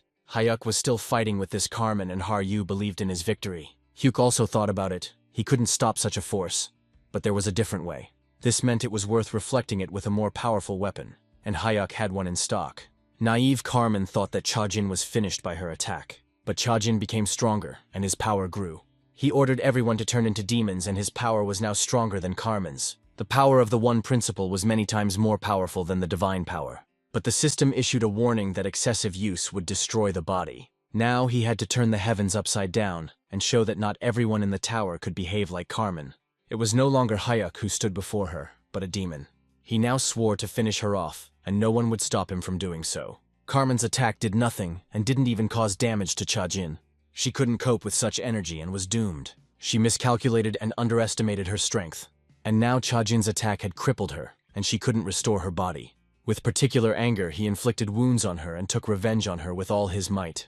No one could handle such power. The attack came in waves, and Carmen saw her end very close. Hyuk attacked her harder and harder, giving her no chance to recover. Horror befell Carmen, and she could do nothing about it. The newbie made her feel fear and horror at her fate. Everything she said about Hayuk was no longer interesting to him.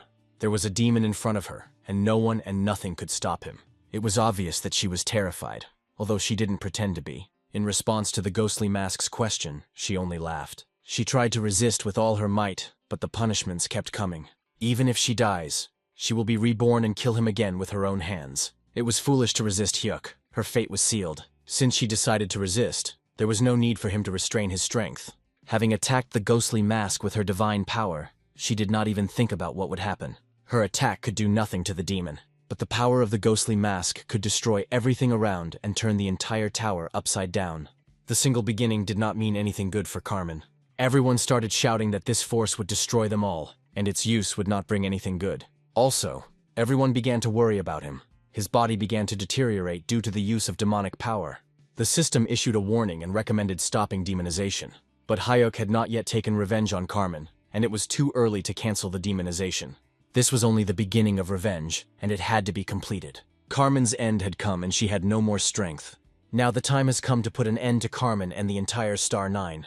She began to beg him to forgive her. She was wrong. She was ready to give everything, the kingdom and money, just so that he would pardon her. She begged Carmen to forgive her as a sign of long-standing memory of their friendship.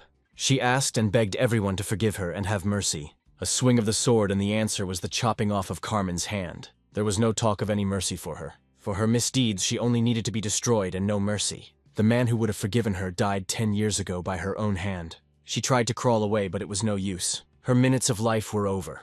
Now, in addition to her arm, her legs were also cut off. Her leg and arm were severed from her, and now all that was left for her was death. Her glorious face was smashed into the ground with a kick. How long had Hyuk himself been waiting for this moment, and enjoying it as much as he could? She asked to leave her at least as a ghost.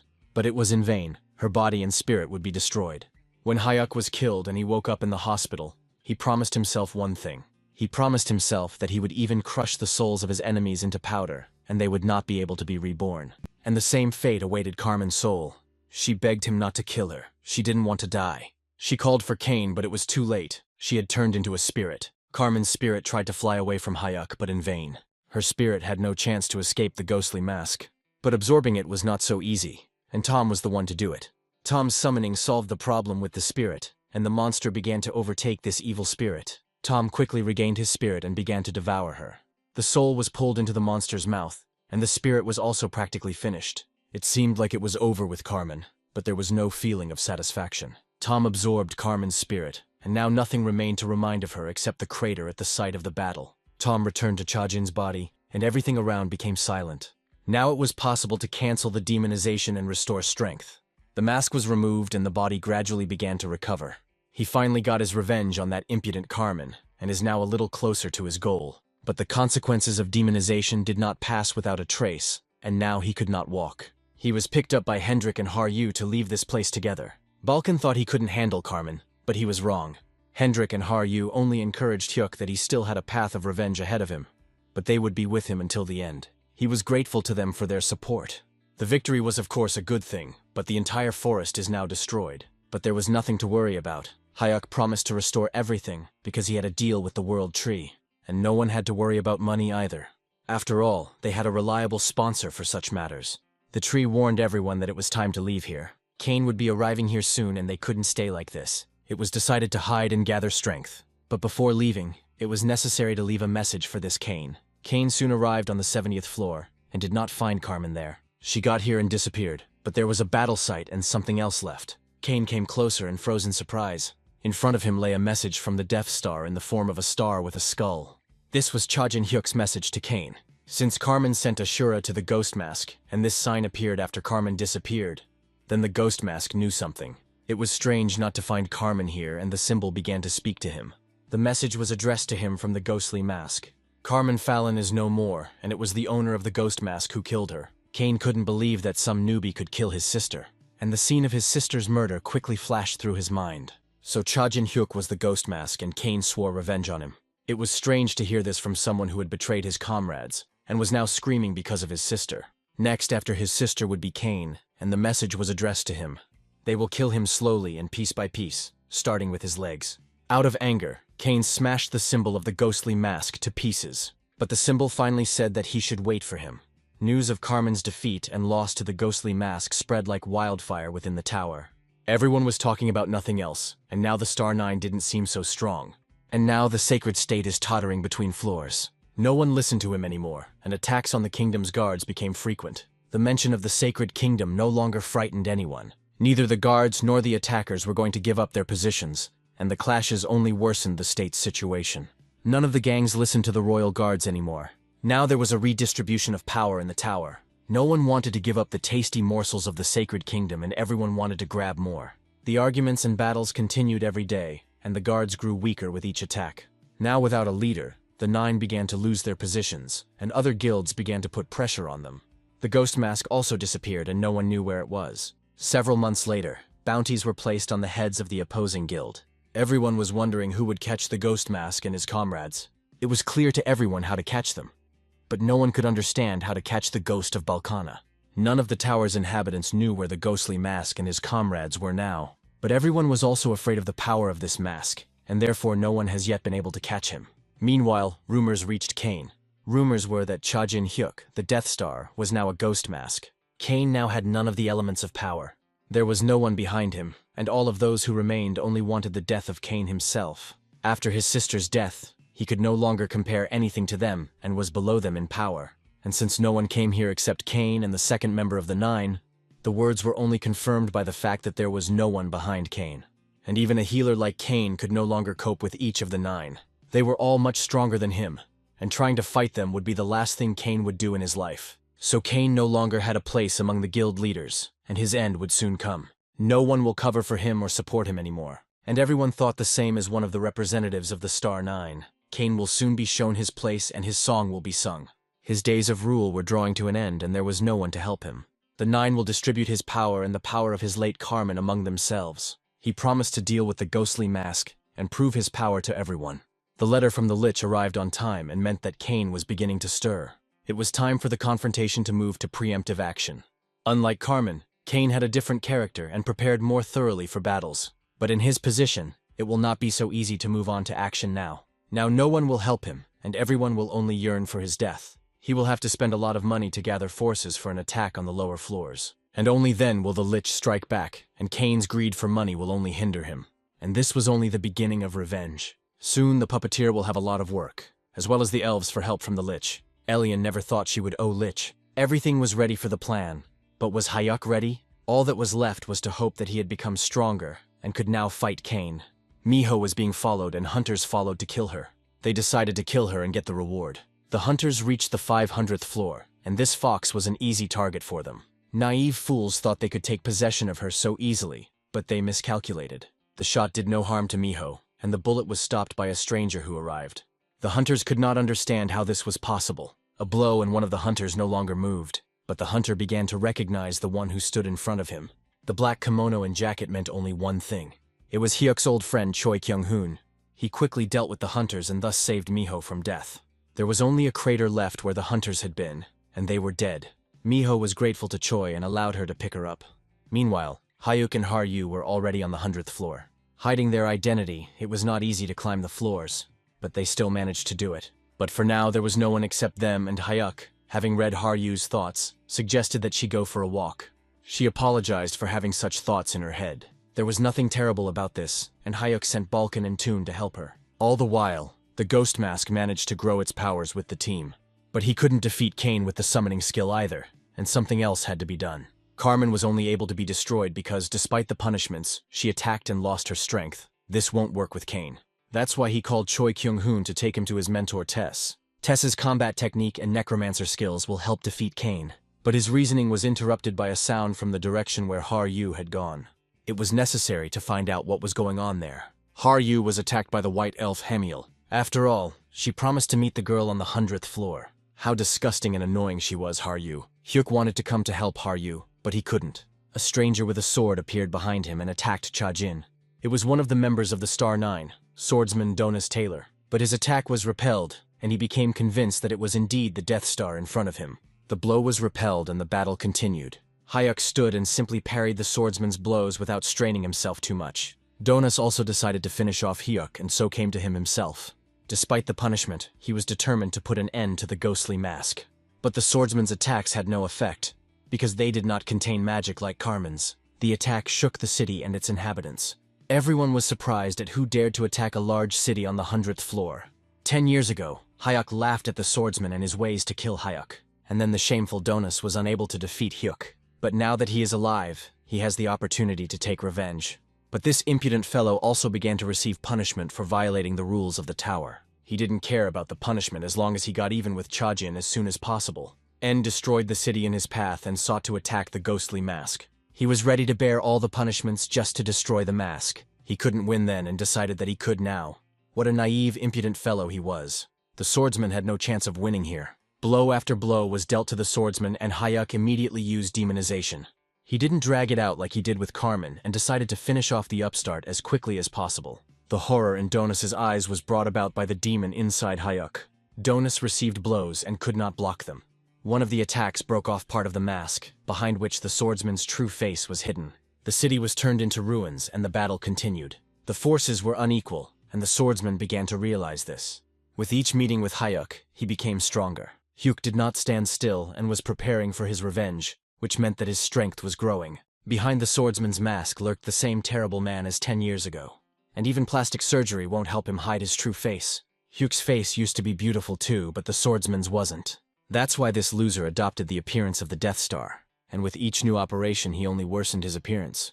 Because of his rotten nature, the swordsman could never become Chajin. The swordsman was angry, but he couldn't do anything about Hyoku, and his attacks were laughable compared to the master's attacks. Donus fought off the greedy monster's attack and thought he had cut off Chajin's arm, but it was his mistake, and his hand quickly recovered. He thought he could defeat the demon this way, but it was a deception. The swordsman had zero chance of defeating Hyuk, and Donus's next attempts to harm Chajin were unsuccessful.